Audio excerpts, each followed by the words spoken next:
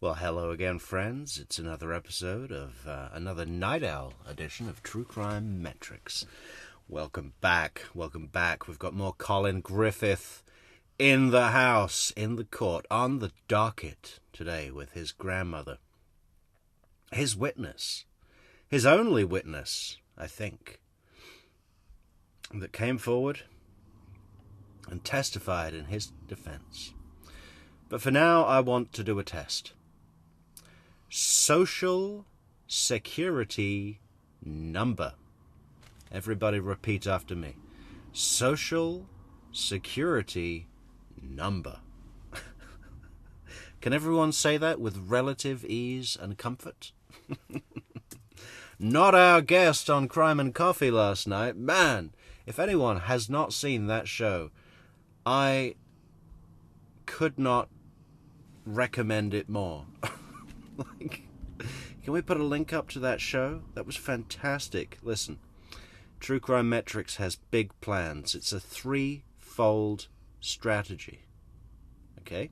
First, we're going to do a full breakdown commentary of the entire show, live on Metrix. Then we're going to go to Rochelle for a breakdown, no-holds-barred investigation about how that experience was for her. Then I would really like to bring Jamie on the show for an interview, an expose of sorts. You know, we can talk crime, we can talk booze. Man, that was something else. I listened to the whole thing today, and I'm going to listen to it again tomorrow and take notes. I just want to... Well, I can put the link in the description. Maybe that would be best. But it was a riot. I felt for Rochelle. I felt for Jamie as well, also. I can't imagine it's going to be fun to listen to that back the next day. God bless her. And Rochelle, yeah, that must have been tough. You know, I could see you sweating it, thinking, maybe we should come back to Jamie another time. Anyway, we'll draw up some plans and we'll let you all know in Discord what we're thinking to do with that subject. But it's a nice little side subject, nice little side Metrix subject. But I'm looking forward to it. Any points I make will be done in the best taste. It's not a gawk at the freak project that I want to run at all. I actually think there might be certain things that we can do for the betterment of everybody involved, and wouldn't that be a fantastic thing? Anyway, back to tonight's show. Welcome everybody in chat. Welcome Kim, fantastic Kim, who is first in chat today. Well done, Kim, for being first in chat. And thank you for these super chats and a super sticker. Thank you, Kim. There will be a day of reckoning. Yes, for all of us. Love the Metrix. We love you too, Kim. You know it's true. We love you, Kimber. We do. We love you, Kimber. We do. Mr. Pinto Peabody, welcome back. Neverly, darling, great to see you. Mary, as always. Patricia Burns, burning down the house with Patricia Burns in style. Murder by Maestro, welcome back, friend. Cousin, sister cousin. Rise of Phoenix, great to see you guys. Okay. Showtime. Roll tape, please. Today. What the fuck? Come on. Roll tape, please. Oh, no, I'm on the wrong one. Hold. Roll tape, please.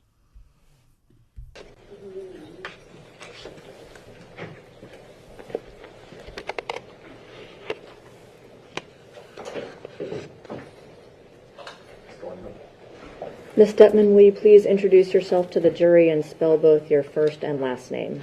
Susan Susan Detman. Susan is S-U-S-A-N, and Detman is D-E-T-H-M-A-N.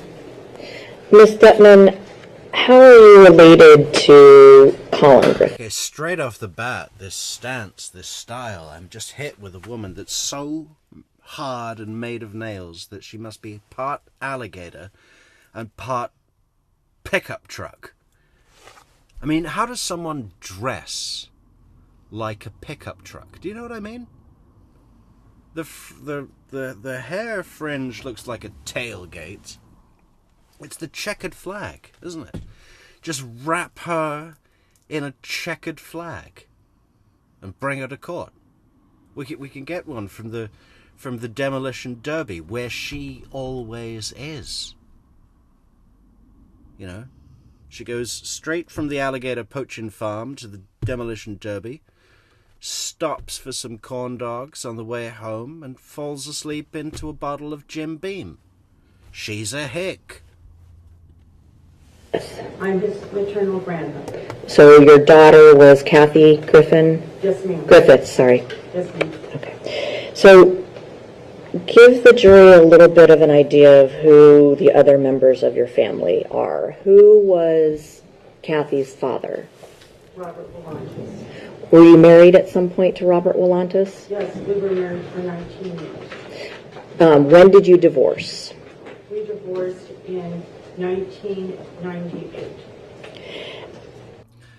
Despite my efforts to clean up this audio, of course, this is from our very own Clean Audio Collin Griffith trial series, where we have 36 independent videos of the trial on our channel page. Without commentary, we just cleaned up the audio and separated the trial into per witness videos, named them up real nice, chapters and everything, playlists, fantastic stuff. Check it out on our channel page. Anyway, despite our best efforts to clean up the audio, they didn't give this fucking important witness, the only defense witness, a microphone. So we'll suffer through it. After you divorced Robert Volantis, did you get remarried? Yes, I did. Who did you get remarried to? Inaki Markovich. Okay. And might need to spell that last name for the court report. M-A-R. It's like John Malkovich. You've never seen John Malkovich? Being John Malkovich? It's M-A-L. Hang on. Is it? Well, I think in the film it's a C. M-A-L-C-O-V-I-C-H.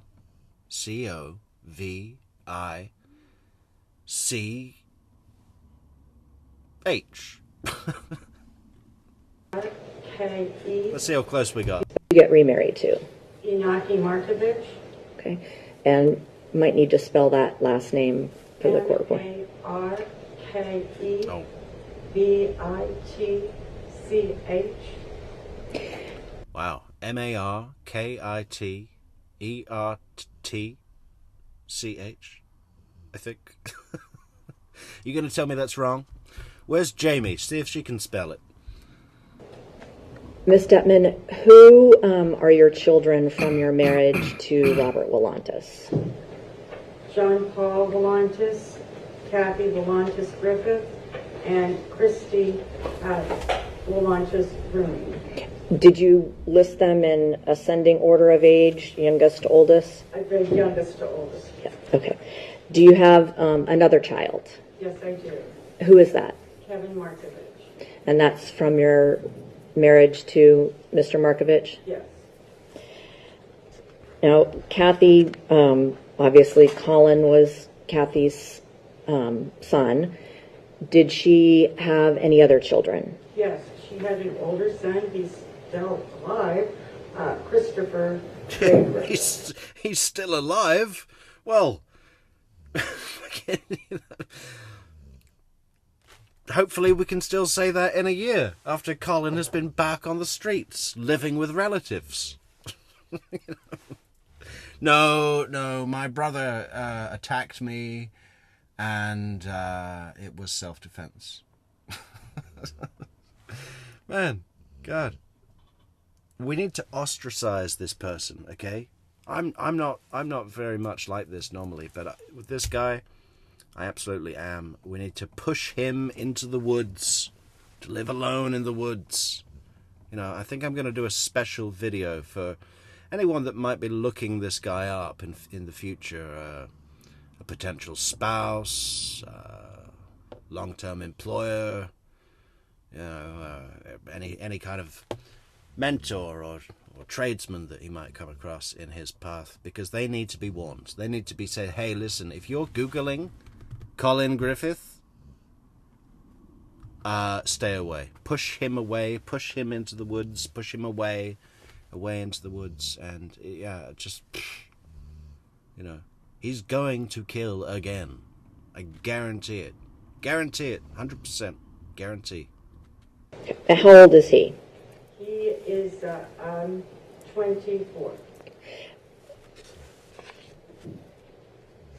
I want to ask you a few questions about Robert Willantis, your ex-husband.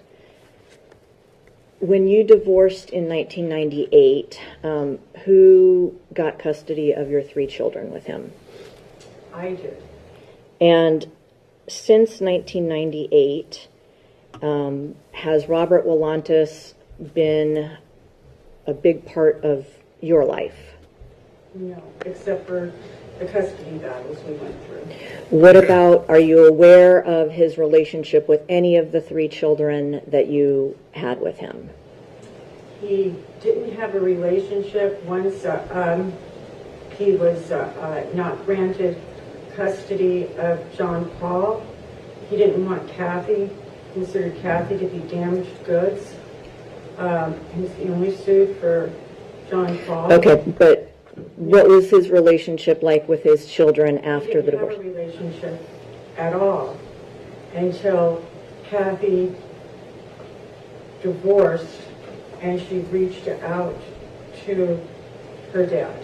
When did Cathy divorce her husband? You see, I feel left out, guys. I don't have any deranged killer that shares a birthday. Just creative geniuses. You know, actors, artists, designers, musicians, singers, songwriters. Fucking, I tell you, it's a long list. It's a long list of other wonders of the world that, you know, almost seem like they were put here by the gods. Right? Must be a special day. And the father of Collin and Christopher. 2019, if I remember correctly. It was like December of 2019. And it's coming up. It's coming up. What are we, 16th of February? 4 days for another miracle to happen. When they filed, and I think it took a couple months for the divorce to actually take place. Okay. Now, we saw pictures of Robert Willantis on a trip with Cathy. God, wouldn't it be great if all divorces were that clean? 2 months? Yeah, we filed, we went down to the courthouse, we signed, and then it was just processing. Yeah, they sent us a little certificate. You are now divorced. Tell the jury about that trip, what you know about it. So, Cathy wanted to meet the biological Robert's mother, the biological grandmother, because Cathy had many medical problems. So she asked me, she said, Dad said he'll take me to California to meet his mom. They lived in Anaheim. The mom lived in Anaheim, California, but you'll have to pay for it. And I said, okay. I said, just please try not to do anything too expensive. And I'll see what points I can use for the hotels. And fly over there. You guys don't need a rent-a-car. You can use your dad's car if it can make it to California. If not, then we'll get a rental car. So, Ms. Stepman, did you in fact pay for Cathy to go on this trip with Robert Willantis? Yes. I paid for all the food, all the hotels, Disneyland, all of that. And when was that trip? That was... Disneyland. Is it like a rite of passage for an American to go to Disneyland? I cannot think of anything that I would less want to do, even when I was a kid, right? I have never liked Mickey Mouse. I've always been suspicious. I think my dad once told me, never trust a cartoon character with gloves that he doesn't take off. That was before she got Collin back. So before 2023. Yes. After 2019, though. And after COVID was over with. Okay. So I believe it was 2022. Are you aware of any other trips like that that Robert took with his other two children? No. He didn't really have communication with them. All right. So I want to ask about Cathy's funeral or celebration of life. Did the family hold such a thing for Cathy? Yes. We had a celebration of life right here at the funeral home in Lakeland. Was she actually buried or was she cremated? No, she was cremated. She had conveyed to me, as well as to her sister and brothers, that she never wanted to be put in the ground. She wanted to be cremated and later taken back to the ocean in Key Largo, and her ashes be put at the Jesus statue that we have under the water in Key Largo. Has that been done? No, we're going to do that. What? We have a Jesus statue under the water? We got to look this up. Cremated and later... You sure it wasn't just vandalized and thrown into a canal? Do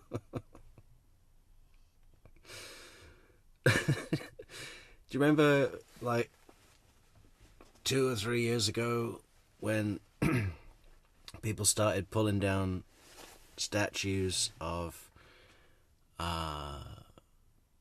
colonial... There was a lot of, like, colonial stuff in Europe, and then quote-unquote slave traders in the States, Robert E. Lee, and stuff like that. They were tearing down statues. Imagine when they start doing that with Christ. You know, pull down a statue of Jesus and throw it into a canal.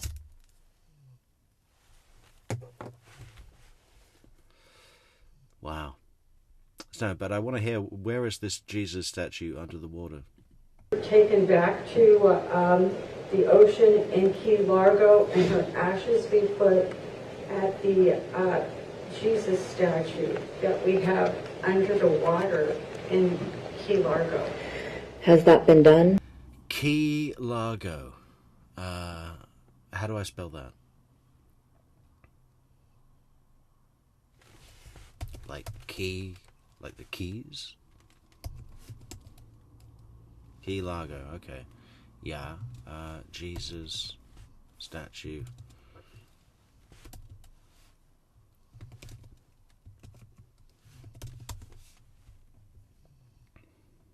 Wow. Christ of the Abyss. Check this out. Wow.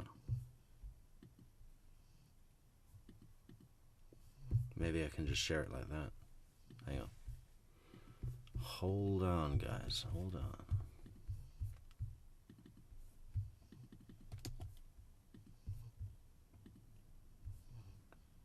on. Uh-oh.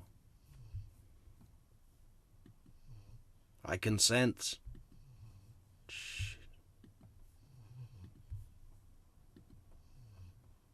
I accept your cookie.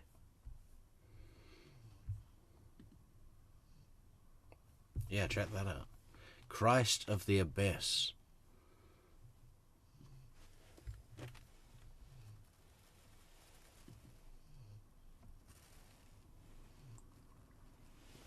Looks like he's got some mollusks on him or something like that. So that's where they put her ashes.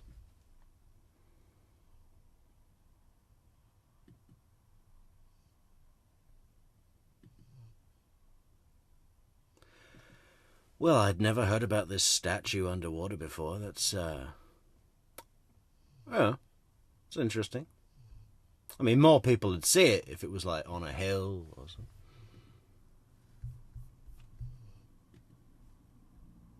But that's okay. No, we're going to do that this summer. Where are Cathy's ashes right now? Right now, they're at Christie's house. Was Robert Willantis invited to the celebration of life? No, he was not. Why not? Robert. Where are Christie's ashes right now? Well, they're in the glove box of a monster truck that is about to jump over 16 burning Plymouths through the hoop of fire. Disruptive. He has difficulty with truthful manners, and we just did not want to have more lies and disruption. The final time that we could say goodbye to Cathy.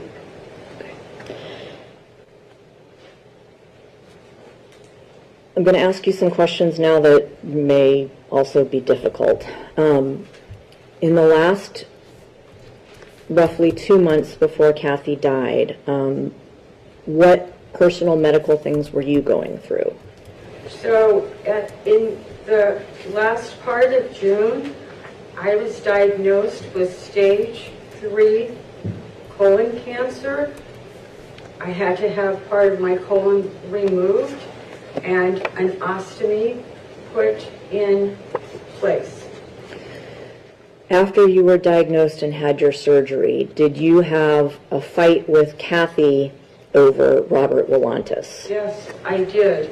Cathy was very adamant that she wanted Robert to take care of me, that I needed to pay for his flight from New Mexico to Lakeland, get a hotel for him for 2 weeks, and get some sort of a car, and even pay for his food. And I told Cathy, I said, that's ridiculous. He hates me. I don't want to be hurt by him. Plus, he has lost his nursing license. I want a real nurse that has... Okay, hold on. I'm going to just object to all of this collateral accusations. Ms. Stutman, as a result of you not wanting to follow Cathy's wishes as far as Robert Willantis coming here and taking care of you, did that cause a break in communication between you and Cathy? Yes, she refused to talk to me. She blocked my phone. She told me if I came over to the house... You know, it's largely accepted that this grandmother's testimony is what really pushed it over the line for the jury that came back with verdicts of not guilty on all charges. No to kidnapping, no to first-degree murder, no to all of the lessers of first-degree murder, which were options: second-degree, manslaughter, reckless, whatever it was, you know. They went past all of that. Said, nope, nope, nope, nope, nope. Not guilty. Which is pretty incredible. But, you know, it's also very telling.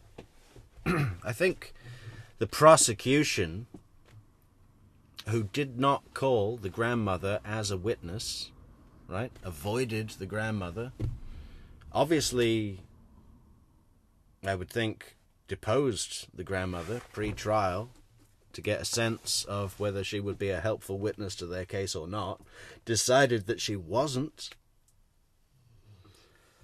and, you know, didn't bring her on. And, you know, I would assume that the grandmother made it quite clear while being deposed by the prosecution that she was an advocate of Collin's innocence and would do anything to assist that effort, right? But if I was the prosecution, I'd have called her anyway. Just been careful with my questions. You know, don't go into areas. Don't allow her to go into areas that could be damaging to my case. But don't hide away from it. Like, oh, we better not touch that witness. One of the closest relatives to the decedent and the accused. Really important, big message to the jury. But I only put this video on the other day, and I fell asleep in like 5 minutes, so I haven't really heard the whole thing at all. House, she would have me arrested for trespassing. She said, you can contact Collin, but you can't contact me. And that, okay, I'll move on from this. Mr. Rolantis on the stand mentioned that Cathy got Collin a second phone, and that must have been what Collin used to talk with Mr. Rolantis on the phone every week or every other week. Tell the jury what you know about a second phone. The second phone, I purchased a second phone when Collin came to live with me in the January-February time period, the first time she threw him out. And I couldn't leave a kid in the double wide by himself without a phone. Plus, since I didn't... Hold on. Why didn't Collin have a phone with him when he went to live with you in January of 2024? Because Collin and I were at the Mexican restaurant in Port Charlotte. Cathy and Collin and I were supposed to go. When I got there, Cathy said, no, I don't want to go. And I said, come on, at least have some nachos or something. No, I don't want to go. And I said, can I take Collin with me? Sure. So while we were at the Mexican restaurant, she called me and she said, don't bring Collin back. I never want to see you or Collin again. And the phone that Collin had at that point, where was it? It was at Cathy's house. Okay, so you brought Collin to... The double wide in Arbondale, and I didn't even have internet because, of course, I wasn't there all the time. So if I needed to, I'd hotspot my computer. I didn't want an extra expense for internet or cable or any of that. And so I realized I couldn't leave Collin here without a phone. So I told him, I said, we're going to have to go to AT&T and get a phone for you. And I even got a 786 area code because that's the area code that I have in the keys. And that second phone, did Collin have possession of it from January of 2024 all the way up until September of 2024? No. He only had possession of it for that small amount of time from when he came to, which would have been, it was either the end of January, the beginning of February. He had possession of it there. And then when he left, he took it, and I immediately got it by Cat leaving it. Okay, I'm actually going to show you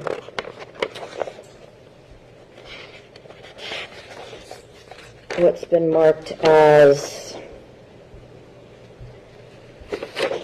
Defense Exhibit number 16 and see if you recognize it.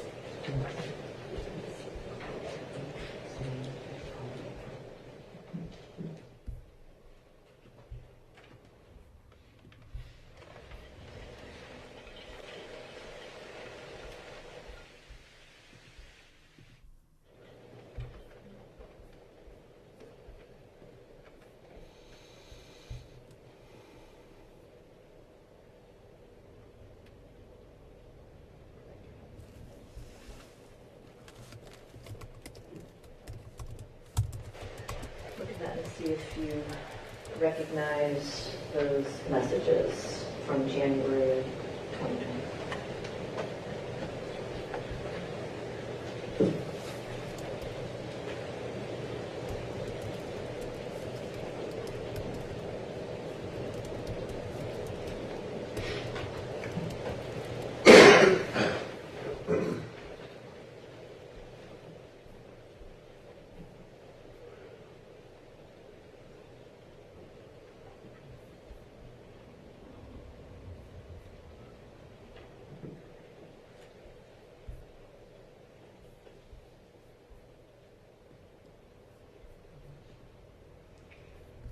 Well, Do you recognize those?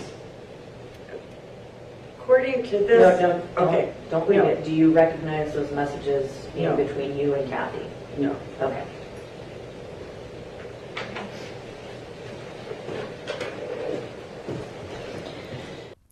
Murder by Maestro says, I've been talking with a friend of Cathy on X, or Twitter. Collin is clearly a nutcase, but in so far as why the court system let him off, we may need to hold a little judgment until all the details come out. Well, that's what I've been trying to do, Murder. Yeah. I've been waiting for the details, but like as I've worked my way through the case, all the details so far aligned with my initial reaction and judgment. So I don't know. Everything I've seen supports that so far, but we're not through yet. But pretty much. I mean, I think this is the only witness that the defense call, and the next is closing argument, which is going to be nice to contrast with Mr. Bendy Limbo, and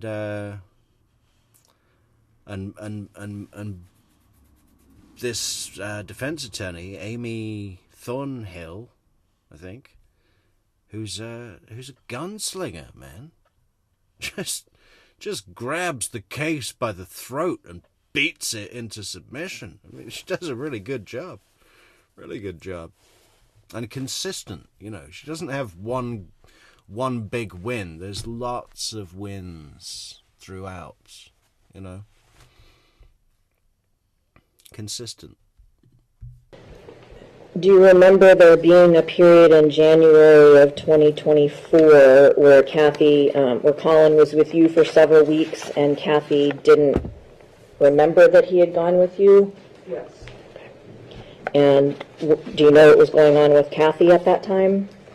She was suicidal, taking pills. She just didn't want to have her life. She was drinking excessively. She drank Everclear as her alcohol of choice. Okay, Ms. Stepman, just answer the questions, okay? Yes. You mentioned that she was suicidal in January. I'm going to show you what's been marked as Defense Exhibit 15.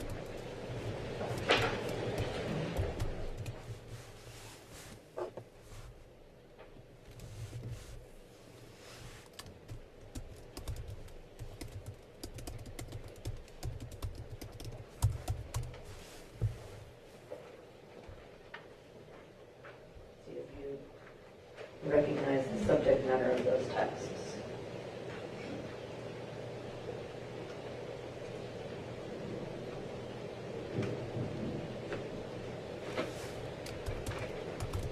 Yes. Judge would like to admit Defense Exhibit number 15 into evidence. Objection?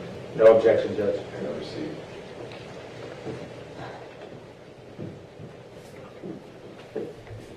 Ms. Detman, Defense Exhibit 16 dated February 5th of 2024, and the blue text at the top was Cathy's number 941-258-0963.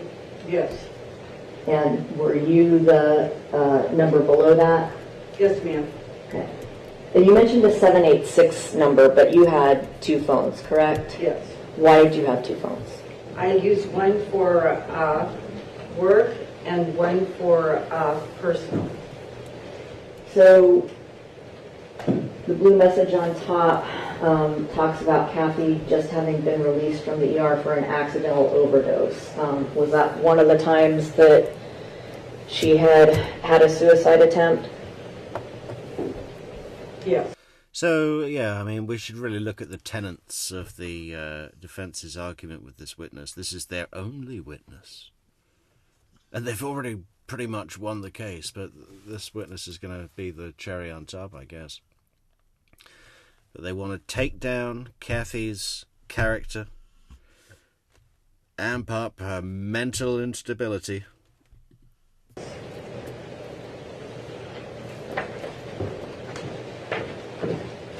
It's time for another coffee. It's time for another coffee. We're going to have a coffee. If you listening at home would like to support the channel, there is a link in the description for this video to buymeacoffee.com/True Crime Metrix, and that is a fantastic way to support the channel. And also pretty good, not quite as good, but also very nice, are the super chats, the super stickers, the super likes, and the super subscribes. Like, share, leave a comment, and yeah, support the channel on buymeacoffee.com/True Crime Metrix.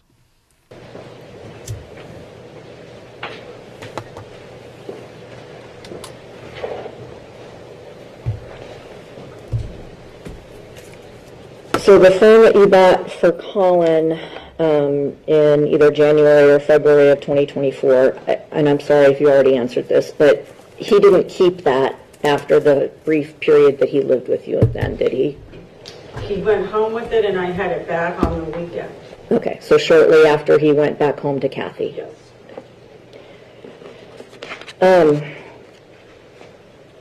So Cathy, it sounds like off and on had estrangement from various family members. Yes.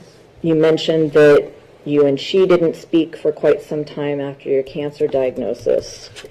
Had she cut other members of the family off at other times in her life? Her and John Paul were not speaking. Do you know why? Yes. She got mad at his wife because the house wasn't clean to her standard, and she said, "I'm going to call." The house wasn't cleaned to her standard. Okay, so this is a sure tell that you can apply to your daily life tomorrow, today, depending on where you are in the world. Yeah, think of a friend. Think of a friend where their house is just way too clean and organized. Watch that friend closely. You know, something's wrong. Something's up. You know, you need a little bit of mess. You know, you need to at least have a drawer where everything is just stuffed in there. Doesn't matter what it is. There's like 15, what do you call it? Like the back, like where you put the batteries in a remote.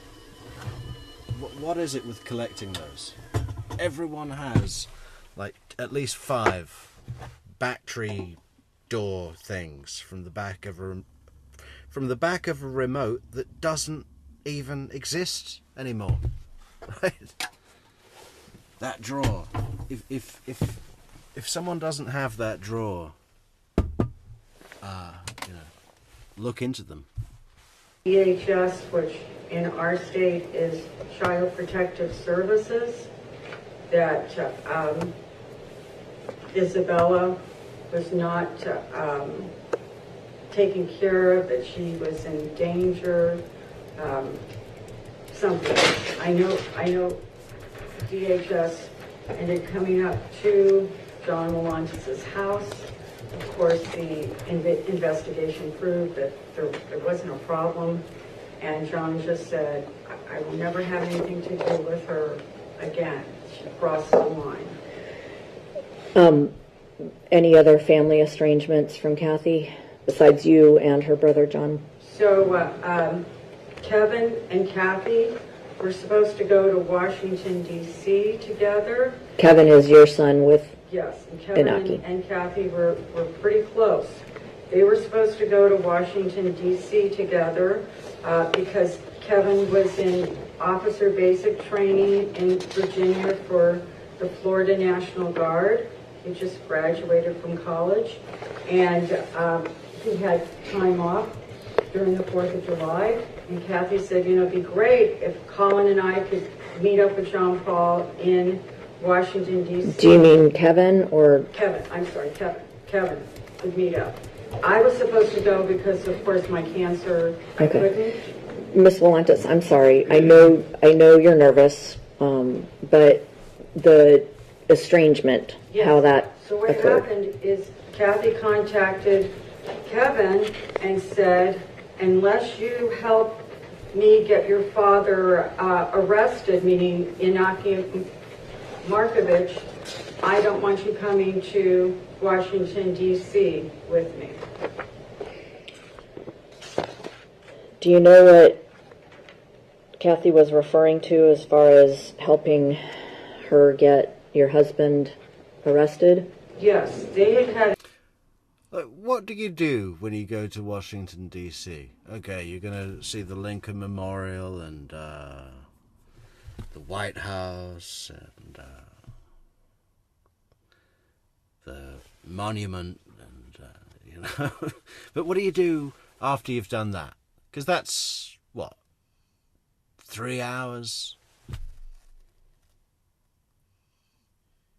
You know, what are there good restaurants or other activities? Go-karts? Jet ski? an altercation in our farm in Arcadia during COVID, so it was during 2020, around Easter time. It was before Easter, and she threatened him with a baseball bat, and she said she was going to get her gun and shoot him. And my husband brought a shotgun out and said, I have a shotgun here. We're not going to be doing this. And later she said that he used the shotgun, fired the shotgun. And I said, it was a double wide. I think I would know if a shotgun had been fired in the ceiling in a double wide. Okay. So after that interaction between Cathy and Kevin, were they estranged from each other for a while? Yes. But it sounds like she would kind of change her mind about who she was close with or wanted to have communication with. Is that? Yes, because she called Kevin the next day and said, I'm sorry, come on to Washington, D.C. with us. And Kevin said, I already told my cadre, my leave's been canceled. Okay.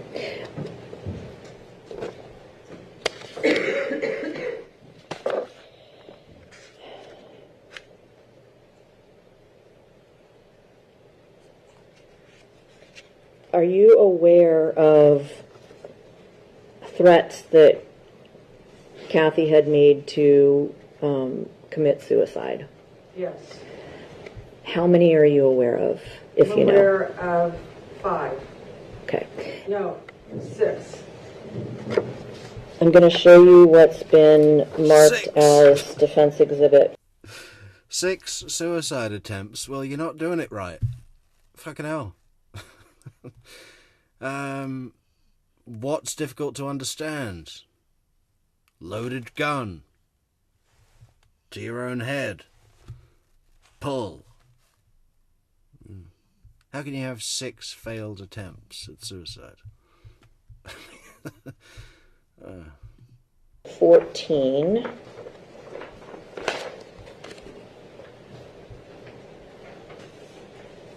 See if you recognize this. Yes, I do. I'd like to admit defense exhibit 14 into evidence, please. Objection. No objection, Judge. Will be received.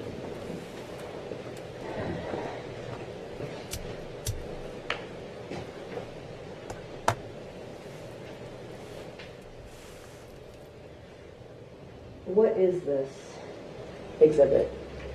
I wasn't sure if Cathy showed that to me. I wasn't sure if it was blood or a magic marker because I didn't see it physically. She said that it had something to do with a song she was listening to, and she was upset because of the divorce. And you can't quite see it now, but did you see a video of, so you can see the triangle for play. Had you seen the actual video of this? Yes. In it, can you see what's written on the left side of Cathy's arm? I mean, you can't see it right now, but do you remember what it said? I don't remember what it said because it was just so horrific that that she was doing this to herself. I'm coming up here so don't forget to give it to the clerk.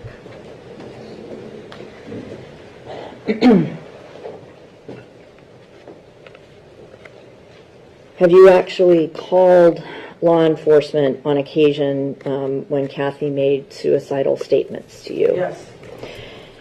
All right, so you said you know of about 6 threats. What about actual attempts by Cathy to kill herself? Or was that the 6 and I misunderstood? Those were the 6 attempts. Okay. Can you describe some of those for the jury? Yes. So the first one was, well, she was still married and she was very upset and she had overdosed on her trazamine. And she told me, I was in Key Largo and she lived in Key Largo at the time. And I said, how much trazamine do you need to take to OD on?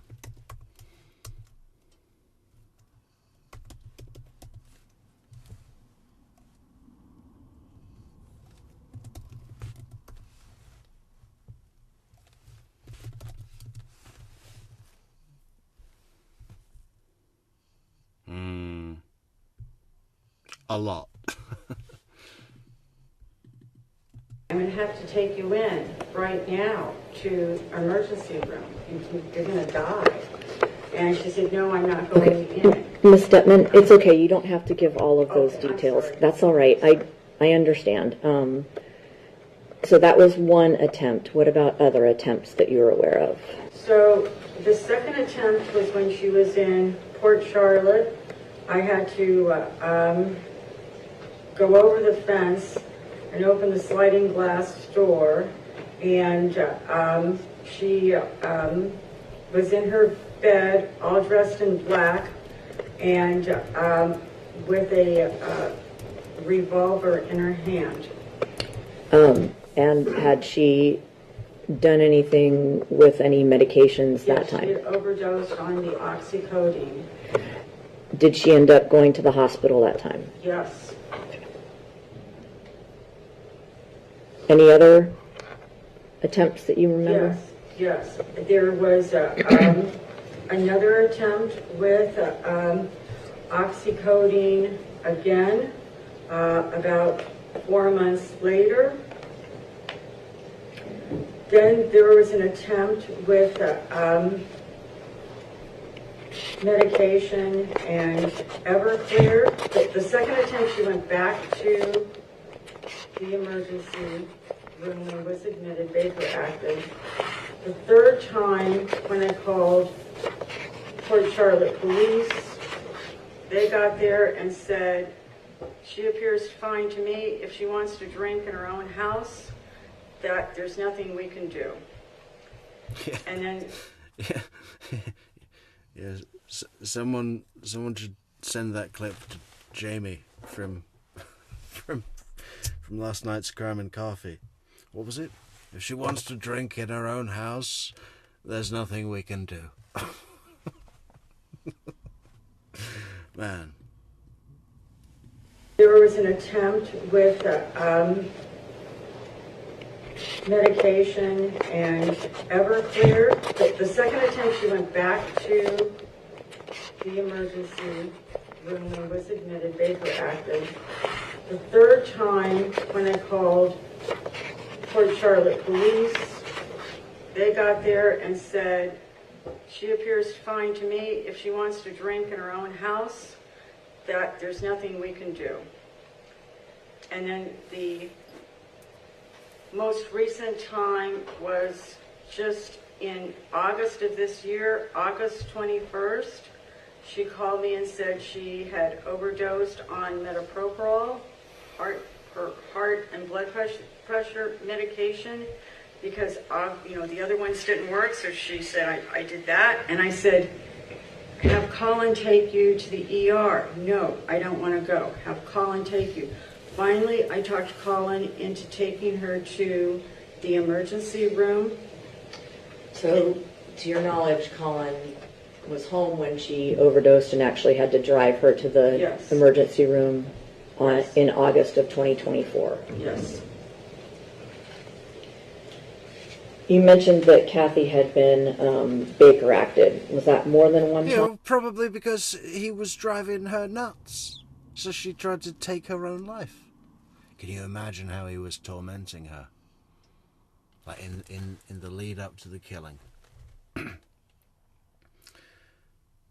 you telling me that this kid wasn't fucking with her head? You know, exposing her vulnerability and abusing it for sadistic pleasure. That's what he was doing. Yes.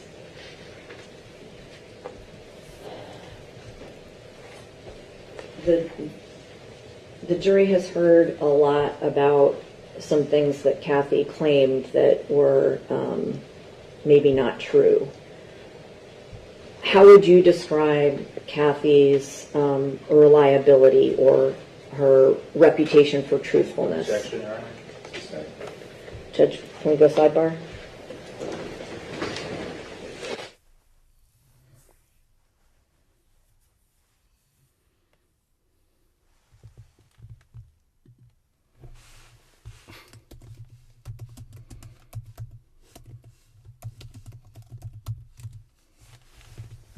Sidebar.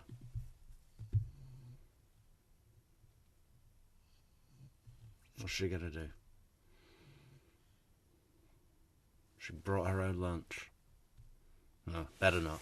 Are the jury gonna see me take a bite of this hoagie with the baby pickles?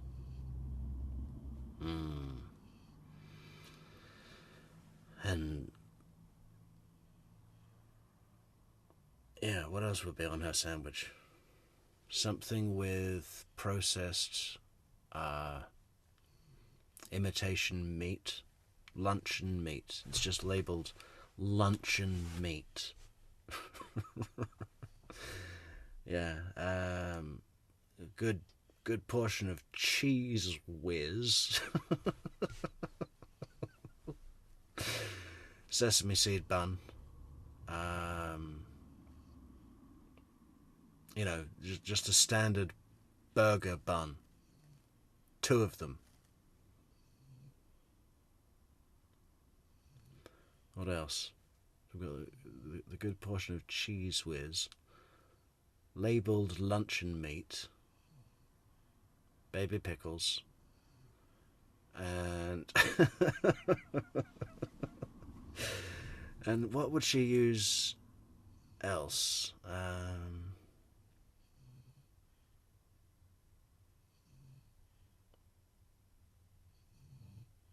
I don't know. What else would she put in a sandwich? In her burger bun sandwich?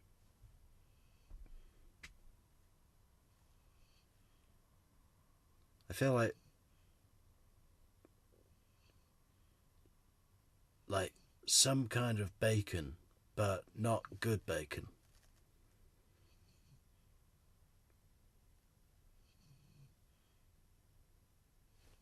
What kind of bacon could that be?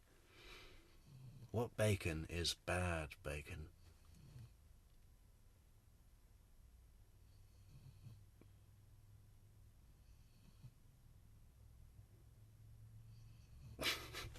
Go on, take a bite. No one will judge you.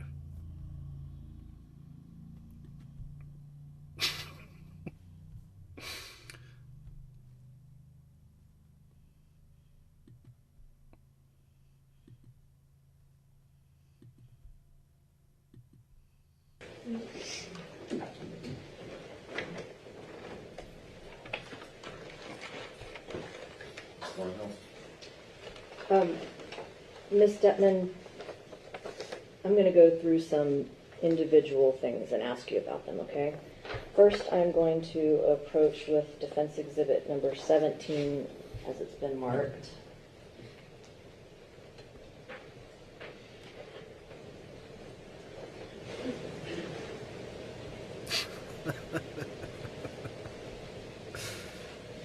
Is it me, or did her face just get smaller when she put on those specs?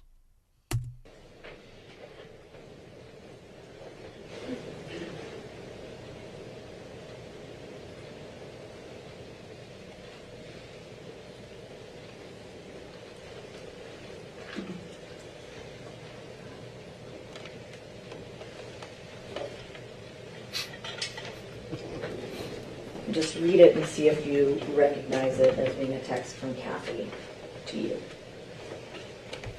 Oh, where's Michelle? Where's Michelle? Michelle, has someone sorted out her hair? Has her stylist seen the live feed and rushed round to fix her hair? Because that's better than it was the other day, wasn't it, Michelle? There's still this horrible gap in the middle. But the other day, on day one, it was all hacked up. All hacked up. Maybe there's some emergency styling going on in the wings of the courtroom. Do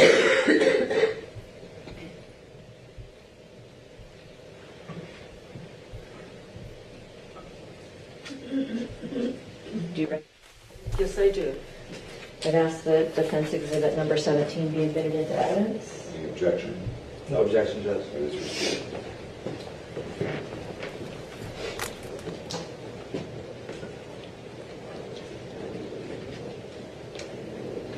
In this text from June 27th of 2024, Cathy says that she was here and pressing charges going to 77 Hewitt Drive. That's your address, correct? That was the address in Auburndale. Okay.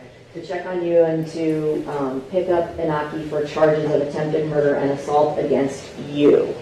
Meaning she's claiming that Inaki actually tried to murder you, correct? Yes. Is that true? No, he's never tried to murder me.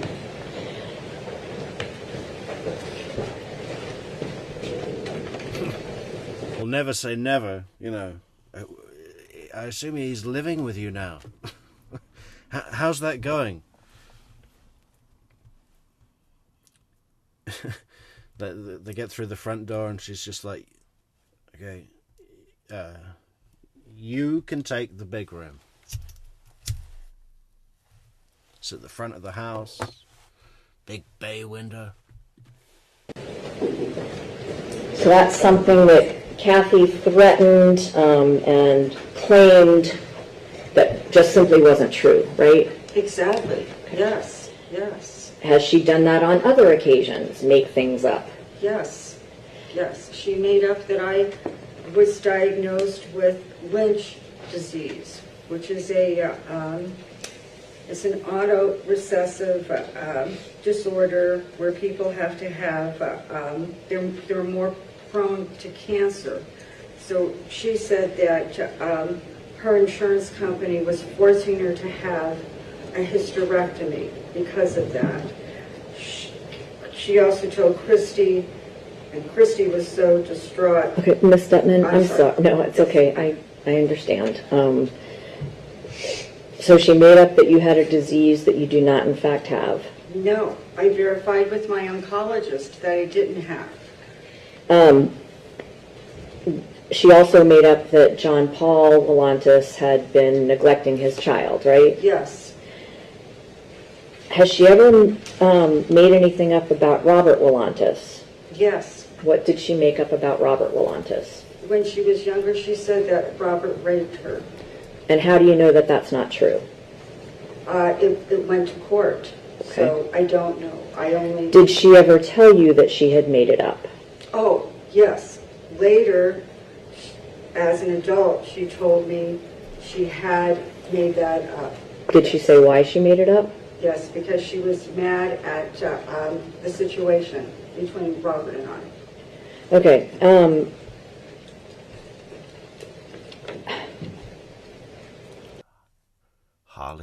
Harley D, welcome back, Harley D.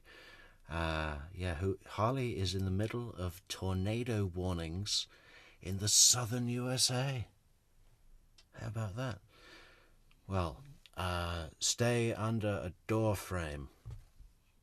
Or is that earthquakes? I think that's earthquakes. I don't know what to tell you.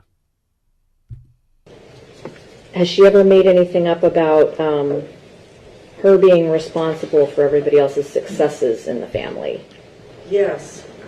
She went as far to say that no one in the family would have any of their degrees, and that she, in fact, the only reason that I got my doctorate was because of her. Okay. And did she actually make a threat to you regarding this belief she had? What's your doctorate in? Monster trucks.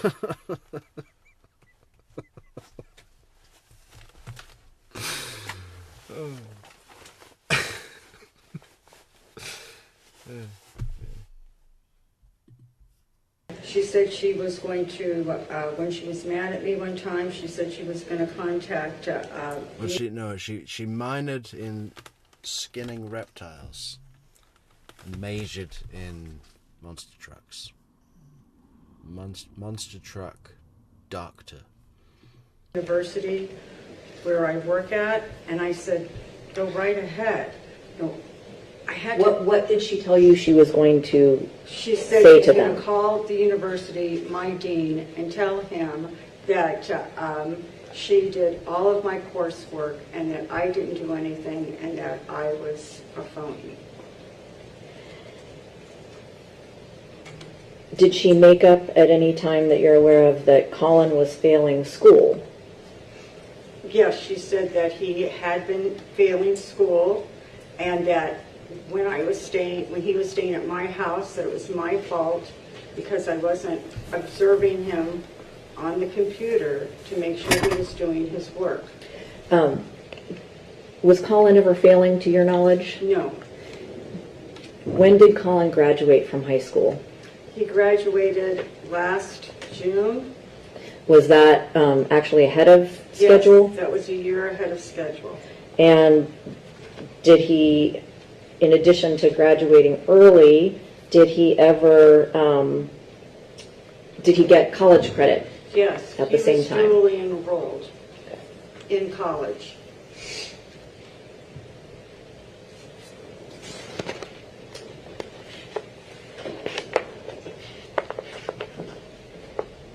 You mentioned earlier that you had paid for some trips, the trip for Cathy to go visit Robert Willantis and meet his mother. Mm-hmm.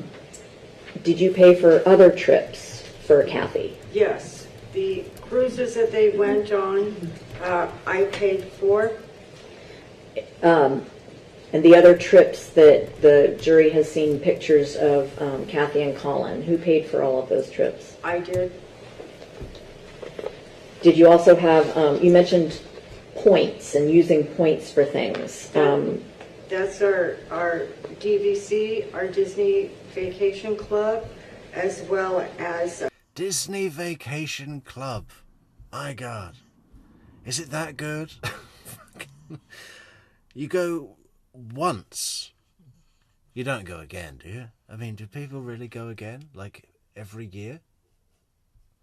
What are you doing for the summer? Disney. Alright.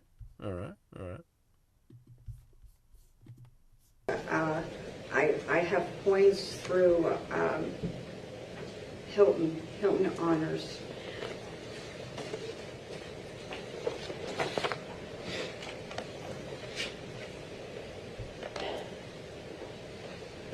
Have you ever witnessed Cathy not being able to control her temper? Yes.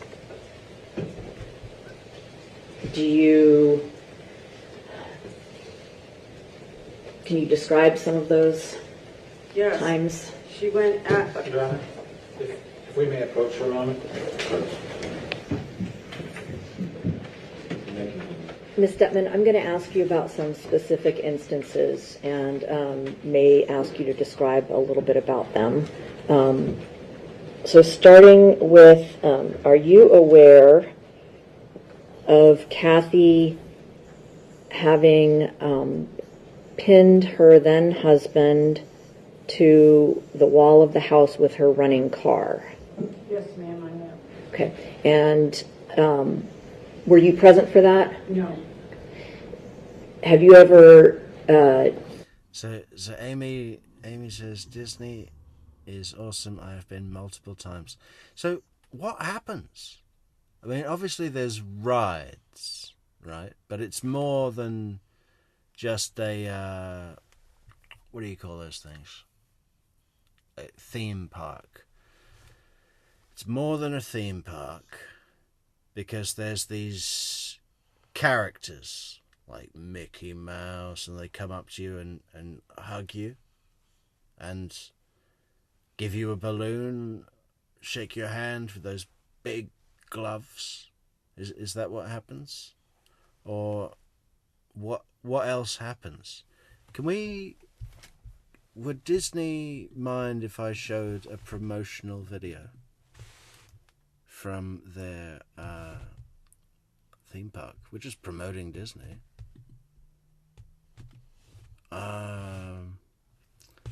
What is it called in Florida? Disney World. Disney World promotional video. 2024.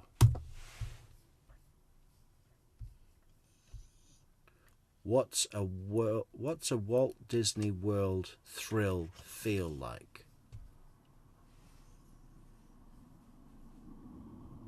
I'm just looking for one that seems like it's got lots of information. Yeah, maybe this one.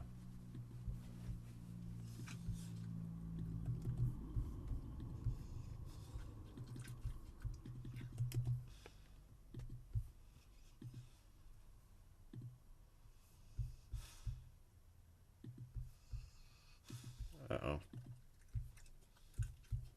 No.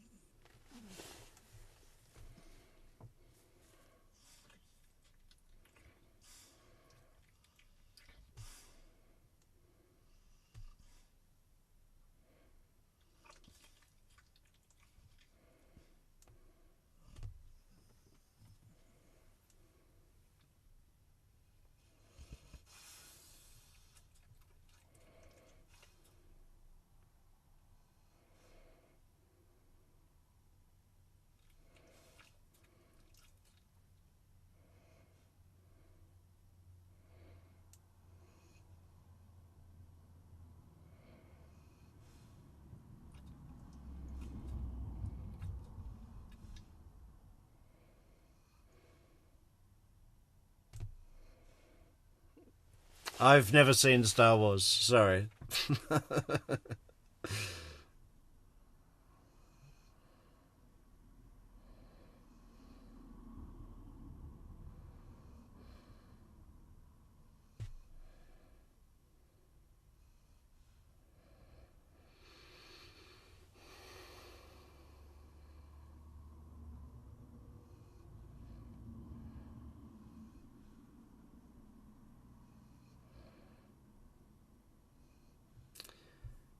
Okay. Yeah. I'm not convinced. Oh.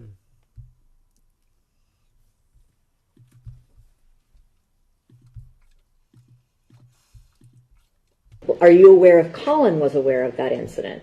Yes. He was aware. Yes. What about an incident where Cathy stabbed her then husband with a corkscrew and then burned him with a terrarium light? Are you aware of that incident? Yes, ma'am. And are you aware that Collin was present for that incident? Yes, ma'am. Are you aware of Cathy threatening to kill her then ex-husband's girlfriend's family in Homestead? Yes, I am. Are you aware that she actually started driving toward their house to follow through on her plan? Yes. Did you actually speak with her on the phone then? Yes. I was telling her that what she was doing was crazy. She was going to get in trouble, that she couldn't take it out on 3 innocent lives in Homestead. She needed to turn around and go back home. Are you aware if Collin was aware of that incident? I'm not aware.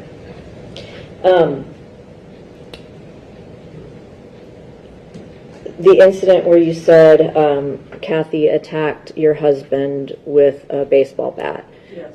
Are you aware if Collin was aware of that incident? I'm not aware of that. And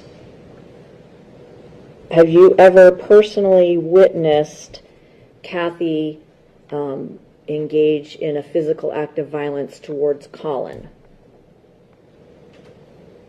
I know that there was a fight at the house in Port Charlotte, and the fight started because she was beating him with a belt and making him do push-ups, sit-ups, push-ups, and then holding a weight above his head while he was running in place. Okay. When you say that she beat him with a belt, were you actually there for Yes, that? I was, and I tried to stop it.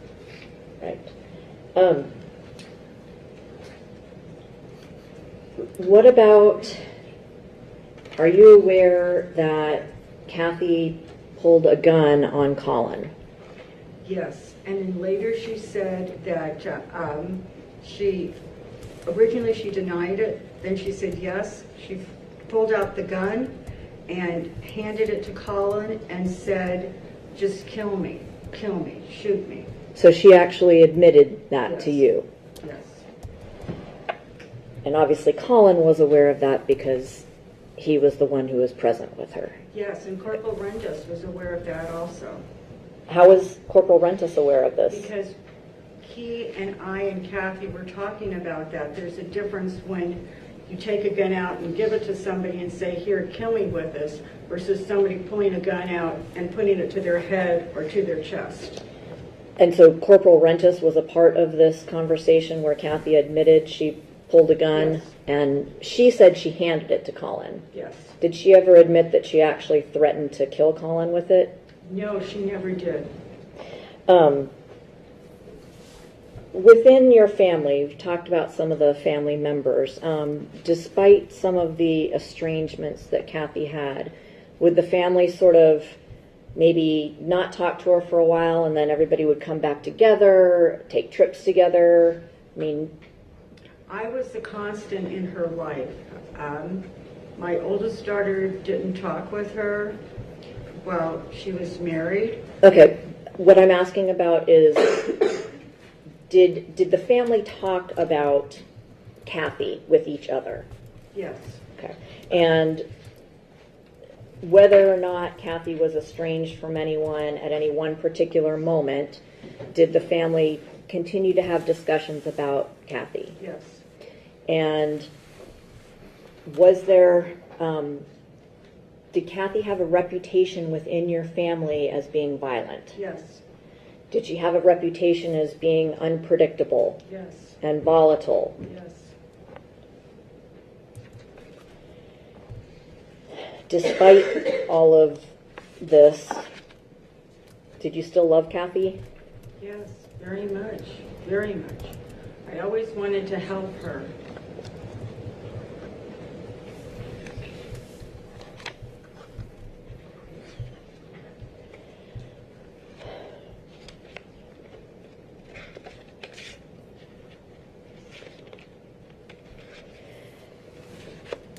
It appears that Cathy at times wanted Collin with her at all costs, and then at other times wanted nothing to do with him.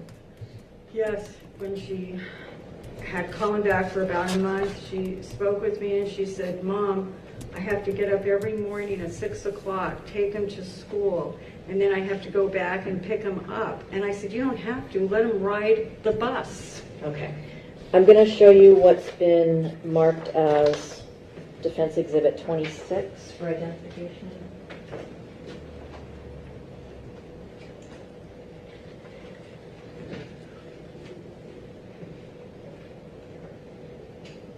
Sorry, what number is that? 26.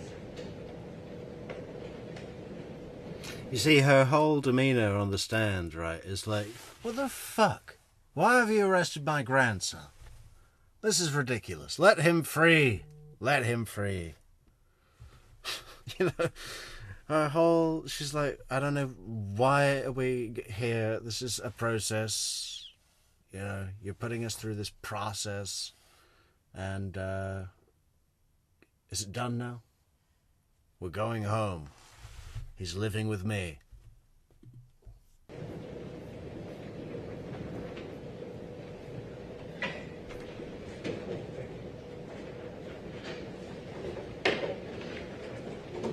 Will you read this and see if you recognize it as a text from Cathy?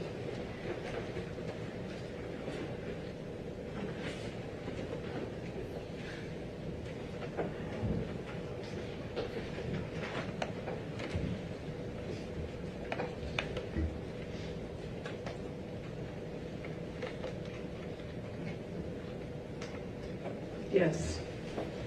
I'd ask that Defense Exhibit number 26 be admitted into evidence. Any objection? No objection, Your Honor. Will be received.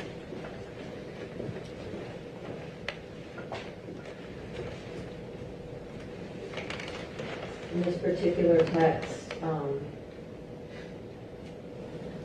is Cathy saying she's done with this, and she can't take Collin to school anymore? Yes. So that was a specific example of what you just described to the jury. Yes.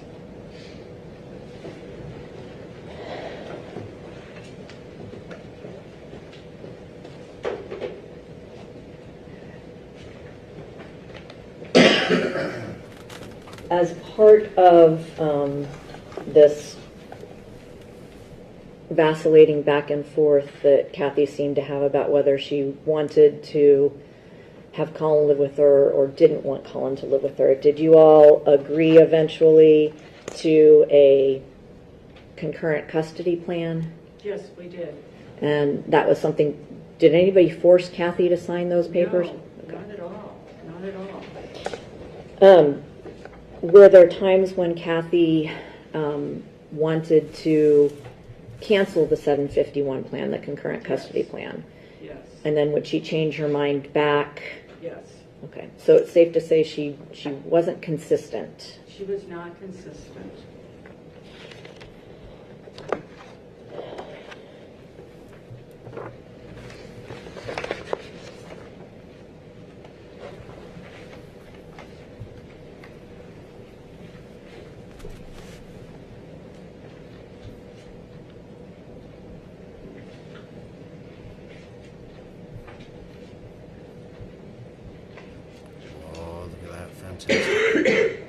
Fantastic riding shotgun. Look at that. A fantastic new membership. True Crime Metrix. Wonderful membership for Angel Baby. Welcome, Angel Baby. Enjoy the... What have we got? What have we got? We've got custom emoticons. Soap emoji. For members. Members. Obviously, Cathy owned a gun, right? Yes. Okay. So At some point, did Cathy give her gun to you to have it out of the... Yeah, Michelle. The prosecutor, aka Limbo Champ, is just snoozing on the job. No objections at all. He's not snoozing on the job. He's got his mind fixed on one thing, the prize, first prize. You know, third-time county champion. You know, it's just... You have to be... When you're at his level, you have to be 100% committed, even in the middle of your day job. And if your day job is the lead prosecutor in a murder trial, you know, there's priority 1 and priority 2, you know. Home in Port Charlotte. Yes. Do you remember when that was? Yes, it was it's right after the incident where Officer Rentis and Lacey got involved when Collin came back to the home. So that must have been somewhere in the October time frame of 2023. Okay. How long did you have the gun at your home and away from Cathy and Collin's house in Port Charlotte? Less than a week. Okay. Why did you have it for less than a week? Because she demanded that I give it back. She said, it's my gun, you can't have it. And I said, but we discussed with Officer Rentis and Lacey that I would keep it. No, it's my gun, you can't have it. And how do I know Nikki won't use it to kill you? Okay. So Cathy got the gun back, and Yes. so far as you know, she had it with her. She had told me that she had given it to her next door neighbor, Melanie, for safekeeping. And then a couple months later, she said, no, Mom, I lied to you. I've had it all along. Okay. Finally, What was that? you had a lot Mary of Bartlett. communication with Mary Cathy Bartlett. on September 7th and September... Mary Bartlett has just bought a Valentine's coffee. A lovely frappuccino. Thank you, Mary Bartlett, for the coffee. 8th, Yes. right? You also had communication with Collin during that time. Yes.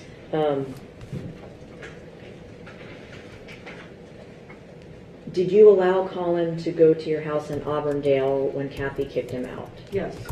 And why did you allow that? Because a child can't be just roaming around the street by himself. Collin told me he didn't have gas in his car. You know, he had like half a tank, that was it. He didn't have his phone. He was using his computer somehow to talk with me. I told him, I said, you have to get to Auburndale before dark because otherwise the gates will be closed. During the day, the gates are open. And go in through the back sliding glass door because you know there's no lock on the back sliding glass door. And I will be there Sunday. Don't talk to anybody and don't leave the house. At some point, obviously, Cathy, as the jury's heard on some videos, was trying to find out if Collin was actually at your house. Yes. When did she finally discover that he was at your house? I let her know around 11 that night. On the 7th, so Yes. Saturday the 7th? Mhm. And how did she react? She said, you lied to me. And I said, I told you I didn't know if Collin was there. I said, because I don't want you going over there and grabbing him. You just threw him out. Give him some time, give you some time. Let's not have a huge problem associated with this. And aside from conversations that the jury has heard between you and Cathy over the next hours, did you specifically tell Cathy not to go to your house in Auburndale? Yes, yes. I said, I will be going Sunday morning. I left first thing Sunday morning. I was going to leave right then, but I was so tired and I have difficulty seeing in the dark that I thought, no, it's better that I wait. You know, in hindsight, I should have gone. But, so, I waited, I talked to her, she said, no, Mom, I'm going. And that's when she said, I've sold the car, they're gonna come by and pick it up. I said, you can't sell Collin's car, it's his car. No, I don't care, I'm selling it.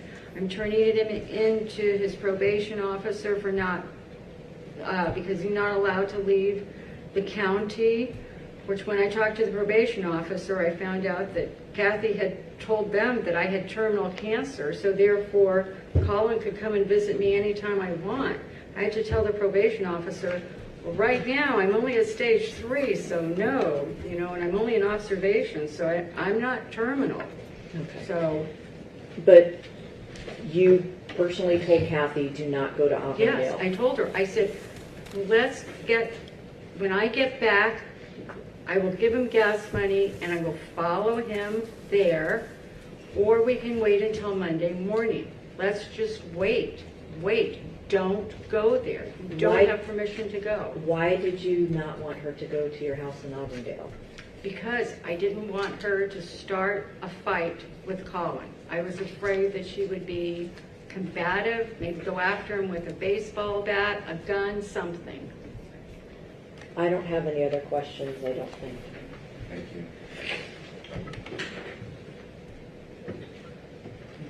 Oh, cross-examination.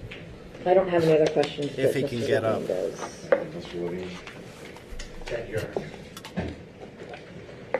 Oh, I thought he was gonna decline. No questions. I don't want to speak to this witness.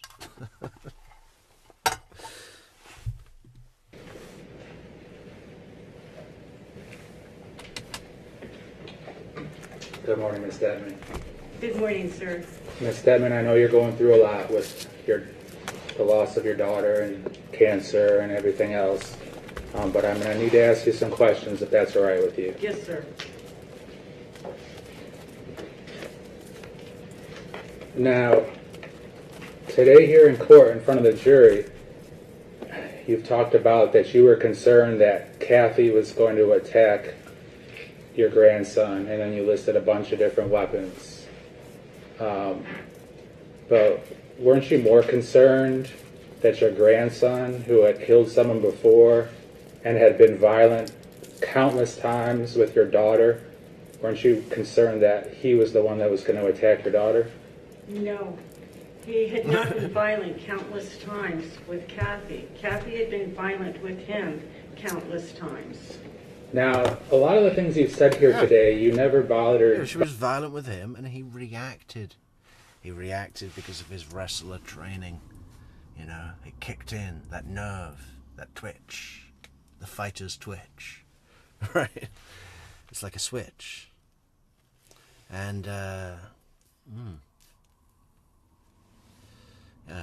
So, obviously, he grabbed her by the hair and dragged her into the house. Because she was being violent with him. Bothered to tell me or law enforcement or anyone. Objection. Judge, it's improper impeachment. Ms. Detman, as it pertains to your grandson, do you talk to him a lot on the phone since he's been in jail? Yes. Okay. Do you do any emailing with him? I don't email with him while he's in jail. No. You Just prefer talking to on the phone. Talk with him? All Yes. right. And how many times a week would you say that you talk to your grandson on the I phone? usually talk to him 3 times. I encourage him to pray. I ask him if he's eating. I mean, I'm a dietitian, that's what I do. That he's drinking his milk, that he's exercising in his cell, and most important, that he's reading books. And I keep telling him, you have got to pray. You have got to read your Bible. Now, I mean, this is an obvious question, but you love your grandson, correct? Yes. Your daughter is dead. And when you're done with the Bible, read the All You Need to Know Monster Truck Handbook. Okay? And when you're done with that, read everything about skinning a gator's tail. Encyclopedic read. Those 3 books will get you through. That clearly. Yes. And she's not coming back, correct? No. Now, would you agree that you don't want to see the defendant have to go to prison for a very long time? Is that correct? I don't want to see my grandson go to prison for something he didn't do. All right. Well, you couldn't make it any more crystal clear that you're up there and all your answers that you've given have been driven by you believing that the defendant, your grandson, didn't murder your daughter, correct? I am giving clear answers, sir, as to what happened. I know my daughter. That's why I didn't want her coming that day to the house without me being there. I wanted her to wait the next day so that maybe she could calm down a little bit. You know your grandson too, correct? Yes, And you know his history, correct? yes. Now, you say you know what happened, but you weren't there when it happened. No, I'm not saying that I know what happened. I know the possibility of what could have happened. I wasn't there, so I have no way of knowing. I just know the facts about Cathy, having lived with her and worked with her, even to try to maintain her sanity, to try to maintain that she could keep her job as a teacher, to try to Melody, maintain... darling, I was just thinking that. Thank you, Limbo, for acknowledging her condition. Yeah, he's just drawing big red circles around the main points that the defense was putting forward. You know, she was a nut job. That's why I didn't want her coming around that day. I wanted her to wait. I wanted her to wait so she would calm down, because I knew if she stormed around like the tornado she was, something bad was going to happen because of her. Maintain that she wasn't trying to slice herself and kill herself, Okay, and not coming after my husband with a gun. Okay, let's talk a little bit more about Cathy. Now, it sounded like she had some mental problems. Is that correct? Yes.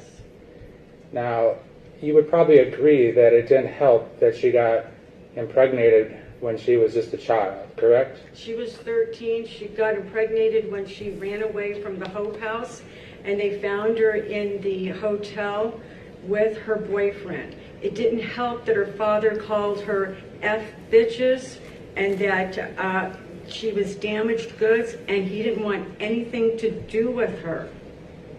Ma'am, it sounds like you're really quick to try to throw dirt on your dead daughter. Would you agree with that? No, not at all. My dead daughter did the best that she could. We have a problem in this country with addressing mental health. We all know that. And that's what she had. She had mental health issues. At times, she was the greatest person on the world. Very intelligent. I appreciate that, ma'am. I appreciate that. Now, your daughter worked as a teacher for many, many years, correct? Yes, she did. And her students loved her, correct? Yes, they did. For the most part. I mean, as with any teachers, you're going to have some students that, I mean, I'm an educator myself. You're going to have some students that don't. For the most part, yes. So this woman is an educator. She's a Marine, ex-Marine. She's a doctor, monster truck doctor.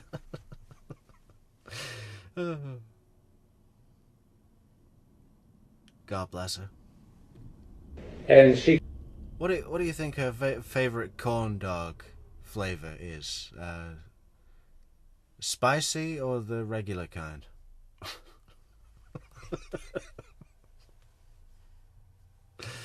Oh, I think we've got another what do you call it? top buyer of the Hooters breakfast menu. Bathtub bucket of curly fries, which we learnt the other day are all seasoned with Southern spice. She cared about her students, correct? Yes, she did. She had a passion and a love for teaching. Yes, she did. And she taught, predominantly she taught English, correct? Yes. And she cared so much about her students that at a certain point, she let one of her students move in when she was married to her ex-husband, Chuck, correct? Yes. And then, unfortunately for your daughter, Chuck took advantage of this underage student, is what is believed to have happened, correct? And Judge, I'm going to object to the relevance of all this. Approach. Ms. Dittman, I'm sorry we have to talk about some unpleasant things, but it'll be over soon enough. Thank you, sir. No problem. So, do you recall my last question? Yes. You were asking me why I was spilling dirt on my dead daughter, and I said I'm not. I said I supported her. I've gone into massive debt in trying to ensure that she I appreciate that, but that was a few questions. Oh, you're talking about how Cathy ran away from the Hope House and they found her in the... No, I'm not talking about that either, but if you listen to my questions, Just ask the question. it'll get easier. So, we were talking about your daughter, that she was a very committed teacher and very committed to the youth of her classroom. And I mentioned that at a certain point, she even allowed one of her students to move into the household, and it was believed that Chuck had an inappropriate relationship with this student. Are you aware of that? With a yes or no answer, if we can start at that place, I'd appreciate it. Are you aware of that? Yes. And you were not a big fan of Chuck as it ended up being the divorce, correct? For how he treated her, from how he impregnated her as a child through the years, being physically, emotionally, and mentally abusive to your daughter. I can't imagine you were a fan of that, were you? No, Robert was the one that was a fan of Chuck. Now, ma'am, I understand that you hate your ex-husband. I don't hate him. Well, it sounds like you're throwing stuff about Robert in a lot. You just asked me if I was a fan, and I wanted to tell you who in the family was. I knew Chuck from the Your time Honor. he was... Ms. Detman, Oh, I'm sorry. that's the point. He gets to ask the I'm questions sorry. to elicit the information he's looking for. If additional information is needed, Ms. Thornhill or Mr. Henry will make sure to address it. So just pay close attention to the question that's asked and try to answer just the question that's asked. I apologize. It's all right. Mr. Levine? Appreciate it.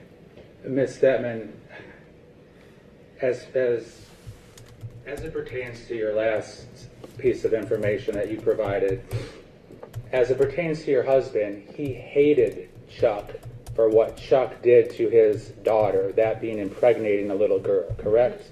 I'm going to object to the relevance and to speculation about what Robert thought about Chuck. Sustained as to relevance. All right, Ms. Detman, if I ask you a question that, for your information, just please answer it, irrespective of your feelings about your ex-husband, all right? Now, at a certain point, Cathy got divorced from Chuck, correct? Yes, sir. After years of unthinkable abuse, correct? Yes.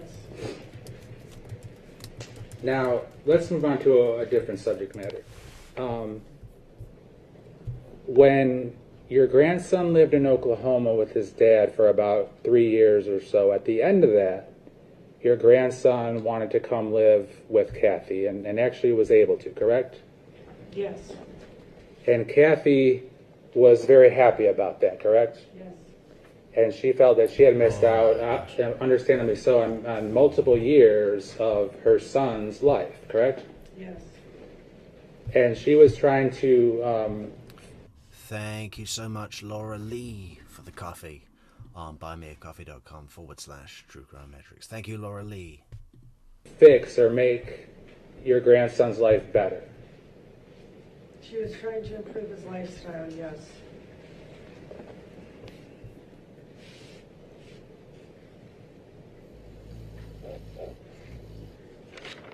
Now, you mentioned you described it as a fight in Port Charlotte where law enforcement came because you said your daughter was beating Collin with a belt that made him do sit-ups and push-ups. You remember that? I did push-ups, and I took away the sit-ups. It was push-ups and putting the weights above his head and running in place. Okay, thanks for clarifying that. Now, you remember talking to law enforcement when they came out there, correct? Yes. And giving a sworn statement because you just wanted both parties, your grandson and your daughter, you wanted everybody to be safe and healthy and happy, correct? Yes. Now, Ms. Detman, as to the root of what the issue was that night, do you remember telling the deputy that the three of you were at the dining room table and Susan had Collin seated down and Cathy told Collin that she would be implementing new parenting rules and Collin would be having his Xbox, his cell phone, and other items taken away as disciplinary action due to him being disrespectful to her. Do you recall telling law enforcement that? I remember telling law enforcement about the Xbox would be, I don't know if it was taken away, but it was going to be restricted. And at that time, your grandson didn't want to hear from his mom, and so he stood up and threatened to fight her and said, let's just do it, correct? That was after the incident with the exercising and belt, the beating of the belt. That's when Cathy wanted us to all sit down and eat sandwiches. Like it literally went from one extreme to another. Sit down and eat sandwiches. And then Collin got up from the table and said, let's just do it. And I went to go get my phone to contact. Yeah. He slammed his fists on the table, stood up, tore off his shirt, and said, let's do this. But she was the aggressor. Officer Rentis or Corporal Rentis or Officer Lacey. Okay, all right, very good. Now, you mentioned that you and your family members love to talk about how violent Cathy was. Is that right? No, we didn't love to talk about how violent Cathy was. We talked about what we could do to help her. We didn't want her to lose her job. We didn't want her to be suicidal. And more than anything, we wanted her to try to get better. Did you talk about how violent your grandson was? No. And why not? Weren't you concerned about that? Objection. Sustained.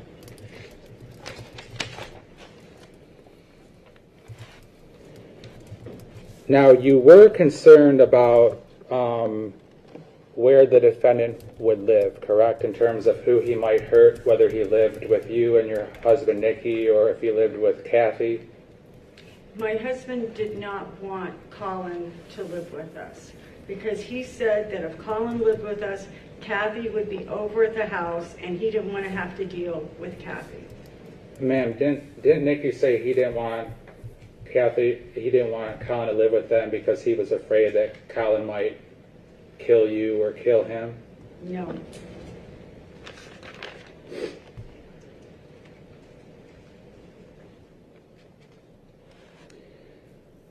All right, now let's move on to the subject matter of kitchen knives or butcher knives.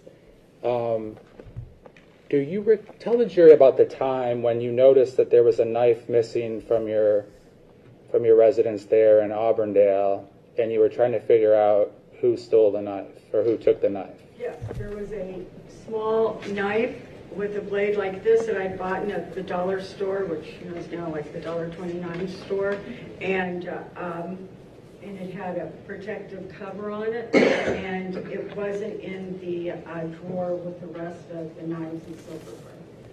And did you find out eventually that your grandson had taken the knife? Yes. And he basically told you he just needed it just in case and did not elaborate on what he was going to do with it? He said he just needed it. Now, at that time also, Cathy made it explicitly clear to you that she was afraid that the defendant might hurt her, correct? Not at that time, it was later.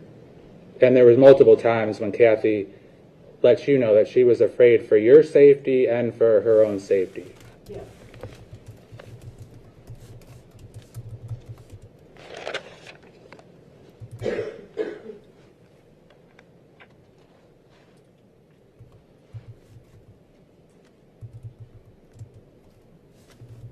Now, you mentioned that a couple of things about the 7th and the 8th of September. You mentioned that Collin told you that he didn't have a phone with him on the 7th. Is that correct? Yes. Were you aware that he did have his cell phone with him and it was in his car? So his cell phone had been turned off by his mother. She used to do that. Anytime she'd kick him out, she'd turn the cell phone off. In fact, it's in the records that she turned it off, and she turned it on, and she turned it off. And you mentioned that the sliding door, that it had no lock on. Is that correct? We had adapted the sliding door for a doggy door so Freddie could go in and out when he was staying in Armandale on Acid Hound. And so it did not have a locking mechanism. You could close the door, but you couldn't lock it. And so that's how you mentioned that your grandson was able to get into your house on the 7th? Mm-hmm. Oh, but plus the front door was. I don't believe in locks. I've been burglarized, and the burglars got in quicker than I could find my lock. I don't lock things. Okay. Oh. Now, your response when this was going on, when law enforcement made contact with you, was that you didn't know that Collin was a psychopathic killer, correct? I never said that. Never. If I may approach, please, Your Honor.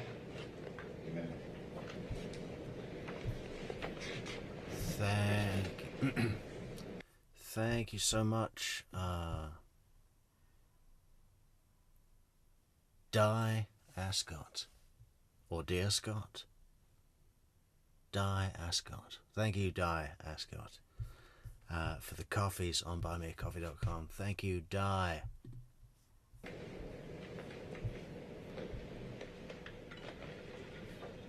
And I'm going to show you page 59 of 67 of her statement on September 8th. I'm sorry? I wanted you to see what he's Thank you. referring to before the approach.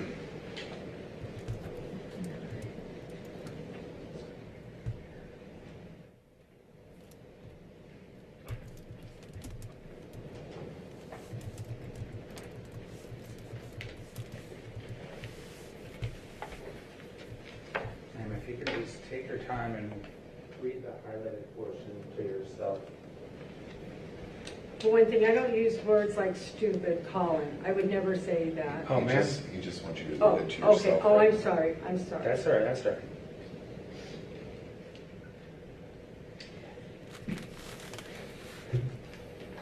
We may need to go sidebar real quick. Have you finished reading it? Yes. Uh-huh. Approach sidebar, please. That jacket she's wearing shouldn't exist, should it? Burn that. Burn everyone that you can find that's like it. Look at Smugsy McGill over here. Hey, Smugsy McGill. Do you like your attorneys? Do you think they're doing a good job?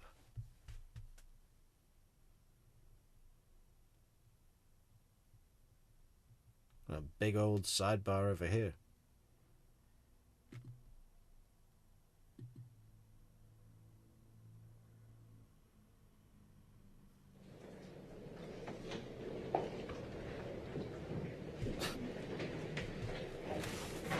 Bluebeard.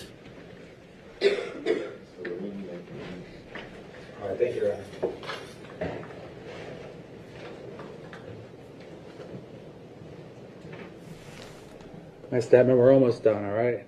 Thank you. You're welcome. Ms. Detman, is it a fair statement that Cathy had expressed to you that she was getting very frustrated with the fact that your grandson wouldn't do his chores, was disrespectful, and was basically just taking his mom for granted? Yes. And when Cathy was communicating with you on September 7th and September 8th, that was the Saturday and the Sunday, she did so by both text messages as well as phone calls, correct? Yes, sir. And Cathy made it clear that she wanted your grandson home by 10 a.m. on Sunday, correct? Yes, sir. And then when that didn't happen, when 10 a.m. came and went, she still made it clear that she wanted your grandson to come home, correct? Yes. And Cathy mentioned that she wanted him home. She wanted him to go get work at Domino's from like 4 or 4:30 to 8 or 8:30 on Sunday, correct? Yes. And your grandson Yeah, was put in 4 hours at Domino's. Domino's. You think you can fucking handle that? Okay? You don't want to weed whack the backyard. You don't want to put up the shelves. 4 hours at Domino's on a Sunday evening from 4 till 8. And you know he's going to be dragging his feet about that. And insisting that he keep all the money. working at Domino's, correct? Yes, he was. And so Cathy wanted him home so he could then go to Domino's that night, correct? Yes. And then kind of towards the end of the communications, then Cathy told you she was going to your house to get Collin to come home, correct? Yes. And she told you that either he could go home with her or he could drive, basically follow her in his car, correct? Yes. All right. Thank you for your time today, Ms. Dedman. I have no regret. The witness released. Yes, sir. Mr. Levine, is she released? Yes, sir. Thank you. Thank you. Yeah, thank you. I'm surprised that the goddamn defense didn't take the opportunity to redirect. I mean, even if there were no points to make, reinforce the other ones. Have the last word with the jury. Obviously, they didn't need to. Maybe they knew that. What was that? Was that some kind of coffee? Perhaps it was. Perhaps it was. No, that was an old one. Okay. Oh, there's that guy again. Ali Abulaban.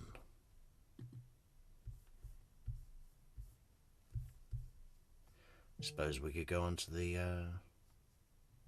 prosecution closing argument.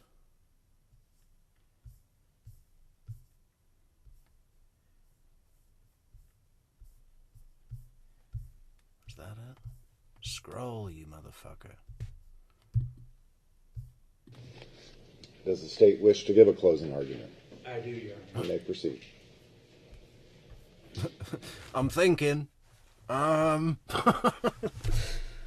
Shall I? Is there any point?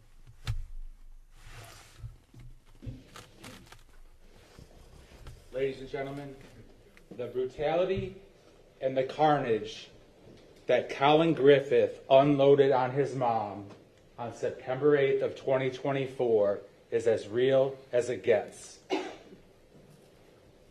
First, I'd like to thank you for not only being here, but for your attention. When you came to jury selection, you had no idea what type of case you might encounter. Would it be a petty theft, a DUI? But what you ultimately heard and sat on was a first-degree murder case with a second count of kidnapping. So to hear and see what you had to go through is not something that jurors see every day, and most certainly most people never think about or see. But you've heard and seen the evidence, and later this morning and into the afternoon, you will be doing what you came here to do. And that is to dispense the ultimate form of justice. Not because I'm asking you to do this or suggesting you do this, but based upon the facts and the evidence, the defendant sits there, a guilty... No, I think his posture, we make some fun about his posture, but I think it actually damaged the case. There's something about the human, what do you call it, non-verbal communication that you don't trust if something's weird, right? You have to look human. Person, which this guy finds tough. who stabbed his own mother in the neck and then watched her bleed out in front of him. The lady that brought him into this world here on earth, he took out of this world and this earth. But see, at the end of this, he has to watch you come back through those doors. And he has to stand and he has to listen to the verdict. What? He has to watch you come back through those doors. What's that got to do with anything? Listen, they'll come back whether there are doors or no doors or how big they'll be. All that's up for debate, you know. We're not here to go over the door issue. And that verdict is out of my control. It's out of their control. It is 100% in your control. And I have faith and confidence based upon what you heard and saw that you will do the right thing and you will hold him accountable for the fury he unleashed on his mom. Because the cold hard facts and the reality is quite unthinkable when you really think about it. The reality of what that person did to his mom is a second-by-second nightmare for her. She left this world knowing that the person that took her out was the son that she gave everything to. When you're in the quietness and the privacy of the jury room, I want you to take a close look at that knife. And remember, each inch that knife went flying through Cathy Griffith's neck, through each part of her human anatomy that Dr. Graveran described. Because the reality of it, there isn't just a defendant and a victim and this happened and that happened, but the reality of it, for what the defendants accomplished, which is exactly what he wanted to do for so long. The writing was on the wall, ladies and gentlemen. The writing was on the wall. The defendant knew what he wanted to do, and it was just a matter of time. Why? Why did he have such deep-seated hatred for his mom? The lady that was just concerned about him making it to Domino's to work his 4 o'clock shift on Sunday. That's all that she wanted. They can say whatever they want. Is that it? Is that what the fight was about? Get to your shift at your shitty pizza job. Yeah. About Cathy Griffith. It's all right. I'm not afraid. You shouldn't be afraid either. Because on Sunday, September 8th, Cathy Griffith did no harm, meant no harm to her son, Collin Griffith. She had one objective only, that cost her her life. And I don't know if it's sad or if it's admirable, but she knew and was willing to die and knew she would die at the hands of her son just to spend some more time with him. We heard from Detective Lacey Zenoniani that Cathy Griffith literally said she knew she would die, but as long as it meant that she could spend some more time with her son, it was worth it to her. And what thanks to Cathy Griffith? Stuff like that in this case is weird, isn't it? What is that about? That's on record? I know I will die, but it will be worth it to spend time with my psycho son. My son, my good son, with resting psycho smirk 24 hours a day. He won't weed whack the backyard. He won't build the shelves. He won't pick up the candy wrappers from his room that are attracting ants. And he drags his feet about putting in 4 fucking hours at Domino's. Oh. Get from her son. Then he's like, I want foster care. I'd actually have more respect for this psycho kid if he wasn't such a pussy. What thanks did she get? She got a foot-long butcher knife rammed into her neck. And you heard the pathway of destruction. Feeling everything through her neck, through those neck muscles, through the esophagus, through the trachea, through the cartilage,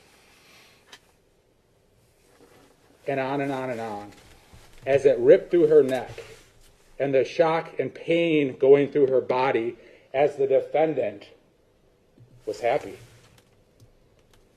As he followed through with what he said he would do. If nothing else, he's a man of his word. He said he would kill his mom, and he took her out. But you know what? Now he's in a court of law. Now he has to suffer whatever comes his way in the form of a verdict. And that verdict is guilty. That's guilty for what he did to his mom. As she's on the floor trying to get up, but she can't get up.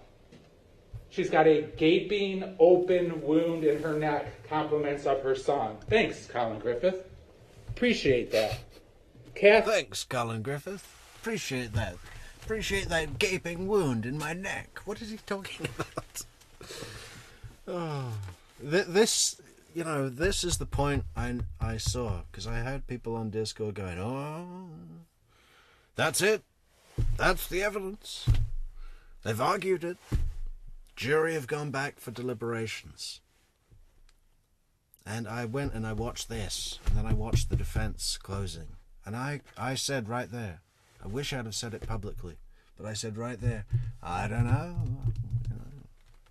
I think the jury could let him go. And I was right. Cathy, who was literally dusting off his domino shoes, doing his laundry, buying him Starbucks, taking him to the movies, buying him things, getting him a phone, a computer. Now, yes, these are things that you would hope a mom would do. But not all moms do that. Whatever issues Cathy had, she didn't lack for love of her son. She wasn't there to do him harm on September 8th. Her motives were quite simple. Her motives were for Collin Griffith to return to her household by 10 a.m. Sunday. That's all she wanted. She wanted her son, who she was dusting off his domino shoes and making sure that he had a clean uniform, to be home in time to go to work. That's all she wanted. The clock was ticking. Once he turned 18, she knew he was gone. He wanted nothing to do with her. He had told her flat out he wanted to kill her. He had attacked her before. He had already killed somebody in Oklahoma. And she knew... Yeah, not his dad. Not his dad. Don't tell the jury it was his dad. Otherwise that will be unfair treatment, because he'll look like some sort of parent serial killer. Just going through the family tree, one by one. You know? Yeah, I'm amazed. I think the jury should have known that. I think after the verdict, some of the jurors are going to be looking back and go, what? You didn't tell us that he killed his dad as well? And claim self-defense. Okay. I think, jurors should have known that. What was going to happen to her. But despite that, all that she wanted was every single minute she could have with her son. Well, she got to spend the last seconds of her life with her son as he watched on, as she gushed blood out of her open, gaping wound. The death was not instantaneous.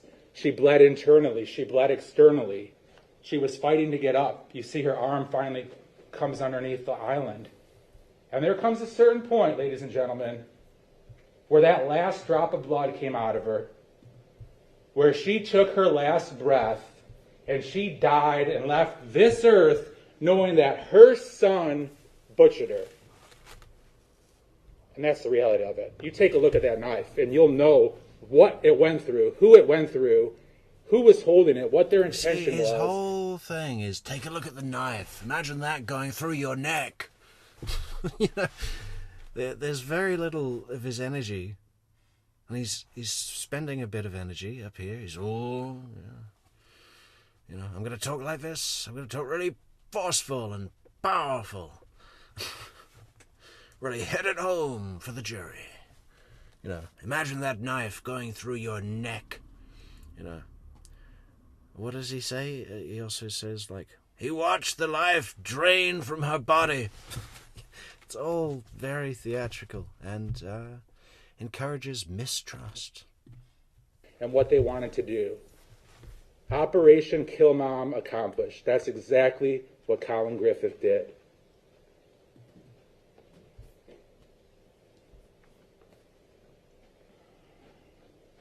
There's a little PowerPoint here for some things to look at, for you to remember when you deliberate.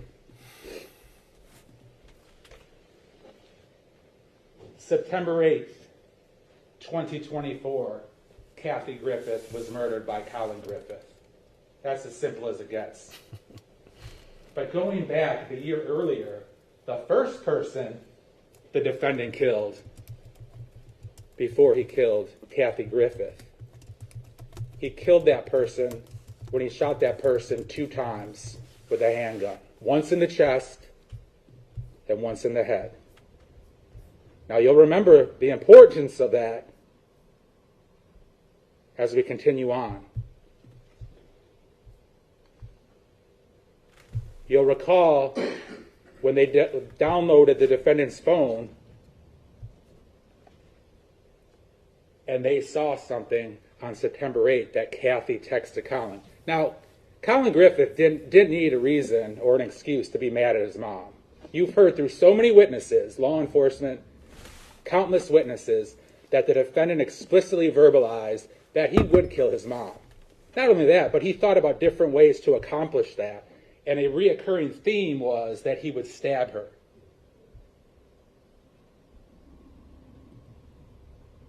You don't have to guess what he was thinking or what he wanted to do. You heard from multiple law enforcement officers the defendant's statements about that he would kill his mom. And when they asked how, he gave a plethora of ways, including throwing her out of a car, shooting her. But stabbing her was a reoccurring theme. For whatever reason. Yeah, the defense rests. Hello, the defense rests. Says that the defense attorney took drama classes. Well, I think that should be a mandatory element of a law degree. It's performative drama to an audience. It's a monologue one-man show or one-woman show. And to have a degree or even some amateur experience as an actor or in drama theory, public speaking, smart. I mean, any lawyer without a drama, education, has missed a trick. Reason the defendant got off on that. And you will recall that the defendant's anger towards his mom, it was already over brimming. But his anger was just intensified when on Sunday, September 8th, the last day of Cathy's life, she wrote the following to Collin. Mind you, Is he tearing up? Is he tearing up? Is he crying into his own beard? It was already over brimming. But his anger was just intensified when on Sunday, September 8th, the last day of Cathy's life, she wrote the following to Collin. Mind you, her only intention, despite all these threats that she didn't want to have to carry through with, was to get the defendant home. That's it. But she wrote to him, Collin, the recordings of you admitting to killing, and then she wrote the person's name, and planning the murder, there are 4 different instances from my Ring camera, are all going to Bob, Susie, Amanda, and Chris at 3 p.m. today. Plus the recovered audio from Chuck's iCloud, where you told your dad you hated me and I was an evil bitch, are being sent too. Let's stop for a minute. The defendant called and thinks his mom was an evil bitch. That has just so much malice and hatred, once again, to the... The defendant calls his mom an evil bitch. Man. From Chuck's iCloud, where you told your dad you hated me and I was an evil bitch, are being sent too. Let's stop for a minute. The defendant called and thinks his mom was an evil bitch. That has just so much malice and hatred, once again, to the lady that was trying to do everything she could. I mean, God, we saw Ring videos. She's cleaning all the time. She's doing laundry. She makes sure that his house is stocked with food. She has clean clothes for him. He has his own room. He has his own Xbox, computers, cell phone. She's giving him the credit card to go to Starbucks to buy sandwiches and drinks, taking him to the movies. Anything and everything to make him happy. And you know what kind of thanks she got. Thanks to Collin Griffith, stand-up guy that he is. And then what did she expect from him? Did she expect for him to be remodeling the house or doing all this work? No. She wanted minimal things. She wanted respect as any mother deserved. She wanted the defendant to pick up a damn finger and do some chores, to weed whack the backyard. Was it 10 acres of property that she wanted him to go outside in the 90-degree weather and push a lawnmower? No. It was a nice, modest backyard that she wanted the defendant to take care of some business, like the man he was supposed to turn into. But if it interfered, God forbid... He needed to turn into a man. He needed to turn into a weed-whacking, shelf-stacking man, you know? He needed to turn into a man in the backyard to take care of business. Is that what he said? She wanted him to take care of some business. What, the fucking weed whacking in the backyard? Like, he just has this strange way of speaking. What was that thing he said the other day? Let's look it up. And, detective, was he eventually taken to wherever you took him? Captain Parker, was the stab wound you saw consistent with the victim being stabbed by somebody?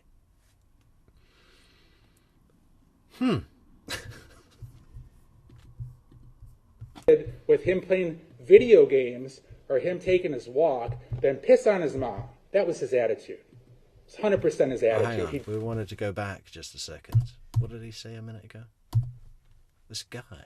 Some chores to weed whack the backyard. Was it 10 acres of property that she wanted him to go outside in the 90-degree weather and push a lawnmower? No. It was a nice, modest backyard that she wanted the defendant to take care of some business, like the man he was supposed to turn into.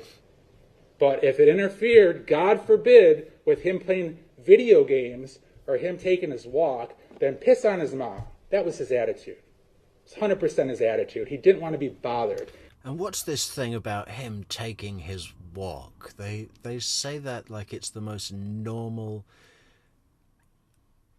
You know, what is that? Where is he going on these walks? You know, I'm suspicious. I want to look into this further. What are the walks of Collin Griffith? God, doesn't that sound like a fucking horror movie? The walks of Collin Griffith. She wanted him to put up a bookshelf. The defendant didn't want to do it. She wanted him to clean up the room because there were a bunch of ants and cockroaches that were crawling around Collin Griffith's candy bags, but it might interfere with him getting some fresh air. So he just blew her off. Day after day, time after time, the defendant wanted to do nothing. Yeah, it might interfere with him walking around the neighborhood like a psycho. I mean, what is he doing out there? He must be watching someone or catching an animal or, you know, to torture or something sick, right? What would it be? What does Collin Griffith do on his walks? Nothing but what he wanted to do. And you know what? Life would go on if that was the worst of his ways. But he also had that hatred. So every time his mom would ask him to do something reasonable, that hatred would brim. He has told you what he thinks of his mom, that she is an evil bitch. This is what he's saying about his own mom who brought him into this world, his own flesh and blood, and that's what he thinks of her.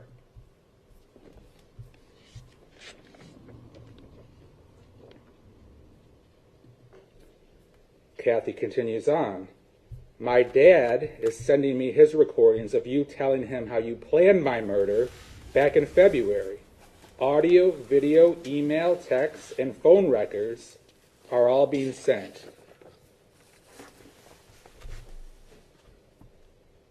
So we continue on with the PowerPoint.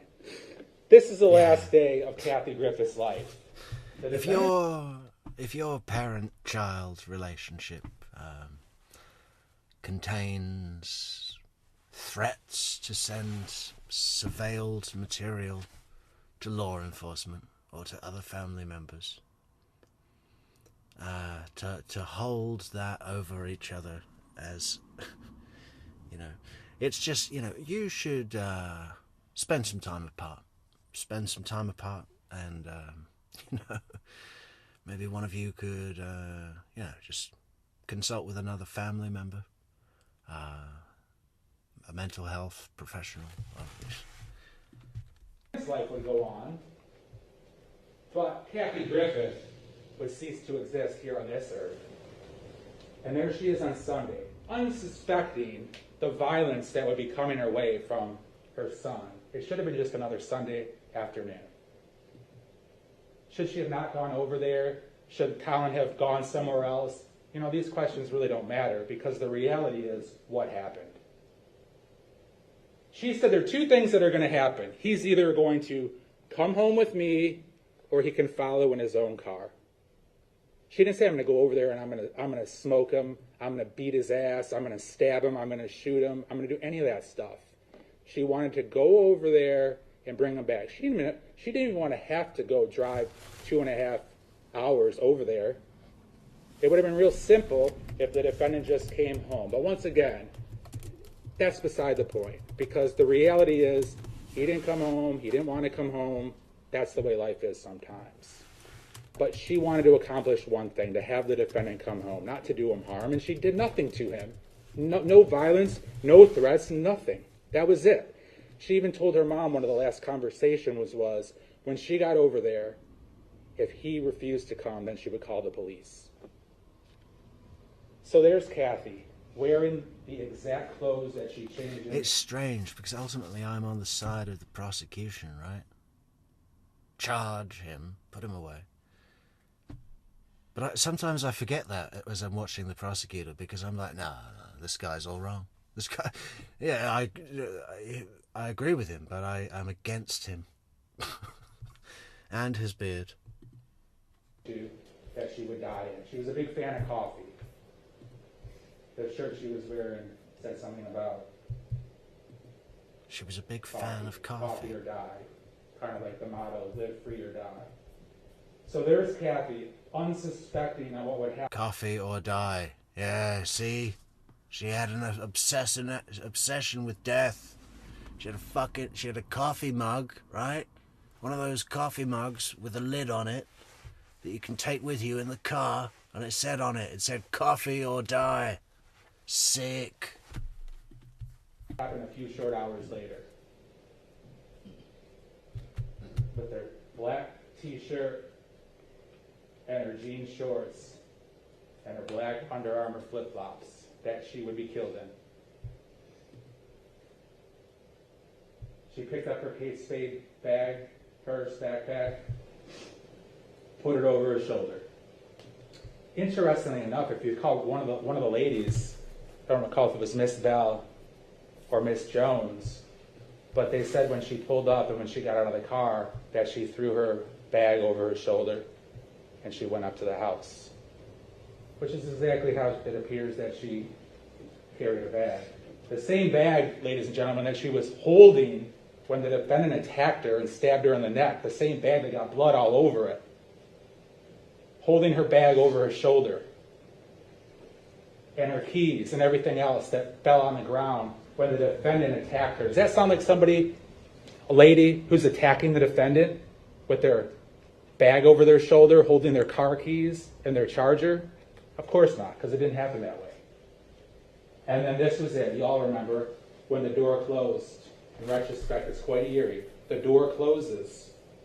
Cathy never returned to that house. That house that she kept immaculately clean. Cathy went off with her bag over her shoulder. A stocked fridge, stocked snacks, clean. Doesn't look like there's a thing out of place.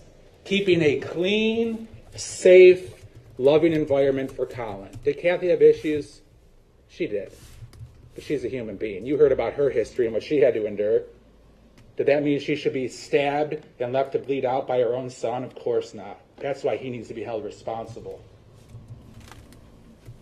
So, this fancy overhead picture. What is the importance of this? Well, now I'm going to talk a little bit about the jury instructions. I'm not going to go into a bunch of jury instructions. You're going to hear those. They're very important. They're long, but I'm going to hit you with two quick things. The first-degree murder and the kidnapping. I want you to look at this picture. This is where Collin Griffith murdered his mom with premeditation and intent. This is where Collin Griffith stabbed his mom and killed her. You see the mulch. You see the entryway. You see the carport. Now you'll recall that Miss Sally Bell, the lady getting ready for church, lived right here. Nancy Jones lived here. Nancy Jones had a more obstructive view just because of the sheer angle of it. Yeah, but you know, Nancy Jones, you could tell by her testimony and the wording in her testimony. She referred to it as, that's where the accident happened. Meaning the killing, the homicide, the murder. You know, that's where the accident happened, and she's best neighbor buds with the grandma, right? So the grandma's been shaping things, putting her view on things, telling everyone Collin's a great kid. Not a psycho at all. Not a psycho at all. He did eat an entire duck once. Everything but the beak and feet. Feathers and everything. Just everything but the beak and feet. But apart from that, we've seen no signs. No signs. He's safe. He's safe. She was the problem. Susan Detman's house prevented her from actually seeing what was going on. But she did see the defendant reach out, grab Cathy, and pull her in. Now, Sally Bell had a much clearer view. Sally Bell, time is important, okay? Time is important. You guys like a good timeline, and you have a pretty good timeline. Sally Bell goes to church religiously, no pun intended. She gets ready, she leaves roughly a little before 5 o'clock. Every Sunday, her and her husband get ready, they go to church. The defendant wasn't going to church on Sunday, he was getting ready to murder his mom.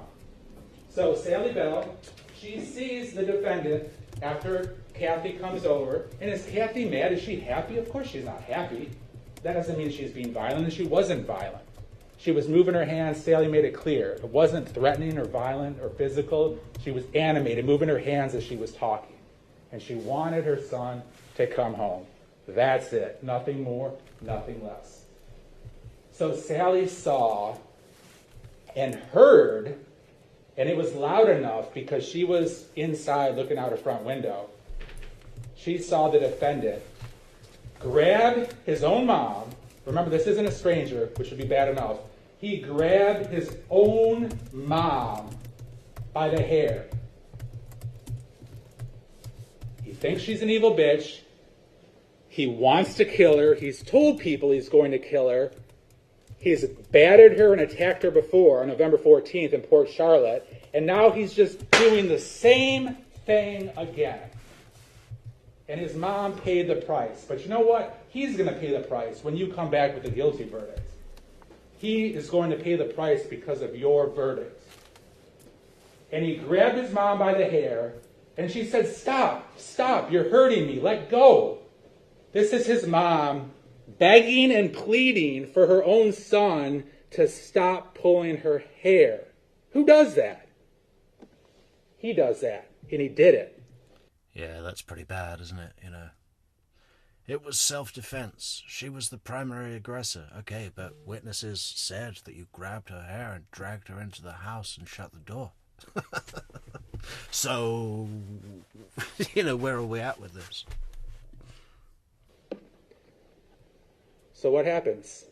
Who's doing violence to who? I ask you that. Who is being violent to who? The mom is not being violent in any way, shape, or form to her son. She is doing nothing to him. Nothing to him. But good old Collin Griffith grabs his mom and he yanks her, he pulls her, he drags her. Who cares what verb you want to use? The point of the story is that he pulled her and dragged her into the house. She didn't have a choice because her hair was being pulled and her head and her body was being dragged into the house. Why did the defendant do that? Because he was about to unleash and quench his bloodlust for his mom. Yeah, he was about to quench his bloodlust. But I'm not over-amplifying, you know. We're painting him as a mythical dark lord. He was about to quench his bloodlust. You're over-dramatizing.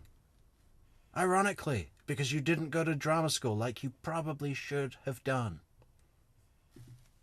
Oh. He was going to accomplish what he wanted to. Thank you, Amanda, for the 2 Purple Heart coffees. Thank you, Amanda, for the coffees. Fantastic, Amanda. Thank you so much, Amanda.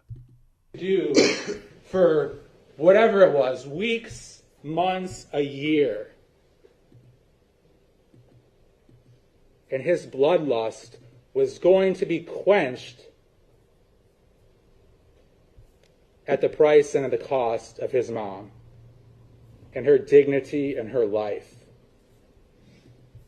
So why did he bring her inside? Well, it's quite clear why he brought her inside: to unleash additional violence on her. He wanted to isolate her. He didn't want witnesses to what he was about to do.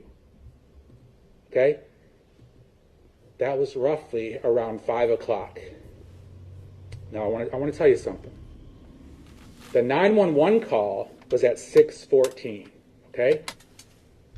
That is an hour and 15 minutes. I'm going to tell you something. They weren't talking or hanging out for an hour and 15 minutes. Quite the contrary. This was a powder keg that was exploding. This was a powder keg that was exploding.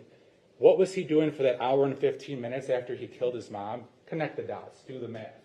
But as soon as he pulled her inside, it was just the continuation of the beginning of the end. So for kidnapping, I'm going to start with count two. Count two, kidnapping. This is what I have to prove. 3 elements. Collin Griffith forcibly or secretly or by threat confined or abducted or imprisoned Catherine Griffith against her will. That's exactly what he did. He forcibly grabbed her by the hair and pulled her inside against her will. Did she enjoy that? Did she walk into that house voluntarily when Collin dragged her inside? When, as she said in one of the videos, when he already beat her ass on a number of occasions? No, quite the contrary. He forcibly did those things against her will. So now Cathy knows what's going to happen. Maybe she doesn't know she's about to get killed, but she knows the violence that's about to happen.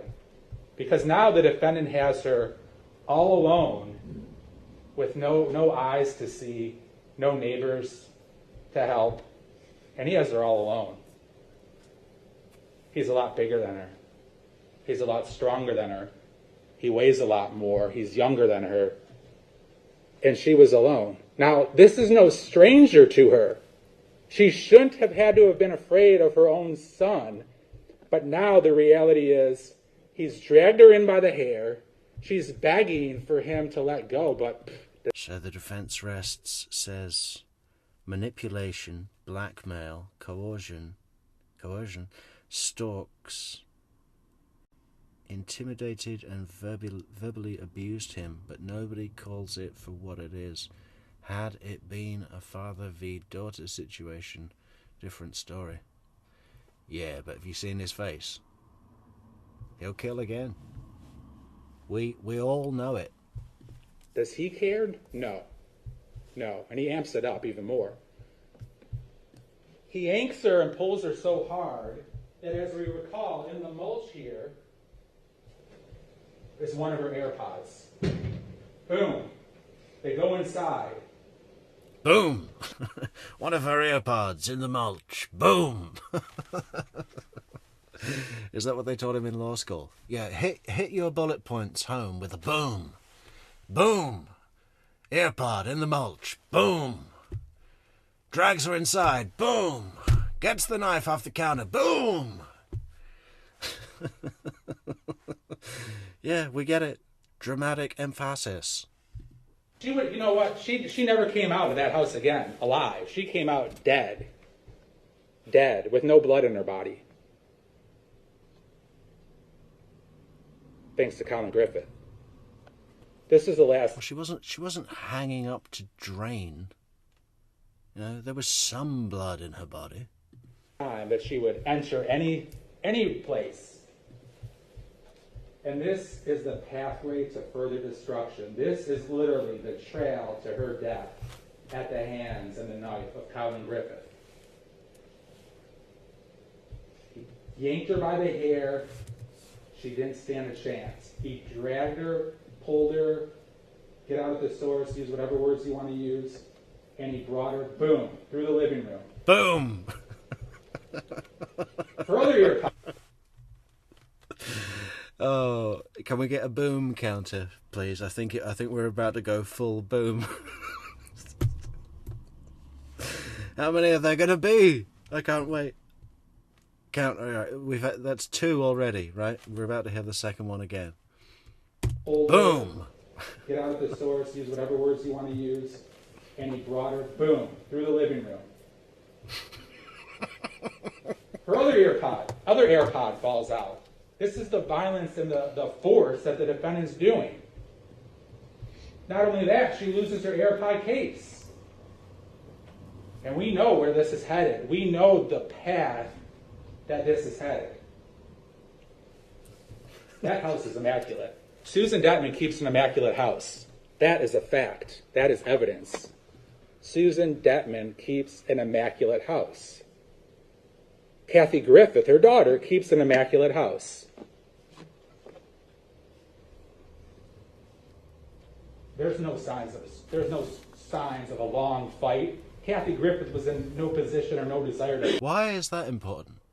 Like, that was his point. I thought his immaculate house thing was going to lead into something else, but he just did another that was it. I'm surprised he didn't say boom. Cathy Griffith keeps an immaculate house. Boom! Oh, man. You know, and what is your point? That they're a good citizen? I mean, yeah, or they could be a psycho. Fight, and the defendant had all the power, all the sick, twisted power, all the strength, all the size to his short, defenseless, unarmed mom. Does that sound like a fair fight, or does that sound cowardly and violent? Well, that's what kept going on. There he is. That is the face of Collin Griffith after he murdered his mom. I wonder which picture. Should we guess which picture they're showing? Let's show that picture. That is the face of Collin Griffith after he murdered his mom. Oh, it's this one, isn't it? Obviously. And, where's the defense rests? I want to know what you got to say about this defense rests. Save that down. Share. Nope. Not that one. Nope. Not that one.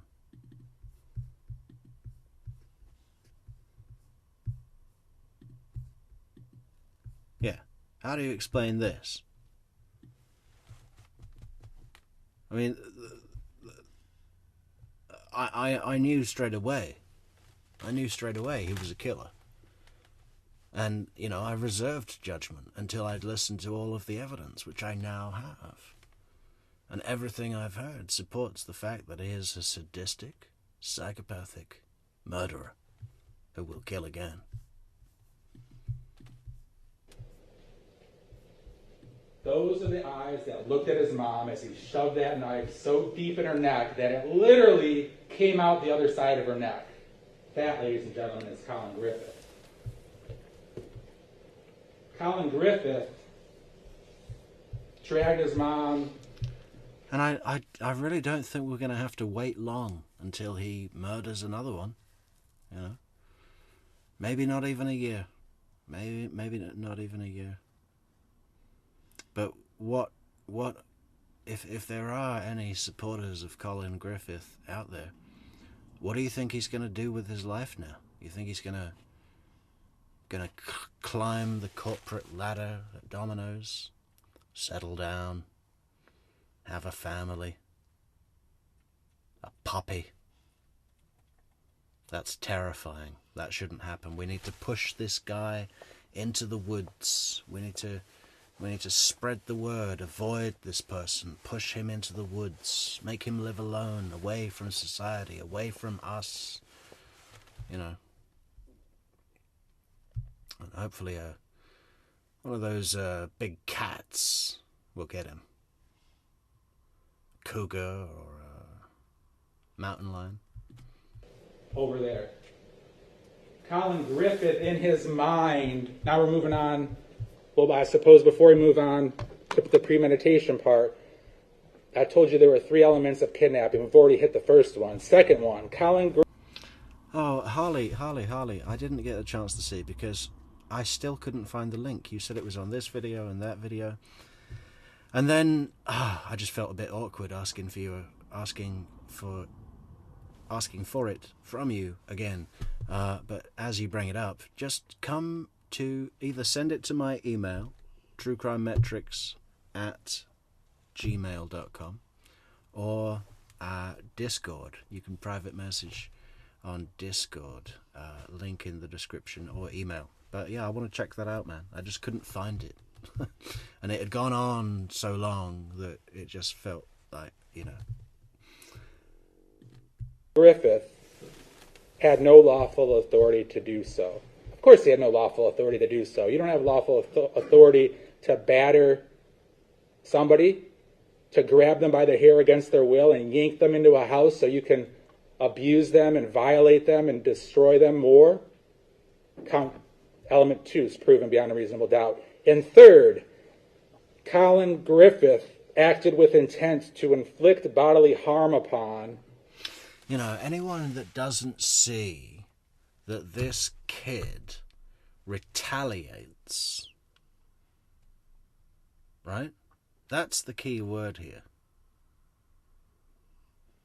These spats that are two-way streets, it sounds like, from all the witness testimony.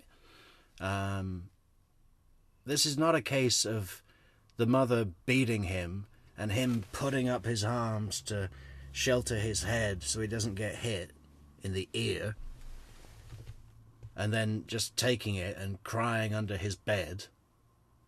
This is a guy that stands up, and if he's been hit in the head, he feels licensed and warranted to go and beat her in the head as a retaliation. There's a big difference. Big difference. He does that, and that's dangerous. Or to terrorize Catherine Griffith, or to commit or facilitate the commission of any murder. That's a lot of words, but you'll take your time when you have the jury instructions. What did Collin Griffith do? He acted with the intent to harm Cathy Griffith, to physically destroy Cathy Griffith, to terrorize Cathy Griffith, and to kill Cathy Griffith. That third element's proved every which way possible. Because of that, ladies and gentlemen, the defendant is guilty of kidnapping. So when you deliberate and when you talk about the evidence and the law, and when you discuss amongst yourselves, and when you do the analysis, I submit to you that I have proven through the evidence that the defendant is guilty of kidnapping. But only if it could end there. Only if it could end there. Life would have gone on for Cathy Griffith. But it couldn't end there because of the defendant's conscious decisions, because of his action. Premeditated decisions. Boom! It couldn't end there. Life could have gone on, but it did. He hasn't said boom in a few minutes, has he? Well, I'm disappointed. We've got, there's about 15 minutes left of his, you know, there's got to be at least one more. You can't start the boom thing and then just let it taper off into nothing. You know, it's all you've got left.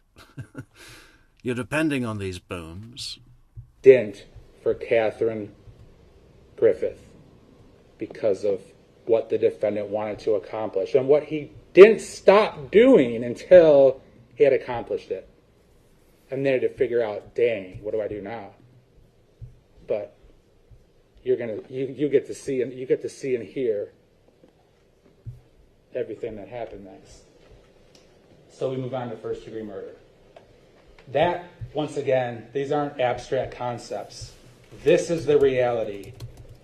That defendant reached into the butcher block and pulled out a knife.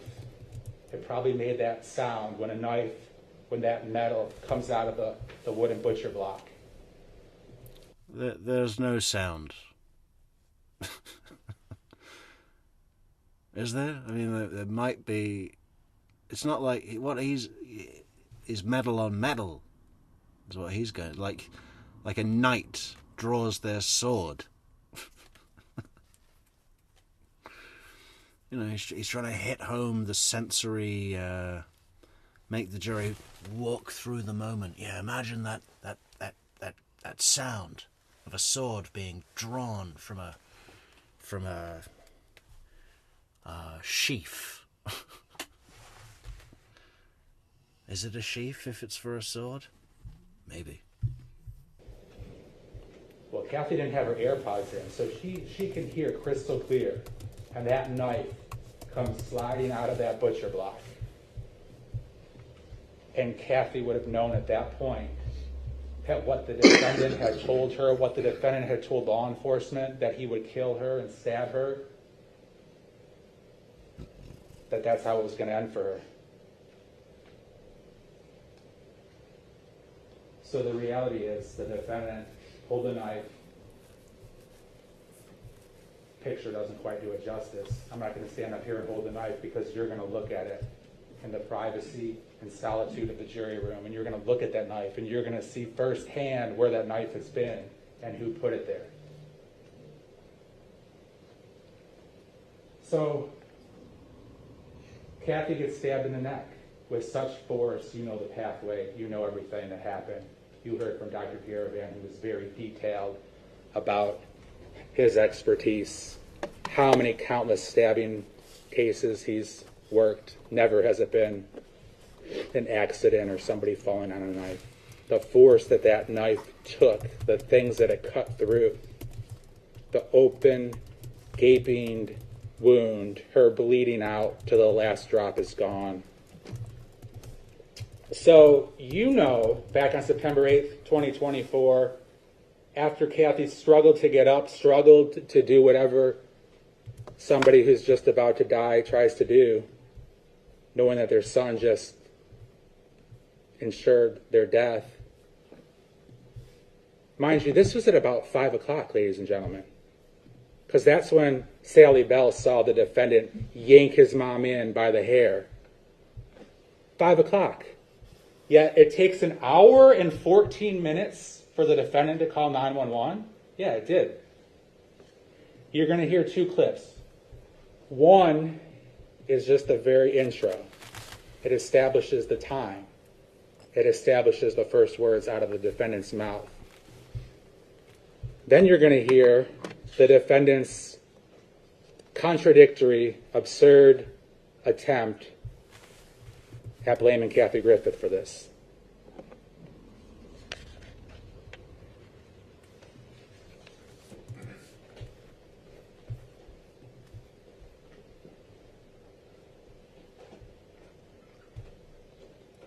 Yeah, better top up on top. What is that? That thing's got 18 different vitamins. Okay, every year before the competition, he has to have 6 of these a day, 2 between meals. It has everything the body needs for training, for flexibility. Oh. Have we got a nutritionist in the house? I mean, what could be in that drink? What would aid a limbo champion the best? What sort of nutrients? You want to maintain stretchy ligaments, so you need good protein hit, right? Good protein hit. So that's probably about 28 grams of protein in that thing.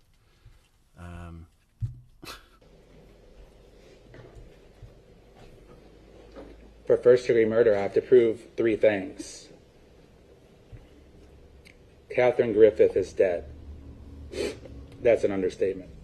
Number 2, the death was caused by the criminal act of Collin Griffith. It was a homicide by Collin Griffith, stabbing his mom in the neck and watching her and letting her and being happy that she bled out and died. And 3, there was a premeditated killing of Catherine Griffith. Ladies and gentlemen, when the defendant dragged her inside and dragged her to the back of the house to the kitchen, when he reached for the knife, when he pulled the knife out, think about it. Any step of the way, he could have thought to himself, you know what? This is messed up. I shouldn't be doing this. I can't be doing this. Yeah, I want to kill her, but this is my mom. You know what? Damn, I'm going to stop. I'm not going to do this. Yeah, if only, huh? Hey, yeah, no, I really want to kill her, but hey, this is my mom. Oh, I gotta stop. What? I mean, just the very fact that he has to use that sentence. What was it that Collin said to his grandpa? More than anything, I want to slash her throat and watch the blood drain out of, and watch her bleed out and her life leave her body. Okay. He had time to reflect. But his reflection was it Collin 1 or Collin 2? We'll get to that a little later. But his reflection was, yeah, I am going to kill, I am going to stab this evil bitch. And that's not me saying it, that's the defendant's own words. He showed his intentions by his actions and by his words and what he said he was going to do. He was going to kill that evil bitch, his own mom. And so he did. So Cathy Griffith is laid out on the floor, has taken her last breath, has bled out her last drop of blood. Catherine Griffith has been murdered by Collin Griffith. The crime is over. The defendant is guilty of first-degree murder.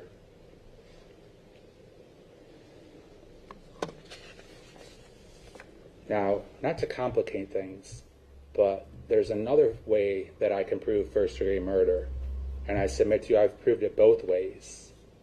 It's my burden, of course, to prove the crimes beyond a reasonable doubt, but there's two different ways that I can prove first-degree murder. Both end with the same result, which is guilty of first-degree murder. The other way, that I'm not going to spend a lot of time on, but it's called first-degree felony murder. I've already shown you, ladies and gentlemen, why the defendant is guilty of premeditated first-degree murder and why the defendant is guilty of kidnapping.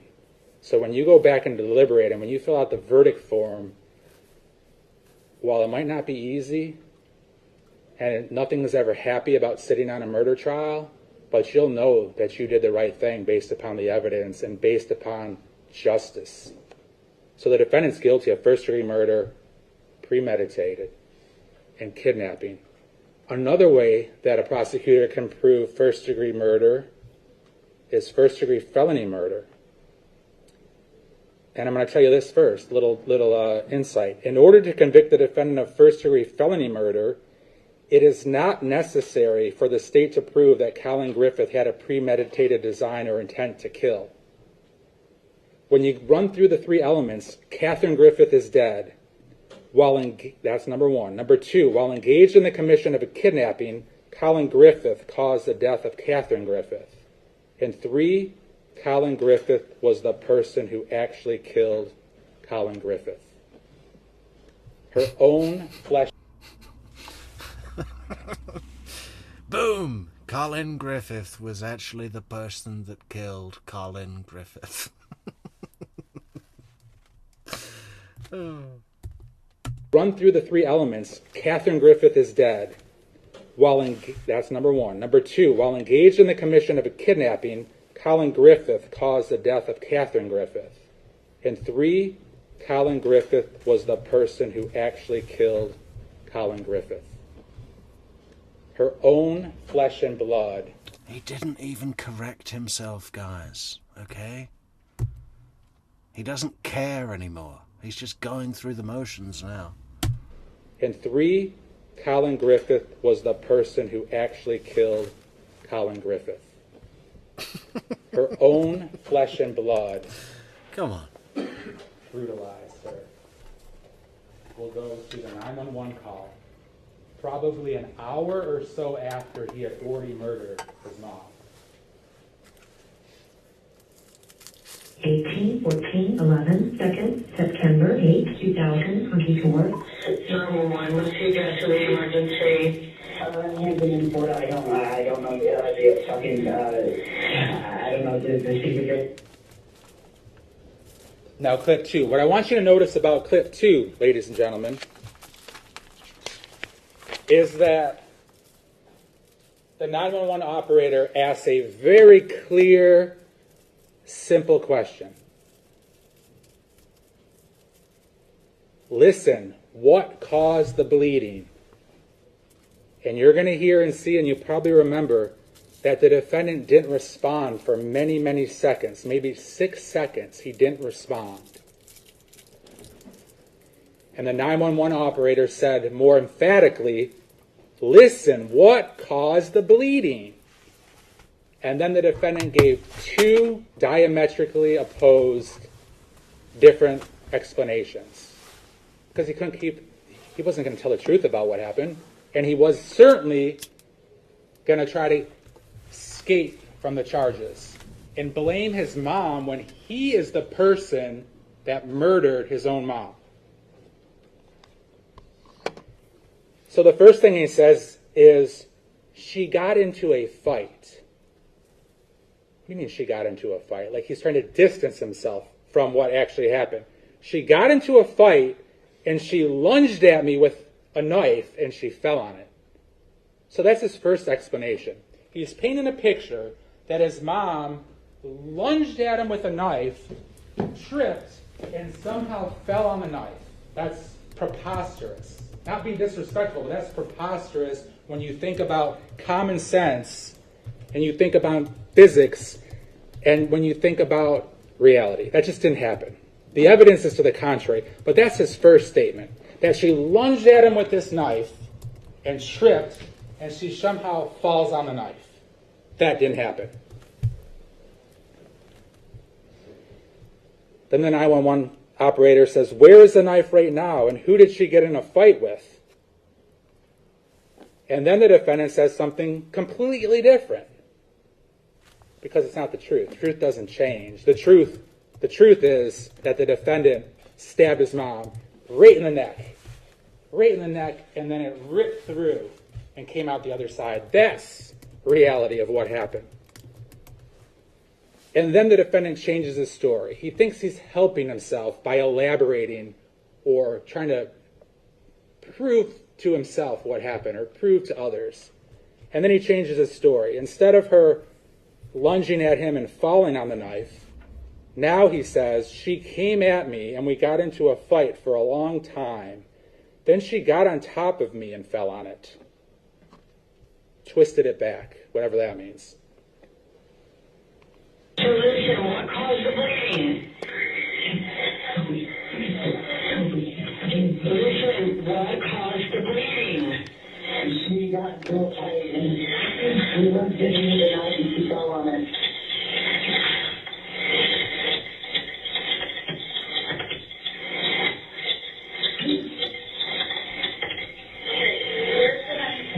Where's the knife right now? And who did she get in a fight with? We got to for a long time. Then we got on top of me and fell on it. This is back. Collin Griffith murdered his mom, ladies and gentlemen. This is a picture of Cathy Griffith with the person that murdered her son.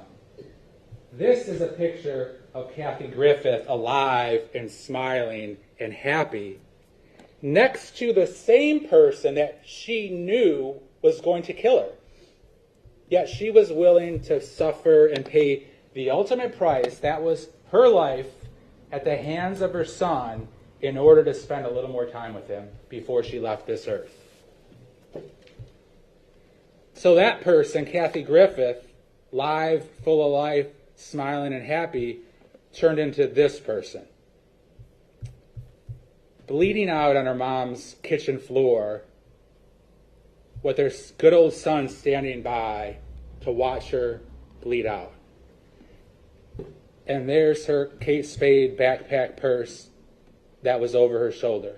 Once again, you saw it over her shoulder in the video. You also heard from Nancy Jones that when Cathy went up to the house, she had her bag over her shoulder. And that bag got drenched in blood as it literally spurted out of the huge gaping hole in her neck, compliments of her son. When fire rescue shows up and law enforcement shows up, they say they can literally see through her neck. They can see into the organs in her neck. And that is the end result of Collin Griffith's hatred and violence towards his mom. A gaping hole from that knife. And we saw that as she's getting stabbed, she doesn't stand a chance. She comes out of her Under Armour flip-flops. Her keys crash to the ground. Her purse crashes to the ground, falling off of her shoulder. Her charging cords fall to the ground. The defense asks, do we know if Collin was left or right-handed? And I can't remember what side of the neck the wound was on. I believe it was on Cathy's right side of her neck. And, I would imagine that Collin claims to be ambidextrous. Especially with his knives. And it wouldn't matter, because he most likely came up from behind her and performed a commando-like sudden stab to the neck. I think he wanted to slash the knife out of her throat from inside and, basically, make a big mess.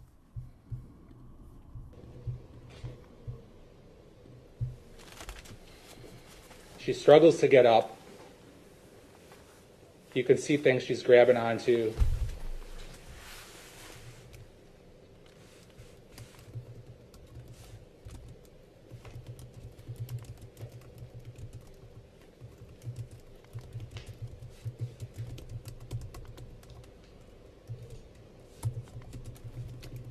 And she takes her last breath, and she leaves this earth knowing that Collin Griffith, her own son, murdered her. I'll have a chance to talk to you, ladies and gentlemen, after the defenses with a much shorter wrap-up. I appreciate your time. Inflammatory argument. She left this world on the kitchen floor knowing it was her own son, Collin Griffith, who murdered Collin Griffith. Get your attention, and when you come back through those doors, you should come back with nothing short of pure 100% justice. And that's finding the defendant guilty as charged of both counts for what he did to his mom on September 8th, 2024. Drop the record briefly.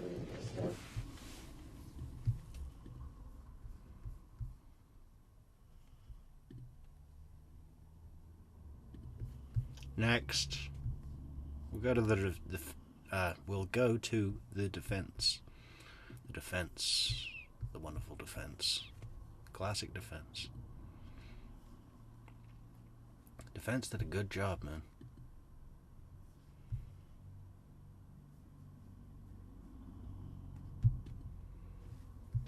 Ms. Thornhill? Good morning, everyone. Sure seems like the state would like you to focus on the emotion and the drama. Straight away, by the balls. Set the scene. It sure seems like the state would like you to focus on the drama and the horror, rather than on the actual facts. You can't ignore the facts in this case. What's your job as jurors?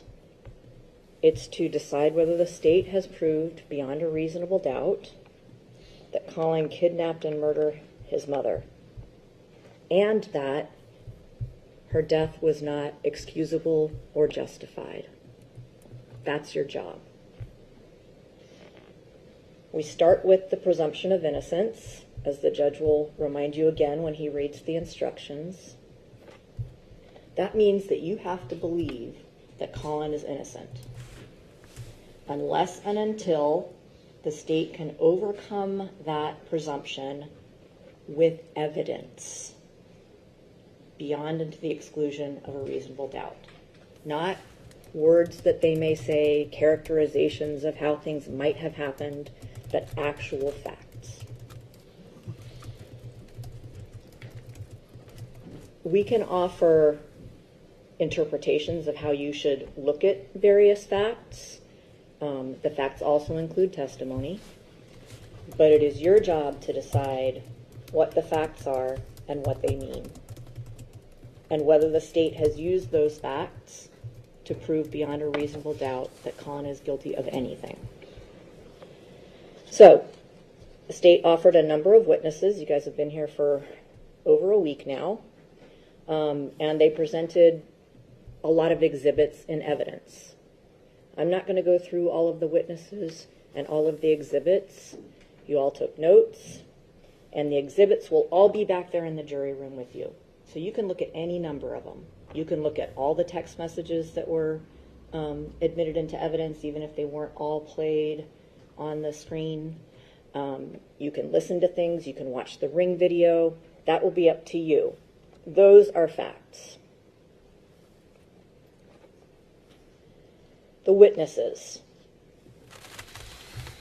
In a move that you might find surprising, I'm not going to argue to you that the state's witnesses were unreliable or that you shouldn't believe them, with one exception. Most of the witnesses were pretty straightforward in answering the questions. Like I said, it's up to you to decide how to interpret what they said. But the one exception, and it might not even matter in the long run to your inquiry, your decision, because for the most part, what the witnesses told you isn't in dispute. And that one exception is Robert Willantis. I may have seemed harsh with him when I questioned him, and I apologize for that. I wouldn't wish the death of a child on anyone ever. But Mr. Willantis wanted you to believe that he was very close with Cathy and with Collin, and that he was close enough with Collin that Collin confided in him several months before Cathy died. So, how close was Robert Willantis with Collin? Not very close. And Cathy. He was not invited to Cathy's celebration of life. He didn't even know that she hadn't been buried. If you recall him going on and on about how funerals are for those left behind. And that's not to say that, it's not to say anything bad about Mr. Willantis, but it's something you can consider in evaluating the credibility of his testimony. He went on one trip with Cathy a few years ago that Susan paid for. Initial aggressor, yes, Amy. But I think the big thing that the prosecution really missed out on is this thing about Collin having a pattern of retaliation. I'm going to make you pay, in a retaliation. In vengeance. Major driver for him. That he'll claim that his wrestler training kicked in, and it was kill or be killed, But that's bullshit. I think he's just a sadistic killer, and he will kill again. Soon, within 12 months. I just hope Alabama pick him up and take that investigation further and get this guy off the streets. He talked to Collin on the phone a total of 3 times, unless you believe that there was this second mysterious phone that Mr. Willantis claimed that he talked to Collin all the time on for either every week or every other week. There's no evidence of that. Susan told you about a phone that she got for Collin when Cathy had kicked him out one of the several times. that she bought for him to use because he'd been kicked out without his phone. It was active for a couple of weeks. It's another thing you can consider in deciding whether you think Robert Wolantis was reliable.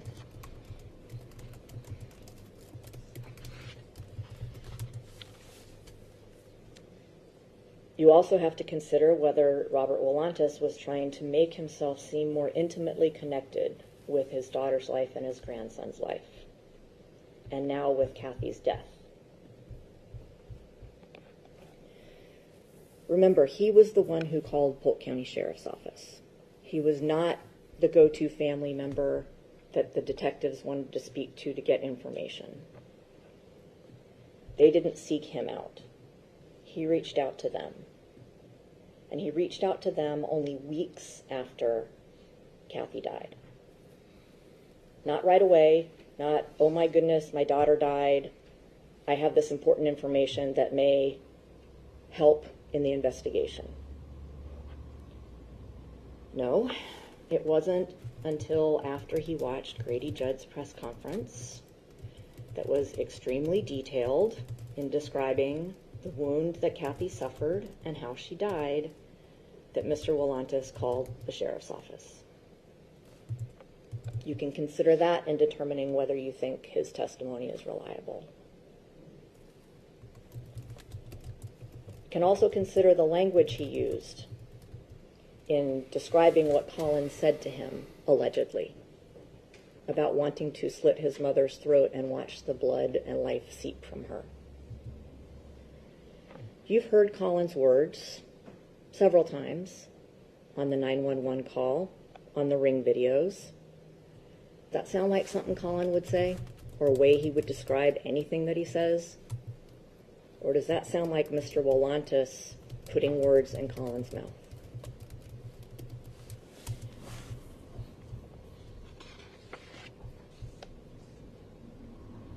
Well, I'm guessing that you're of the opinion All of that to whatever say, makes your client look innocent. Even if you believe Mr. Wolantis, Gotta have another which call. I urge you not to believe what he said, he claims Collin told him. But even if you do, that does not prove beyond a reasonable doubt that Collin murdered his mother. And you have to remember that too. That's what the state has to prove to you.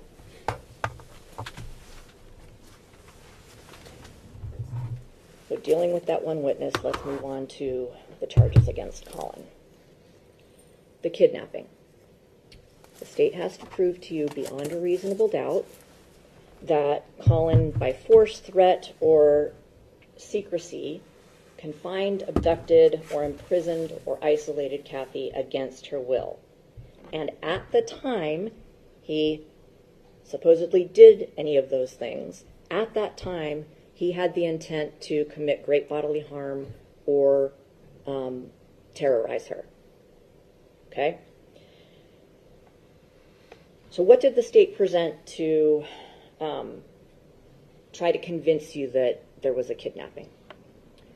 They presented the witnesses, the neighbors, Sally Bell and Nancy K. Jones. Both of them are neighbors of Susan's. You've seen the photos of where they lived. And you heard them say that Cathy was the one being aggressive right when she arrived. She whipped the car out of the driveway to pull it up against the curb or the grass. She slammed her car door, she slung her backpack over her back, and she marched up to the door and went inside. Went inside that house of her own accord. Okay, so the defense rests. This is in response to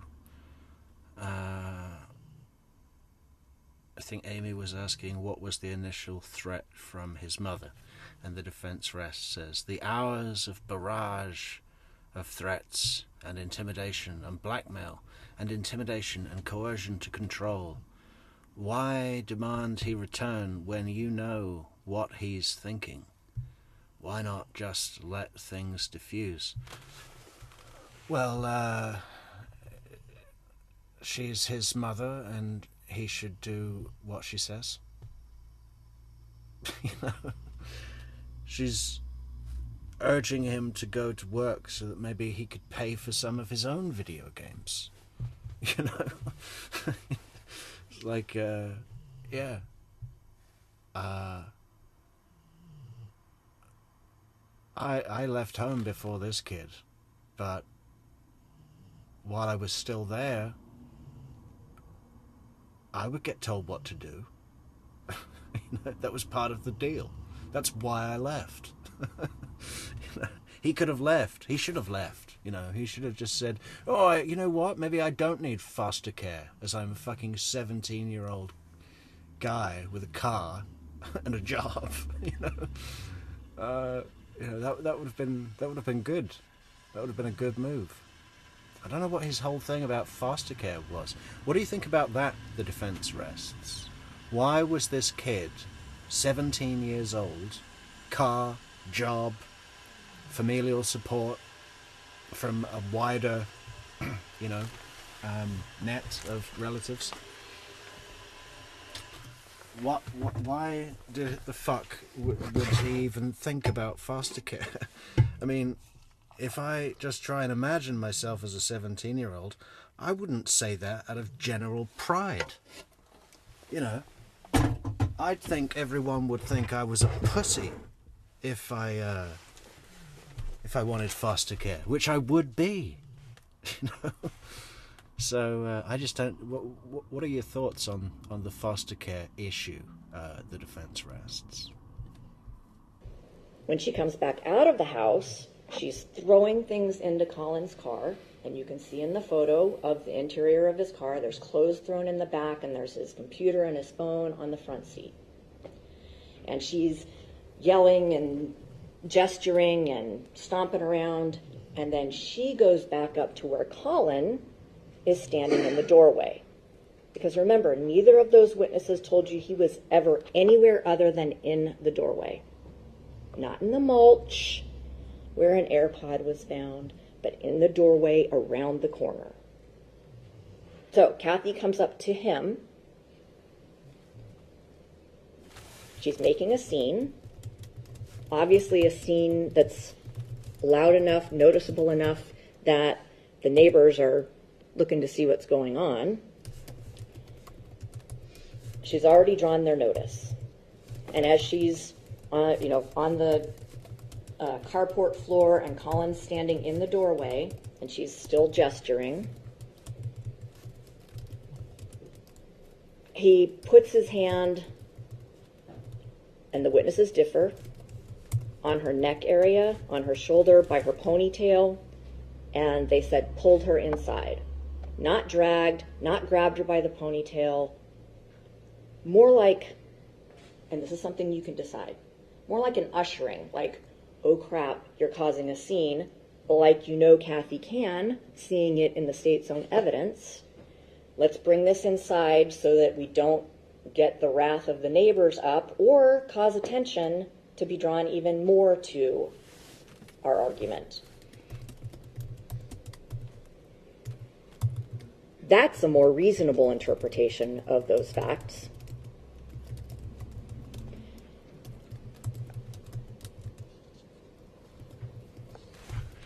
It's reasonable to interpret that Collin was embarrassed by his mom and didn't want to air their dirty laundry in the carport. Now, she did say, "Let go, you're hurting me." Okay? That's a fact. That she said that is not in dispute.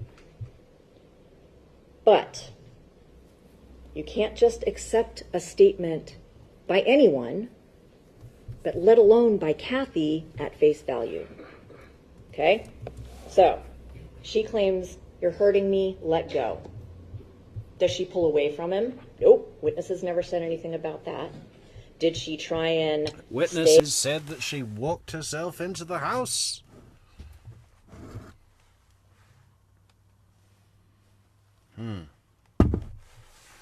Yeah. Well, I would too if someone was... The whole point of... what do the cops call it? Pain compliance, I think. is the term. Pain compliance. Like,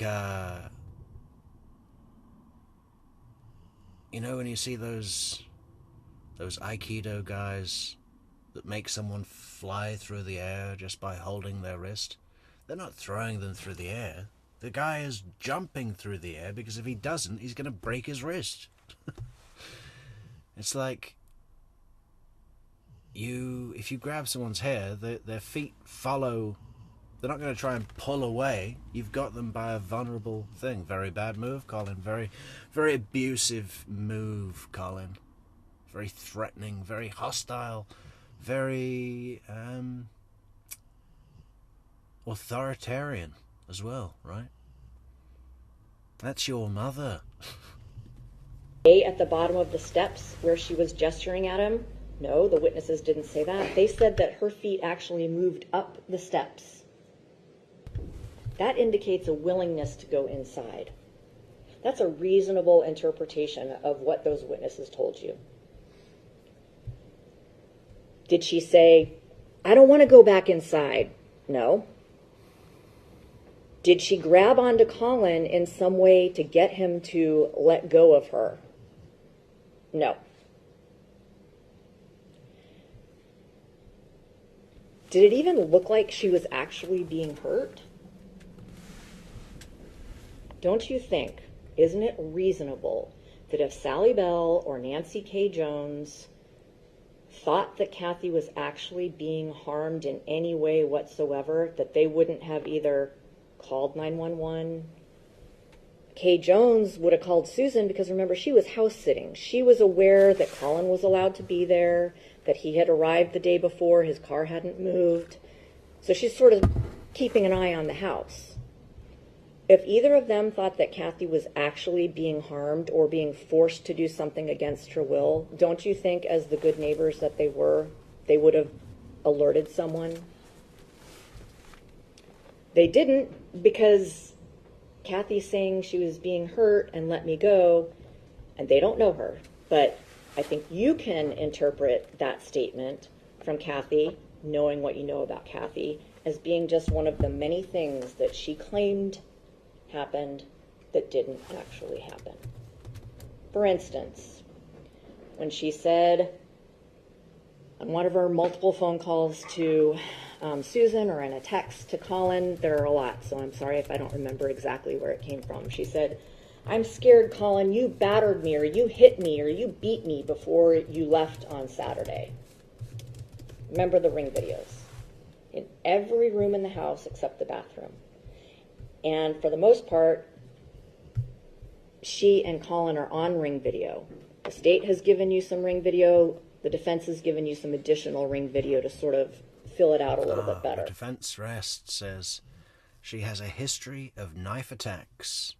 Nobody witnessed exactly what happened in that house, but they all put the knife in his hand first. She has a history of knife attacks. Nobody witnessed exactly what happened in that house, in general, I assume. But they all put the knife in his hand first. I don't know if I'm missing something. Is there more of a point to that? On none of that Ring video is Collin ever touching her. So isn't it reasonable that even though she claimed Collin hit her, beat her, struck her before he left the house on September 7th, and there's no proof of that, that her saying, hurt me, let go, was just her making something else up?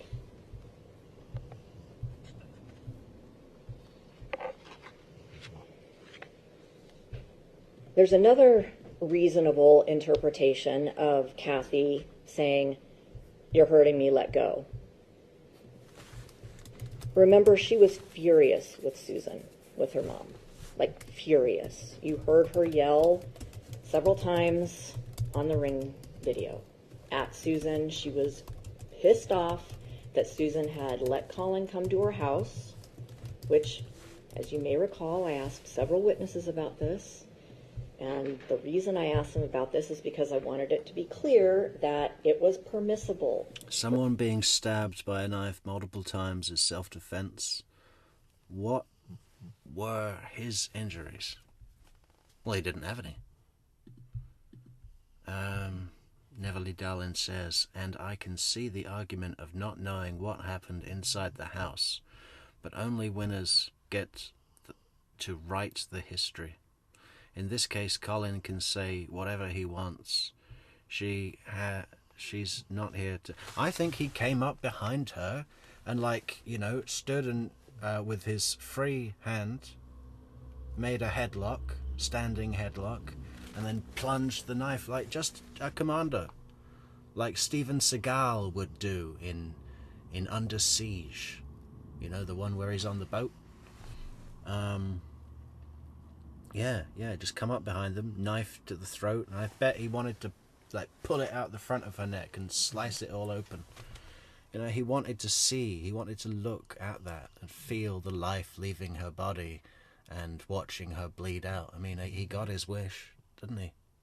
He got that exact wish. More than anything, I want to slash her throat and watch her bleed out and see the life leaving her body while I'm performing CPR upside down. Collin to be at Susan's house. It was permissible to his... I'm pretty sure it was this whole deal is like one big Oedipal complex. Kill your father, fuck your mother. And he did kill his father, so that's step one.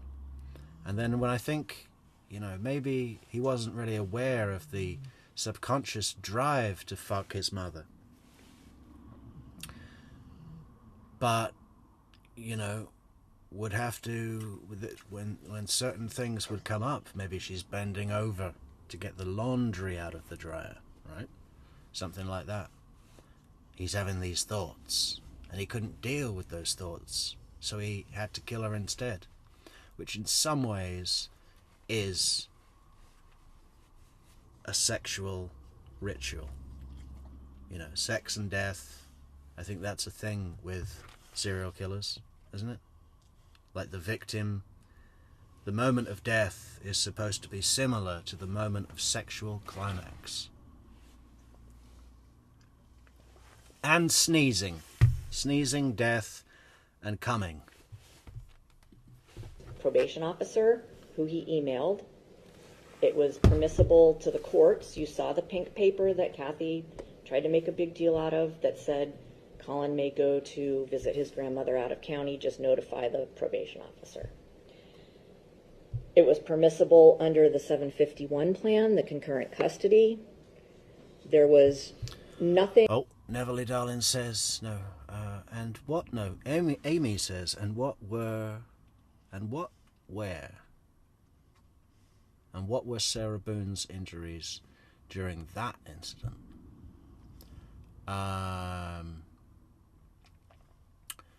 She didn't have any. Neverly Darlin says, so it's neither here nor there what happened there. He dragged her in. That's an attack. I agree. A vicious attack. But the defense rest pipes in and says, no, I don't believe that she fell on the knife. But as far as I'm concerned, the possibility that she was the aggressor because he would not conform is enough to create doubt. Okay, so you're saying that the possibility that he was the aggressor because he would not conform...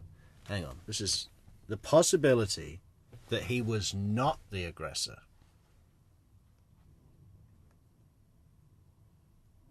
Well, anything's possible. The judge says in jury selections, a reasonable doubt is not a mere possible doubt. And all of what he says like that. The possibility that that she was the aggressor because he would not conform is enough to create doubt. Well, obviously not. I mean, obviously, yes. Hang on. I don't know.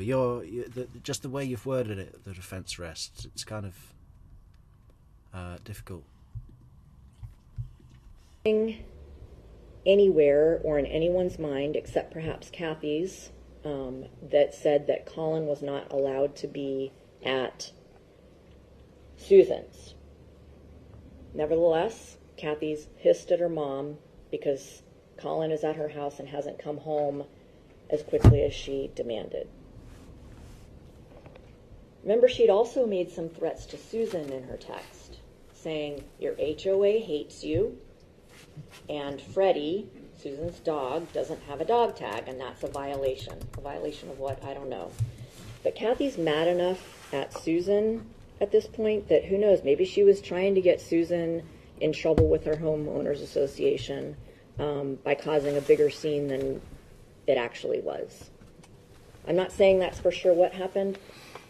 I'm giving you reasonable interpretations of Cathy's behavior. But again, I find this like with the defence rests comment, I was like going, God, okay, so he, no, she, no, I just got confused. But this case is confusing. Why? Not because it's unclear what happened. It's very clear what happened. The difficult thing is that the prosecution, who is correct in what he's saying, does such a bad job at saying it, I often find myself feeling like I'm disagreeing with him. And the defence, who I do disagree with, does such a good job at it, I feel like, yeah, that you're making good points. It's a backwards trial. Line is that there's no evidence that Cathy did anything against her will that day. And certainly no evidence beyond a reasonable doubt that she went back into the house that she'd already been in on her own, despite Collin touching her neck, her hair, her ponytail. She was not being dragged. She was not being forced. Plus, once she's in the house, the state has one theory of what may have happened. I'm going to propose some other, I would argue, more reasonable ones. When she's inside the house, she has access to her phone, right? She has access to car keys. Did she call the police? She could have called the police. The doors are unlocked. You heard Susan say that the doors are kept unlocked, and then you heard Collin say on the 911 call when law enforcement first arrived and they're knocking on the door saying sheriff's office, he says, come in, the door's unlocked. There's no evidence that Cathy was kept in that house against her will. None.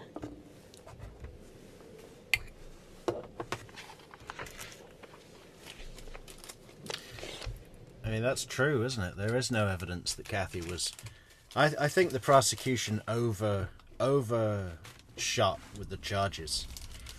Putting the kidnapping in there... I mean, what was the point of that, really? I mean, it is Florida, so a kidnapping charge is 25 years by default, I think. So it is a hefty charge if he just got that. But really, he should have been charged with second-degree murder. It would have still been, what, 25 to life? You know, and you know that he would kill in prison.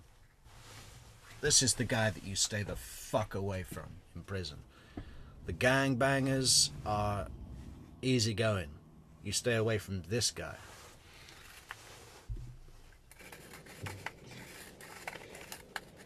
In fact, to the contrary, Collin would have been probably really happy if Cathy had left. No one wanted her to have come there. And knowing what you know about Cathy, don't you think it's reasonable that if she had been forced to go back inside against her will, that she wouldn't have fought tooth and nail to avoid doing what she didn't want to do. Remember, this is somebody that the state's own witness, Detective Zanoniani, said it's either her way or the highway. So, knowing what you know about Cathy, if she was being forced to do something against her will, it's reasonable she would have fought it, right? State himself said it doesn't look like there was a long, drawn-out fight throughout the house. That's a good point, isn't it? If she's this volatile, fighting, fist-wielding, belt-slashing tyrant, why is she just all of a sudden just laying down, letting her son beat her and drag her in the house and overpower her with his wrestler training? You know, why is that? Why is that?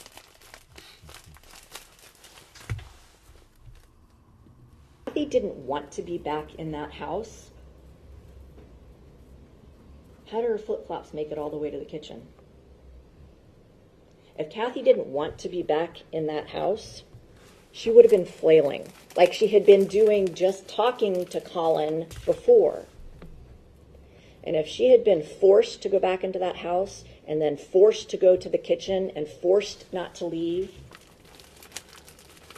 the house wouldn't have been in as pristine a condition as you saw. The plant would have been knocked over. Something would have been amiss. Good point. Good point. Didn't happen. There was no struggle. Why? Because she was not held against her will as prisoner. You know. She went in, took off her shoes, grabbed the knife out the butcher block, and attacked Collin. No.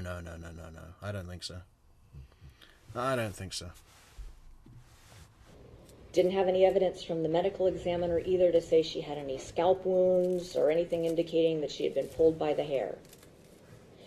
Not to mention the fact that, is it reasonable to you that Collin, despite what the prosecutor says, even though there's no evidence of how tall he is, how much he weighs, you've seen him in court, you've seen a picture of him shirtless. If you believe that Collin could have made his mother do anything physically, I don't know what else to tell you. I'm not going to be able to convince you of anything. And if you think that Collin was dragging her by the hair, as the state seems to want you to believe, throughout that house, how come her flip-flops didn't come off right at the front door?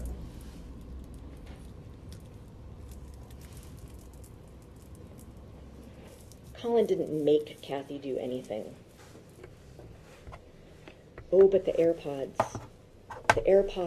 the one in the mulch, that proves that Collin made Cathy do something against her will.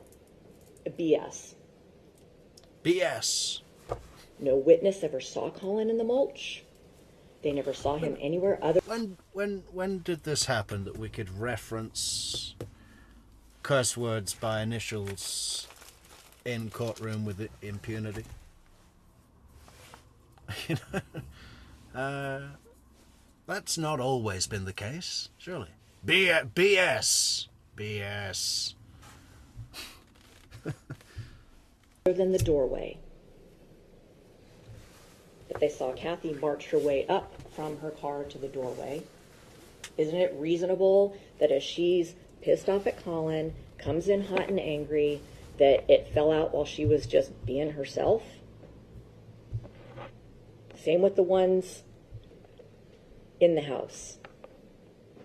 Once again, if Collin was ever forcing her to do anything physically against her will, and that AirPod came out because of something he did, you think she would have just been like, okay, I'm going to let you keep dragging me, instead of flailing about and, like I said, knocking something amiss in the house? No, that's not reasonable, because none of that ever happened. There was no kidnapping. Period.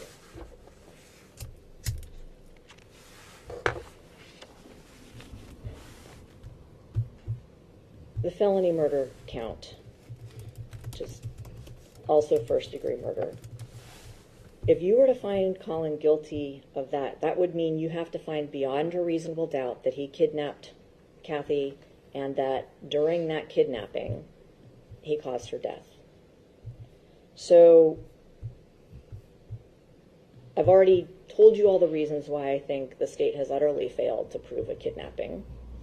But even if you did find that, because I don't want to presume that you're going to find anything. I'm here to make suggestions, not to tell you how to do your job, like the prosecutor was trying to do. That hour and 15 minutes between when the neighbor saw Collin usher his mother inside as she's making a scene and when he called 911 distraught, you would have to believe that Collin forced Cathy to stay in that house that entire hour and 15 minutes and was inflicting some bodily harm or terrorizing her that whole time.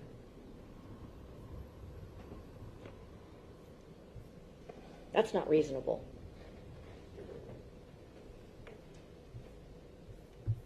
There was no kidnapping, and this was no felony murder. This was self-defense. So, the state wants you to believe that this was a premeditated murder. In order to do that, once again, they have to prove beyond a reasonable doubt that Collin intended to kill her and beyond a reasonable doubt that he was not acting in self-defense. That's what you would have to find.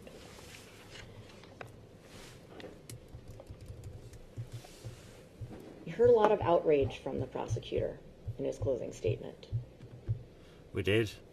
And this is an awful situation.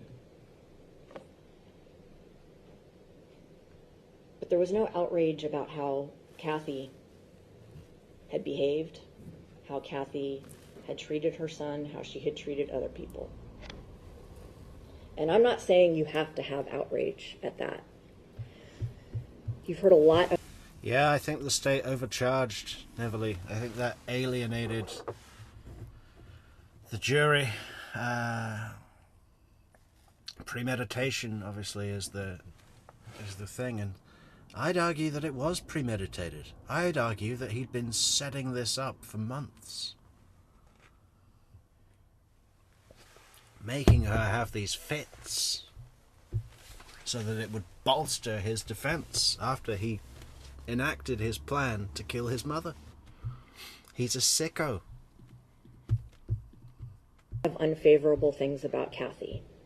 And I am not going to go through every single one because you took notes, you heard and saw, you heard from the state's own witnesses those things. Susan confirmed them. But remember, the incidents that you heard about Cathy being violent in the past or making things up in the past were all corroborated, either by police reports, DCF reports that Detective Zanoniani had reviewed, or by witnesses, by Susan. I was not presenting those to you to just bash Cathy, to make her look like a horrible person. To the contrary, I was doing my job because the law says, and the judge will tell you, that you have to consider prior acts of violence, prior acts of aggression, a reputation for dangerous and violent behavior, in deciding Collin. whether all of those things are Collin was reasonable in defending himself against his mom on September 8th. I'm not going to read the instruction in detail because, like I said, the judge will do that for you. But the law requires you to consider what Collin knew about his mom to decide whether you think he acted reasonably in defending himself.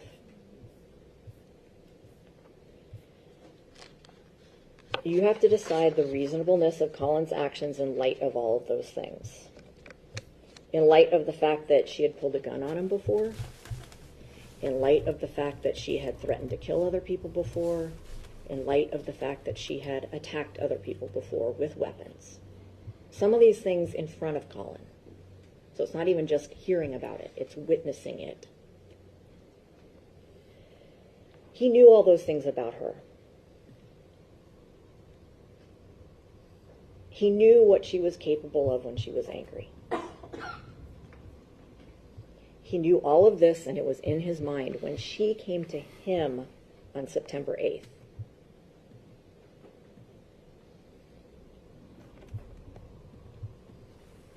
Collin also knew that Cathy would sometimes make things up to hurt other people. Such as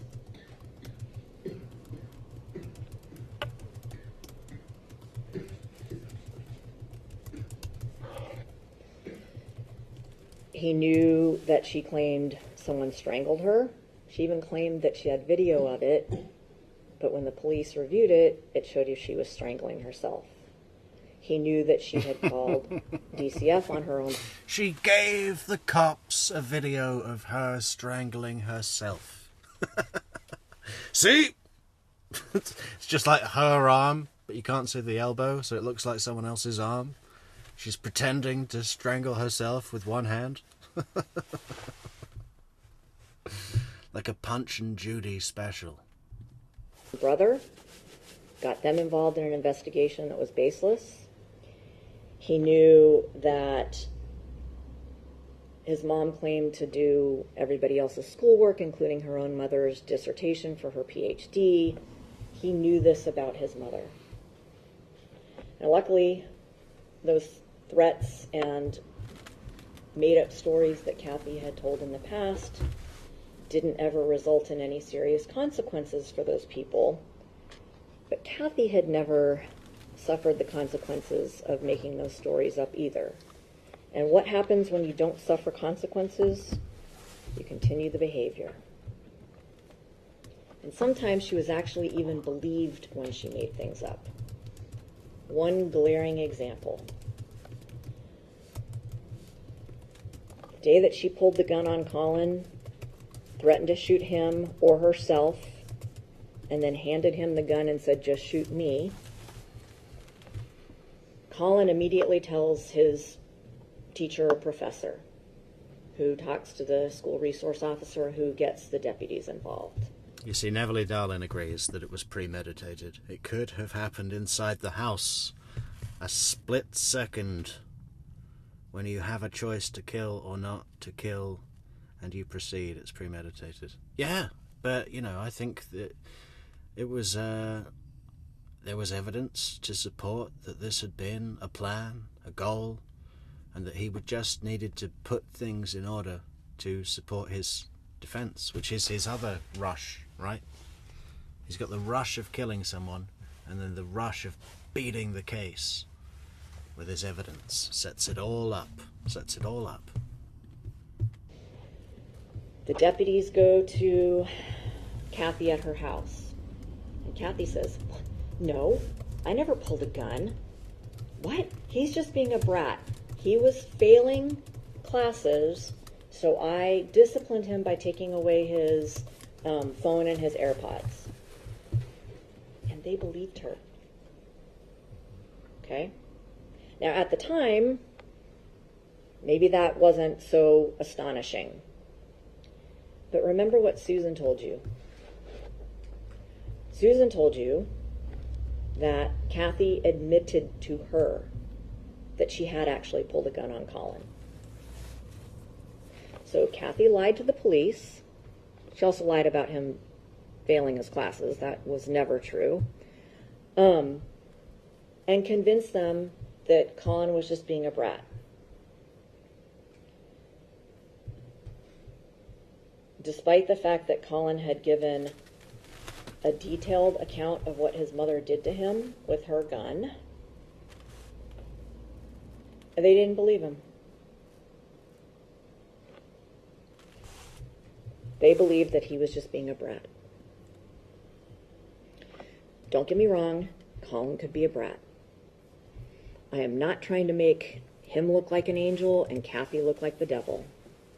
You heard him on the Ring video and how he talked to his mom. Disrespectful. Absolutely.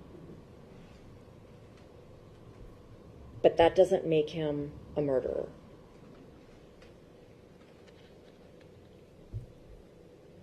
Also, look at his role model.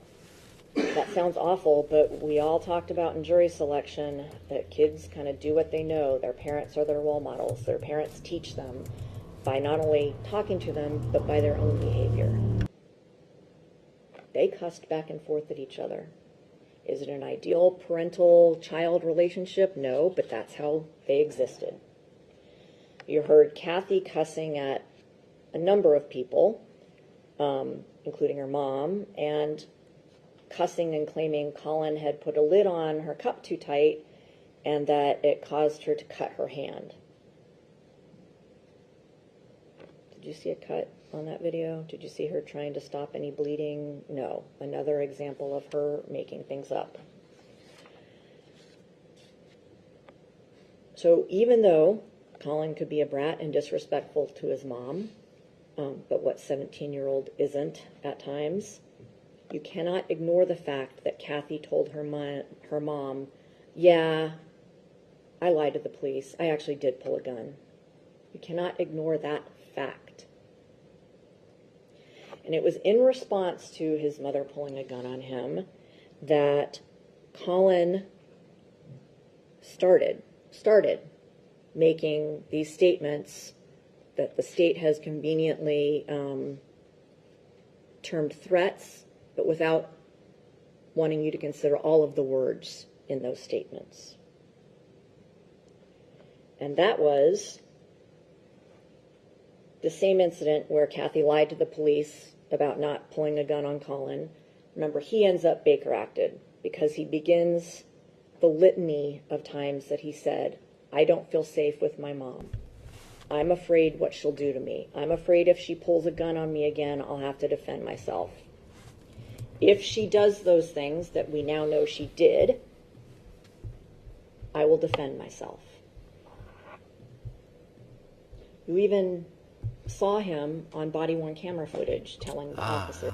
The defense rest says, who chooses to be Baker acted in preference to going home to mom? Well, it's like what I've just been saying. Someone who is setting up a background story to what their defense will be for the murder they know they are going to commit. That's who wants to be Baker acted in preference to going home to mom. Someone who wants it on record, on documented state record, that he was so in fear for his safety that he would preference being Baker acted in a locked facility. And it's probably not that bad. They've probably got a pool table, foosball, darts, Taco Tuesday. There's that. If she does this to me again, if she punches me, if she attacks me, I will defend myself. I'm afraid I don't feel safe. We only read half of the defense rest's message. That speaks volumes about the level of abuse that he was subjected to. He planned for his mom to pull a gun on him to support his SD. SD. What's that again? SD. Someone tell me what SD is.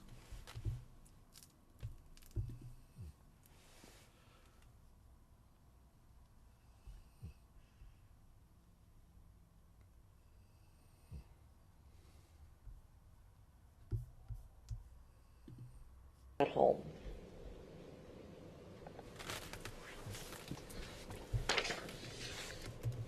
But no one would listen. Over and over and over, he tells people in authority this. They believe Cathy, they don't believe him. I want to propose a possible reason why they didn't listen to him.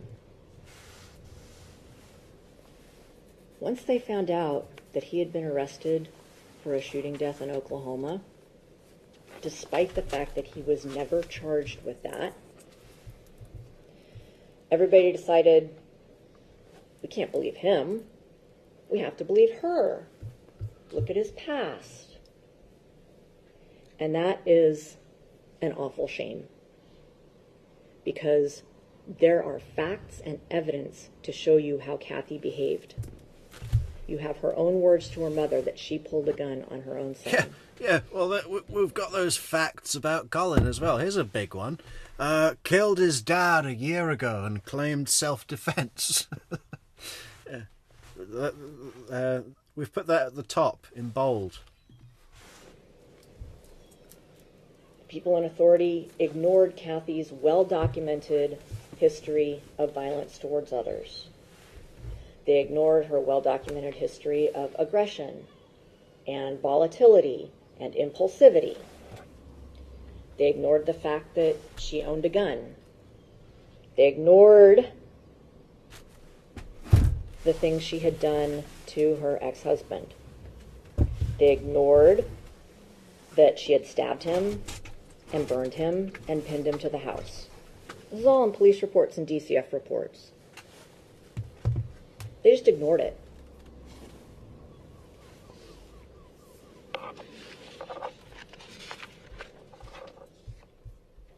And these are just the documented episodes that we know about of Cathy being violent towards others. You saw how she acted on her own Ring video, right? And this is her knowing she's being recorded. So if that's how she behaves when she knows she's being recorded, think about what she might do when she's not being recorded.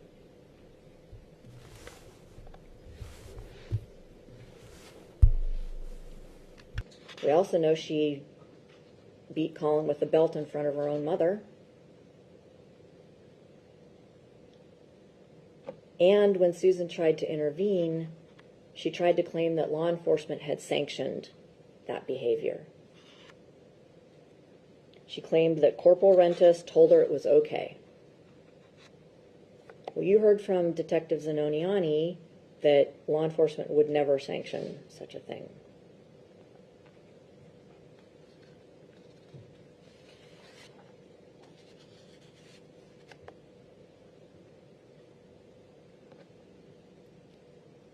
The day before Cathy died, you've seen the Ring video. You saw that she and Collin had an argument about putting up the bookshelf.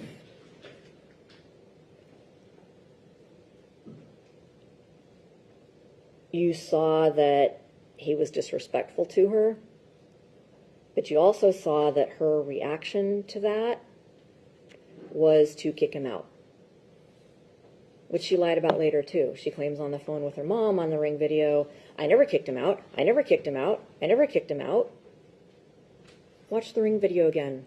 Listen to her words. Get out and don't come back even if you're bawling your eyes out. Beyond that, give me your house keys. Yeah, I bet he did that a lot, right? Just show up and cry. I want a foster care. Oh, hey, the defense rest. Did you ever say what you thought about him wanting foster care at 17 years old? She took his keys to get back into the house that he lived in. You can't see it in the States Ring video that they played, but I admitted a defense exhibit that we only played a short clip from, but it's longer. You can watch it if you don't trust me or don't believe me. But in that clip that you didn't see but is in evidence, it shows the view from the living room. And it shows her actually taking the keys from Collin and putting them on the hook inside the door. And then her closing the door and locking it behind him. And you may also remember that the key ring that was on the kitchen at Susan's house was just a car key with no house keys on it. Yeah, those were to Collin's car. No house keys. So, she kicks him out over him not helping with the bookshelf. Should he have helped her? Probably. But was it so unreasonable to think that if you put up a bookshelf that's not anchored to studs that it might be a problem? Yeah, I'm So sure all of that's this exactly is- how it went down. I'm sure that's exactly how it went down. Collin came down to inspect the bookcase, decided that it wasn't safe to put up without anchored studs, and just refused to put up a structure that wouldn't be safe for the rest of the household. Could fall on a child. Yeah, I'm sure that's how it went down. Going to Collin's state of mind the day before Cathy comes to him at Susan's house. It's something you must consider when you're deciding whether the state has proved with facts and evidence beyond a reasonable doubt that Collin wasn't reasonably defending himself against his mother on September 8th. And would a reasonable person defend themselves like Collin did? Sort of on a separate note, the state has argued that the text that Cathy sent to Collin, threatening all sorts of things, because she threatened all sorts of things that were not true, right? Won't go through all of them. But that this text where she says she's going to send all these ring videos of him supposedly confessing to planning a murder in Oklahoma, that provides a motive for Collin to want to kill his mom. Okay, first of all, you have to believe that the threat was true. Given what you know about Cathy, given the fact that no one's seen any ring videos of any such nature, and given the fact that Collin has never been charged with anything in Oklahoma, and given the fact that her deadline of 3 p.m. when she was going to supposedly send these to all these people had long passed before she got to Collin, isn't it reasonable to think this is just another thing that she made up? Because if those things existed, they'd be out there. They would have been in front of you. And don't you think Collin knew that that was an empty threat? Knew that no such recordings existed? So this big motive that the state wants you to believe in, also BS.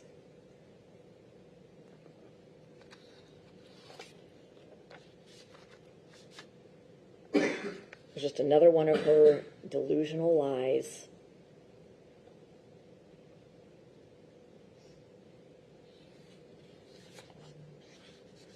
Something else she made up, like she made up things all the time, and that the state's own evidence proves to you. Then you have to think, even if you believe that the threat was true or real, beyond a reasonable doubt, you have to believe that Collin somehow made her come to him so that he could kill her. And that's just absurd. Cathy made the choice to... I actually believe that as well. This kid set her up. The grandmother's house was a trap. The one place he could go that he knew would bring her in, right? I'm at grandmother's house while she's away in the Keys. I broke in. I'm going to live here now. And the mother went round. And he knew that. Again, aiding his defense. To go to where he was. And let's face it, Collin had been trying to escape his mother for quite some time. For at least a year that we know of, since September of 2023, when he got put in the Baker Act facility for something his mom did and lied about, when he said, "I don't feel safe." And that's what he was trying to do on September 8th when she kicked him out. I mean, on September 7th when she kicked him out. He was trying to escape her.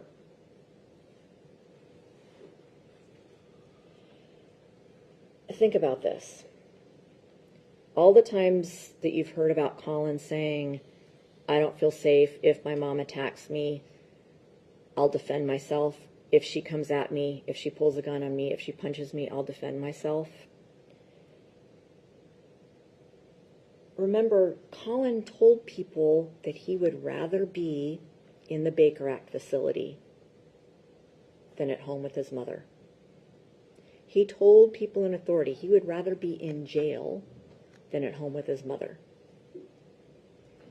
He told people in authority he would rather be in foster care than at home with his mother.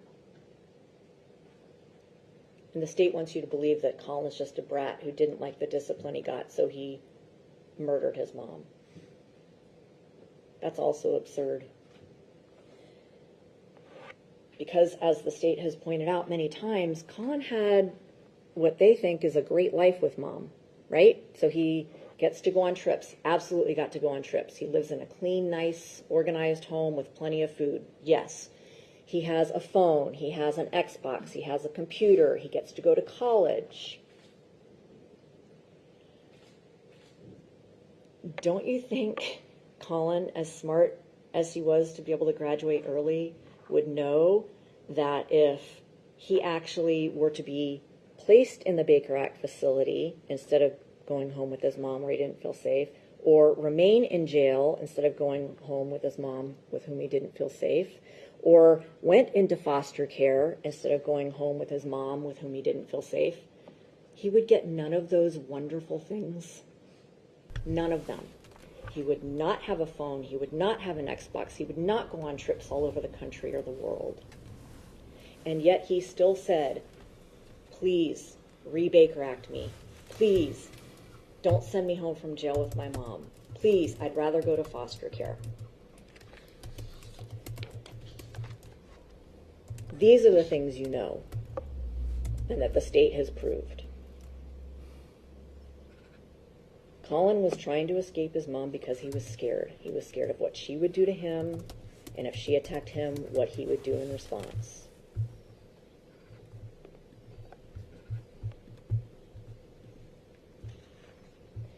So, knowing all that, let's talk about September 8th. Cathy went to where Collin was.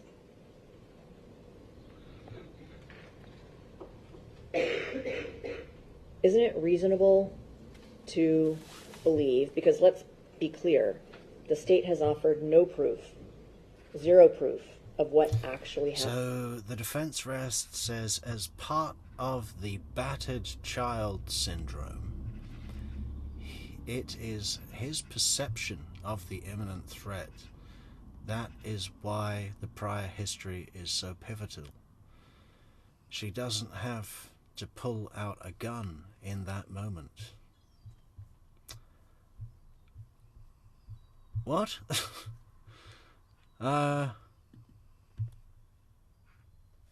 Yeah, I'm not seeing the same thing. You know, I see someone who set up his mother to be another killing. Happened in Susan's house on September 8th? None.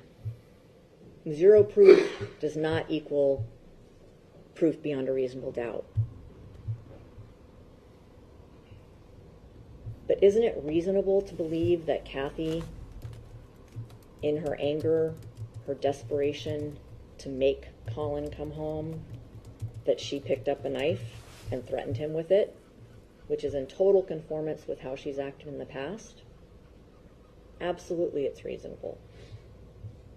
The state wants you to think, despite any proof, that Collin dragged his mother to the kitchen, somehow kept her there against her will, either by beating her or holding her by the ponytail, and then somehow managed to get a knife out of the butcher block while still holding on to Cathy, such that she couldn't get away, to start this fight over the knife. That's absurd, and it certainly hasn't been proved beyond a reasonable doubt. Isn't it more reasonable, given everything you know, that Cathy picked up the knife, threatened Collin with it, and he defended himself, as he's been saying he would do for a year?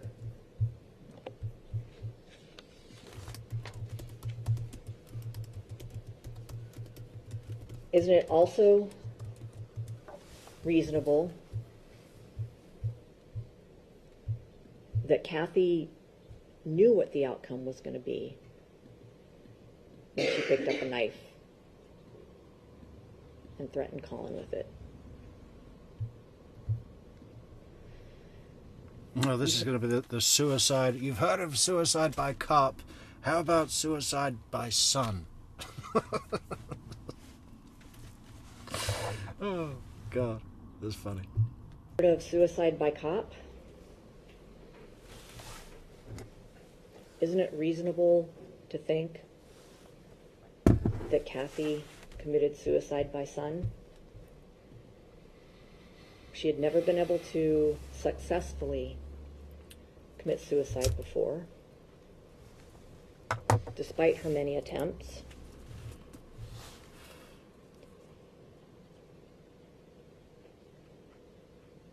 Isn't it reasonable that she pulled a knife on Collin, knowing that if she attacked him, that he would defend himself, and that the end result might be that she died? I'm not saying that that's what was in her mind, because we don't know what was in her mind. I'm saying that it's a reasonable possibility given everything you know about her. It's also a reasonable possibility, a reasonable interpretation, that she attacked Collin with the knife. He has wounds.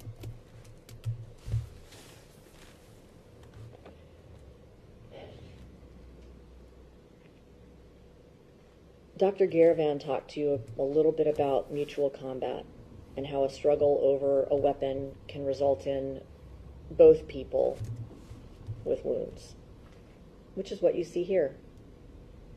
Exactly what you see here. You also,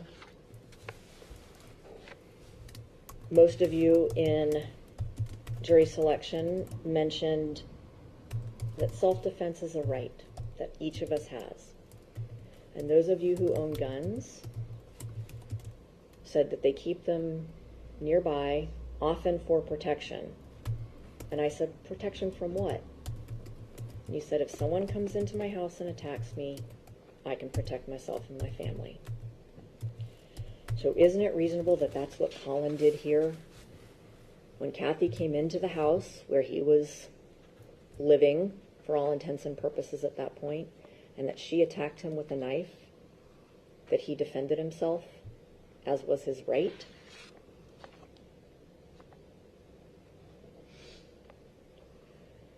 The state has proved at no level, let alone beyond a reasonable doubt, that Collin picked up the knife and attacked Cathy with it. That means you have to try and figure out, if there's no evidence of exactly what happened, you have to think about what was reasonable. And it makes way more sense, given what you know, that Cathy attacked Collin and he defended himself.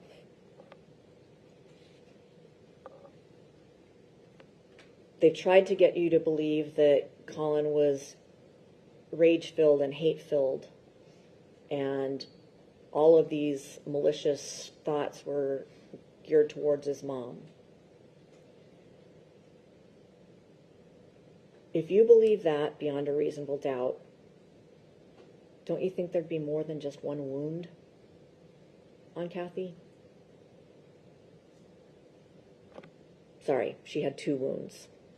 She had the neck wound and she had the hand wound. Those could have happened at the same time. You don't know whose hands were on what part of the knife during this struggle. If Collin was so rage-filled and had such hatred for his mom, don't you expect that there would be 5, 10, 20 stab wounds, that's something you can consider too.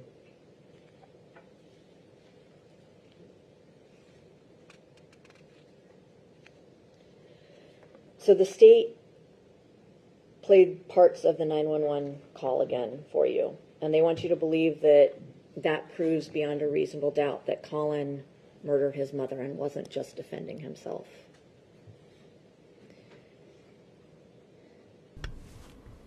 You can believe or disbelieve what Collin said.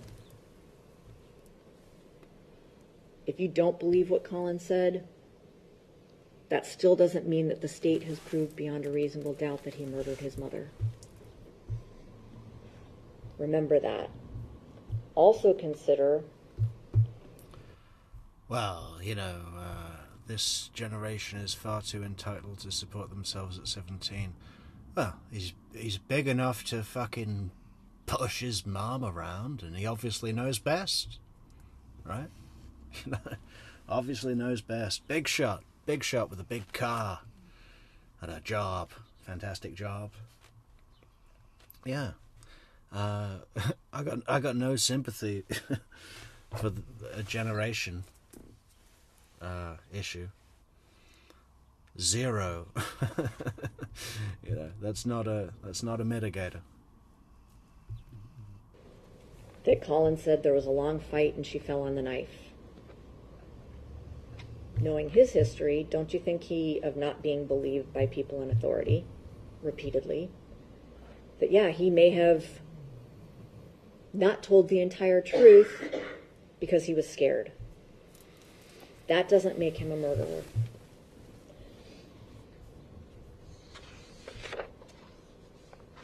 Especially because when he went to the people who were supposed to protect him, law enforcement, doctors, DCF, and said, my mom attacked me with a gun, my mom pulled a gun on me, I don't feel safe, I'm afraid, I'll defend myself.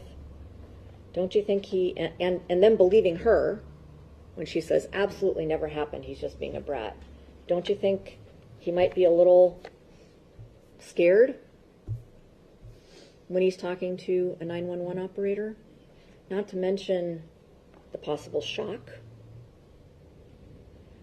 because of what he had been through in a struggle over a knife with his own mom. And let's not forget the one wound to Cathy's neck. State wants you to believe that it was some vicious, forceful, rage-filled wound. But remember what Dr. Garavan said? He said that it actually doesn't take much force to go through the soft tissue in the neck.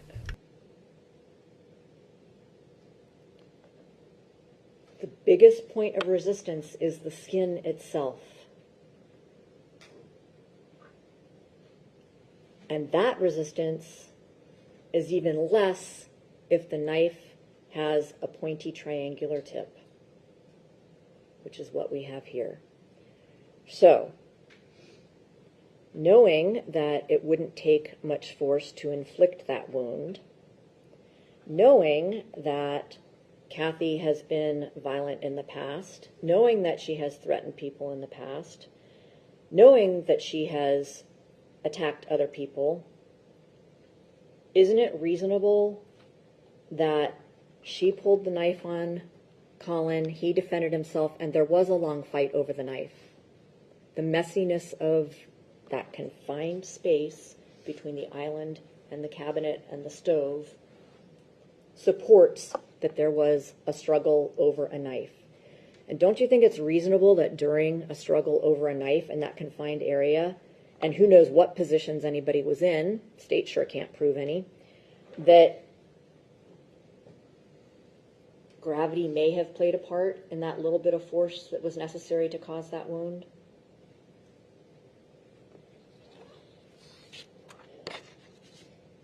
Put gravity on trial. As I said, these are interpretations based on what you do know. But don't forget, I don't have to prove exactly what happened. Yeah. It's the state's car, phone, roof over his head, three hot meals a day.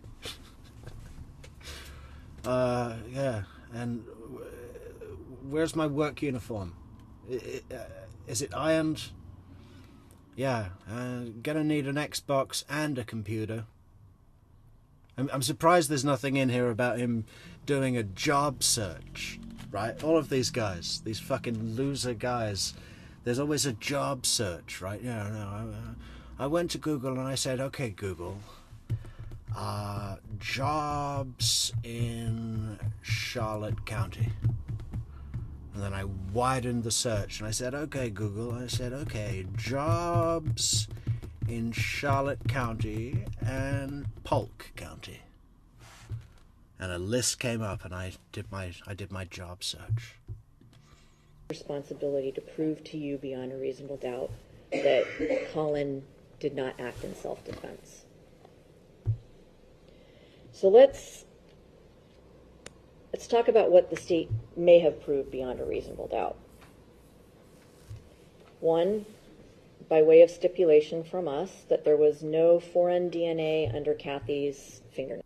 Yeah, the phone, etc. was all bought out of funds in a trust account of Collin's. Yeah, a trust that he got from murdering his father. I guess there's going to be another trust fund now.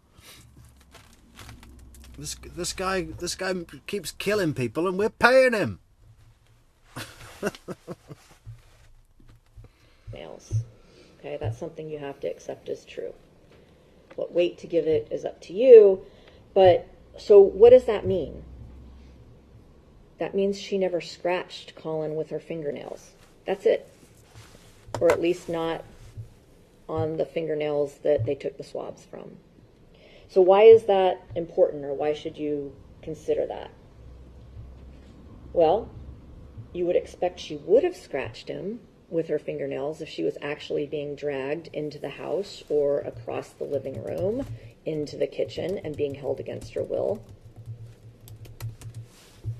No DNA, no scratches. That means no struggle with just her fingernails. So that piece of evidence does not establish anything beyond a reasonable doubt as far as whether Collin is guilty. You know why else she wouldn't have to scratch him at all? Is if she had control of the knife. Because she doesn't need to scratch him and defend herself with her fingernails because she had the knife first. That actually supports that she pulled the knife on Collin first. They've also proved beyond a reasonable doubt that Cathy had bruises all over her body. Okay? Keep in mind that the lighting in the morgue, when pictures are being taken for evidentiary purposes, are a lot different than pictures you take with your cell phone. There has been zero proof of how Cathy got those bruises. Dr. Garavan can't date them. He said they could have come from innocuous activities like doing chores around the house, like you saw Cathy doing on the night of the 7th. Certainly no evidence to show that Collin somehow inflicted those. So even though they've proved that there are bruises, they have not proved how those bruises occurred. So essentially meaningless. Or another possibility, reasonable interpretation, is that she got bruises while they were struggling over the knife. The state has also proved beyond a reasonable doubt that Collin had blood on him. So what? He had wounds.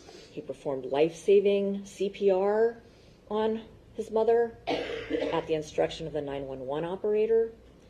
He held towels in his own shirt to her to try and stop the bleeding. You saw the bloody towels.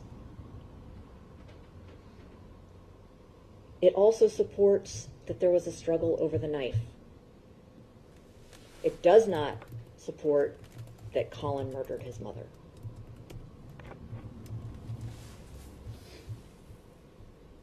The blood on his eyeglasses frame, I hope that was clear when I was asking the crime scene tech that if somebody's holding towels and doing CPR and in this confined space, that they might adjust their glasses and get blood on it that way. But what about the blood on the backpack? Does that prove Collin's a murderer? Absolutely not. Remember I asked the question about the Collin's phone being in the car and that Cathy's phone could have been in her backpack and that it was Cathy's phone that was used to call 911? So blood being on the backpack doesn't prove Collin's a murderer either. It may prove that Collin, after he tried to stem the bleeding before he called 911, had to go look for the phone to call 911. Or that in their struggle over the knife, before he called 911 in that confined space, that's how the blood got on him.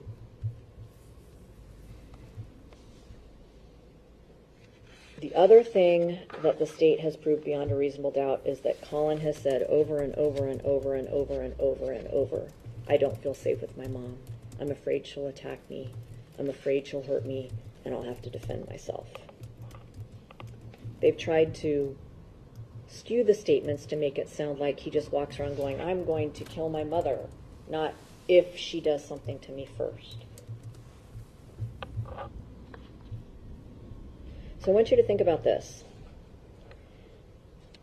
If Collin really wanted to kill his mother... Yeah, because that's fine. That's no cause for alarm.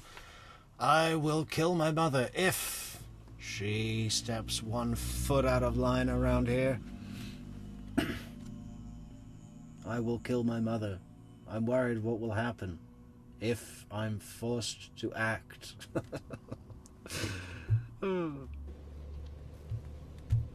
And that he wasn't acting in self-defense? Why on earth would he have telegraphed this to every person in authority at any chance he got?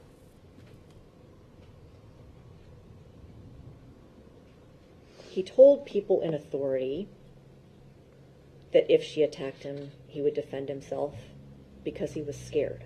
He was scared of what she would do. Oh yeah, no, I really agree with riding shotgun here. This is being made out to be too complicated. It is, and for no reason. It is very simple. It is simply a sick little asshole that's guilty of killing both his parents because he didn't like the rules. Yeah, just, yeah, but wanted all of the benefit, right? Yeah, hey, I'm liking the free rent thing, and the meals, all the meals prepared and paid for. I love that. Not liking the chores. Don't think we'll do those. Here's a list of stuff that I want you to buy for me. And I'm going to make a big deal about the 4 hours that I have to put in at Domino's. Much like Susan said she was scared of what Cathy would do. You can also consider that if he, for months, if not longer, wanted to just kill his mom, and this is a little sick, but there were a number of ways he could have done it that would not have implicated himself, especially after he has told people in authority, if she attacks me, I'm going to defend myself and I might kill her. One of the many cruises they went on could have pushed her off the cruise ship. Could have slipped some of her medication, legal or otherwise, into one of her many drinks. Could have shot her. Yeah, well, he did. Yeah, I mean, why change the method? He shot his dad. He could have shot his mom. Maybe he wants to try different methods, get the full experience of killing. No, I think the next victim will be a staged fake suicide. That grandmother, yeah, that grandmother's probably going to be found in a bathtub with her slashed wrists, and 2 of her fingers are broken. Why is that? Why is that? He was as forcefully strong over Cathy as the state wants you to believe he was. He could have forced her into the bathroom in their own home where there were no ring cameras and slit her wrists in the bathtub. Yep, there you go. That's next. That's coming. That's yeah. He's going to start making statements on record about, more than anything, I want to slit her wrists and make it look like a suicide. Whoops. And then it happens. And in any of those scenarios, he wouldn't have had to rely on her coming to him, her driving hours to get to him.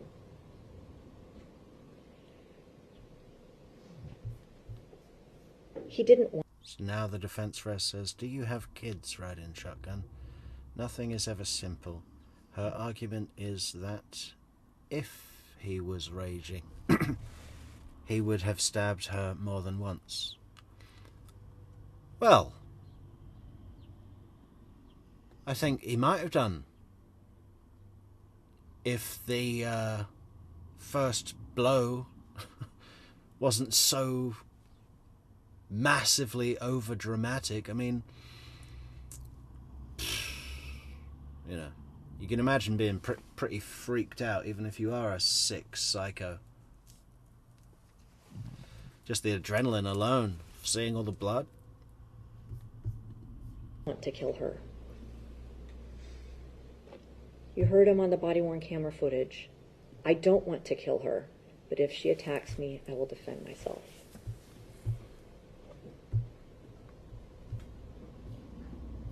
The state has proved nothing of significance beyond a reasonable doubt to you, except that Collin and his mom had a very disturbed relationship. And also perhaps that they never should have been living together.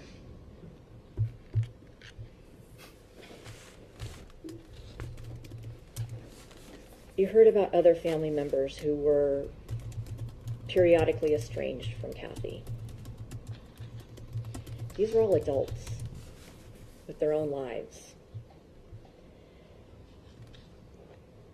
Collin, who also clearly wanted to separate himself from his mother, was still a kid without the agency or the autonomy to really sever any connection with her. Right? He's telling people, I don't feel safe, I don't want to go back with my mom, and yet they kept making him do that. Don't feel safe. She's a nut bar. It's kind of like someone saying, say, a zoo worker or a circus worker that's responsible for taking care of a lion in a cage. Don't make me go back in that cage with that lion. It's bared its fangs at me. It's reared up at me. But luckily, every time I was able to get out before it attacked me and caused me harm. And the zookeepers and the circus people kept saying, he'll be fine, go back in the cage, and closing the door behind him. Doesn't mean that the lion is in attack mode all the time. What are we thinking about her jacket choice for this all-important final argument to the jury? I think it's pretty good. Pretty good. From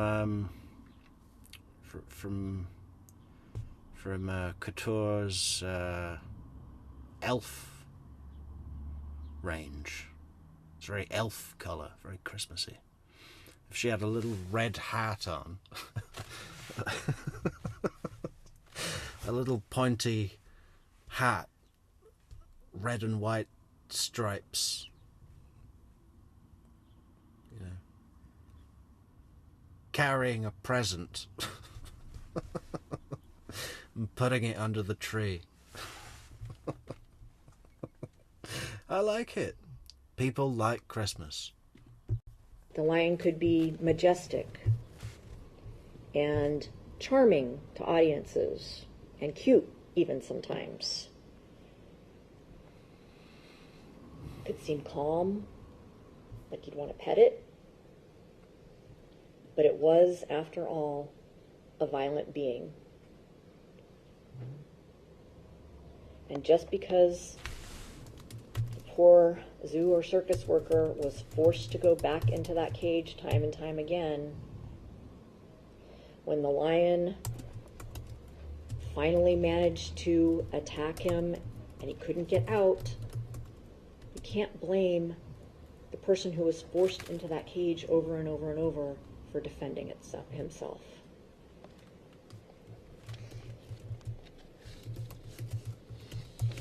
Each one of the authority figures that Collin begged to take him away from his mother ignored him, failed to protect him.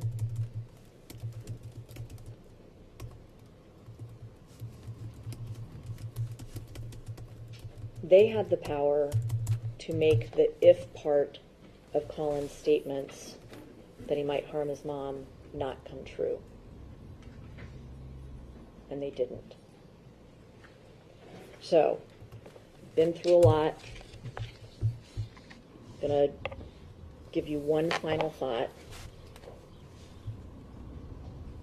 Remember again that Oh, final Collin thought? is Final thought? presumed innocent. Okay? Unless and until the state can prove beyond a reasonable doubt with evidence and facts that he kidnapped and murdered his mother. So that's like saying you have to start with seeing the vase in black. That's the presumption of innocence.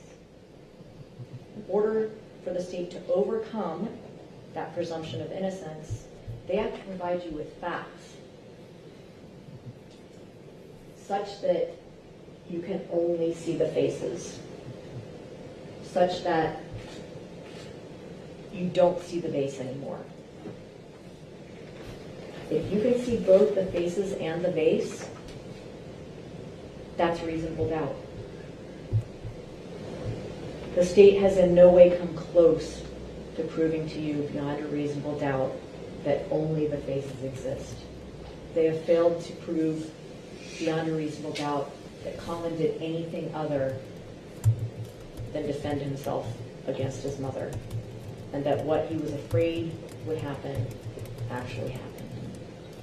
Your verdict has to be not guilty. Thank you, Ms. Wagner.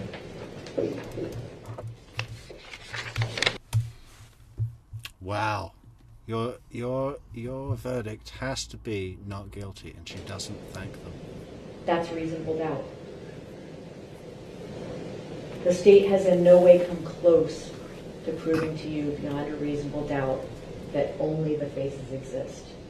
They have failed to prove beyond a reasonable doubt that Collin did anything other than defend himself against his mother, and that what he was afraid would happen actually happened. Your verdict has to be not guilty. Thank you. Thank you, Ms. Wagner.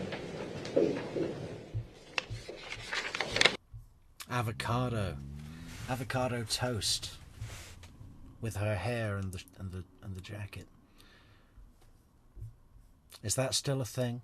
Are people still fucking pushing avocado toast on every fucking...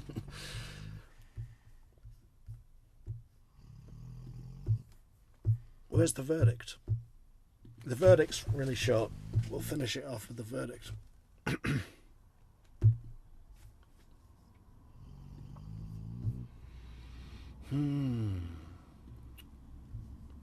All right, please.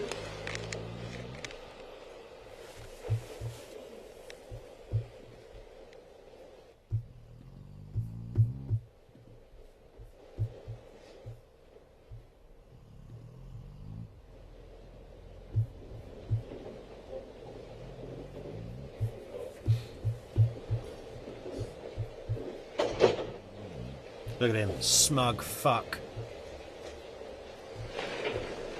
Please be seated. seated. Has he got his hands in his pockets? Did anyone see? Did anyone see? What? Fucking... The prosecutor's dressed in, like, what? It looks like the sort of bathroom tiles from the 70s. He went to the tailor and said, make me a suit out of bathroom tiles.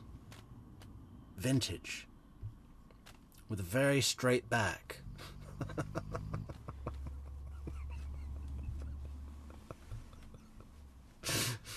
Oh.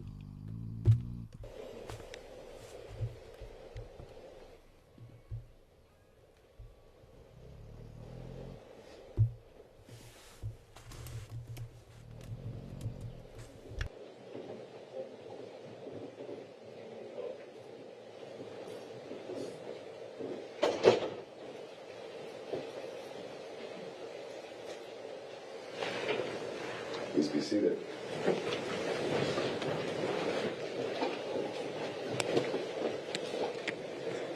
If you are the foreperson, please raise your hand.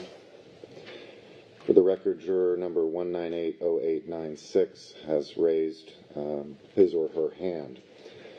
You may put your hand down. Juror number 19808.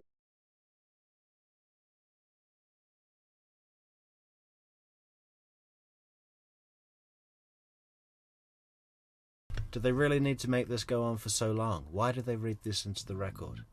902136129, juror number 915. It's like, just say it. 896. If the jury has reached a verdict, please raise your hand. That juror has his or her hand raised. You may put your hand down. Please pass the verdict form to the bailiff.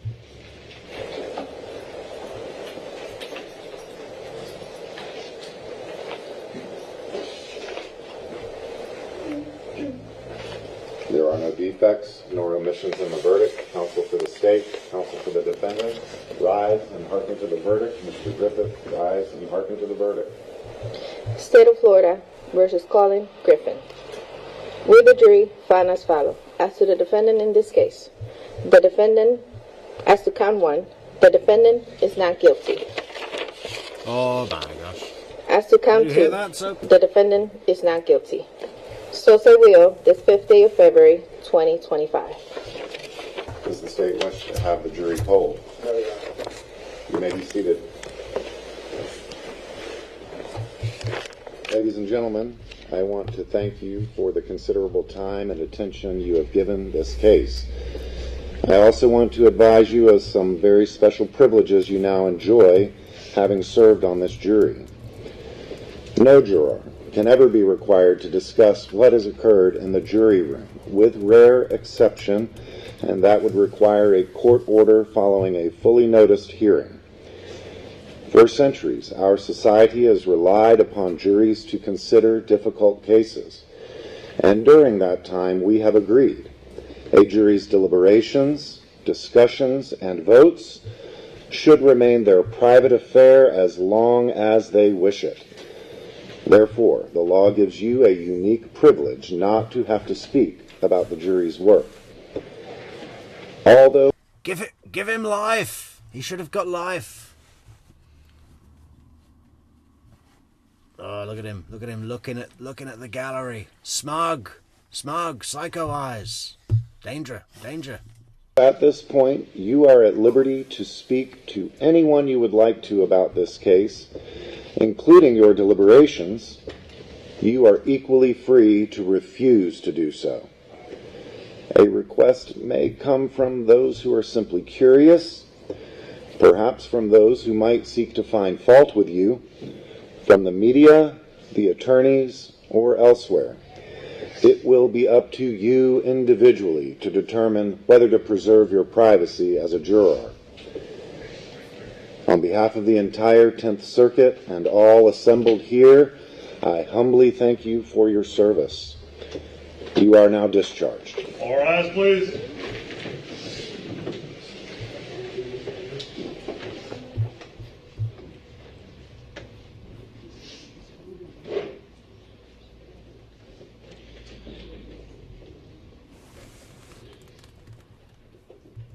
Mr. Griffith, the jury having found you not guilty in each count, you are hereby adjudicated to be not guilty in each count and forever discharged for these offenses.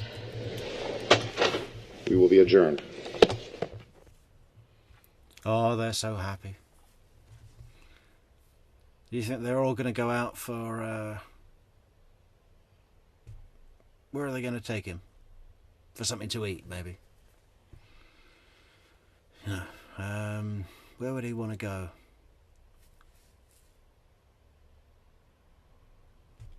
Where would Collin Griffith want to go to eat? Probably Panera, right? So he can act all grown up and mature. Order a cappuccino. We know you want a Mountain Dew. Look, there's that grandmother that got him off. She's wicked. She fell for it. Oh, all hugs now. Look. It'll be big news at the Monster Truck Rally this week. Big news.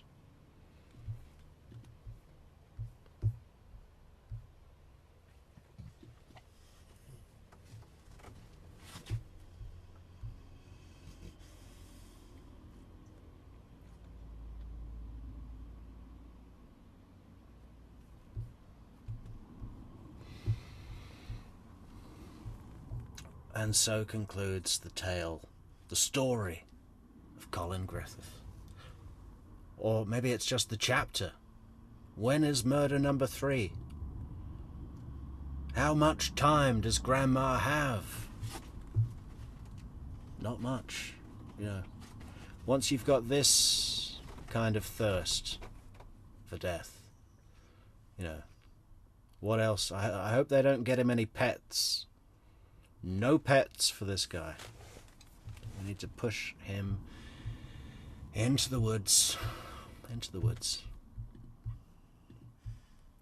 So I got to pick someone up from the airport in 6 hours. Great. Yeah, no, thank you to everybody in chat for the lively discussion. As ever, you are the gems of the show. The supporters on buymeacoffee.com and on the YouTubes, thank you so much kindly for your support. The moderators, the fantastic moderators, with us as always. And no. Well, tomorrow, guys, I will not be on, I don't think, because I'm going to be in a different location, and there may not be internet. Maybe there will be. But I don't imagine it will be very good if there is. And it'd be rude. Well, anyway, so, yeah, probably not on tomorrow. But the next day, hopefully we'll be back on with other stuff. Actually, yeah, no, I think tomorrow I'm going to work on the Wendy video for the UV dinner and a couple of other Adelson things. We need to bring back those Adelson numbers. Bring back those numbers. Remember those numbers? Those were the golden numbers. Yeah, we're getting it all back, though. With the UV dinner and some other stuff. Other Adelson stuff, right? Yeah, it's going to be fantastic. And we will see you all soon. Probably Monday. Hopefully Monday. Alright. Catch you later, guys. Goodbye.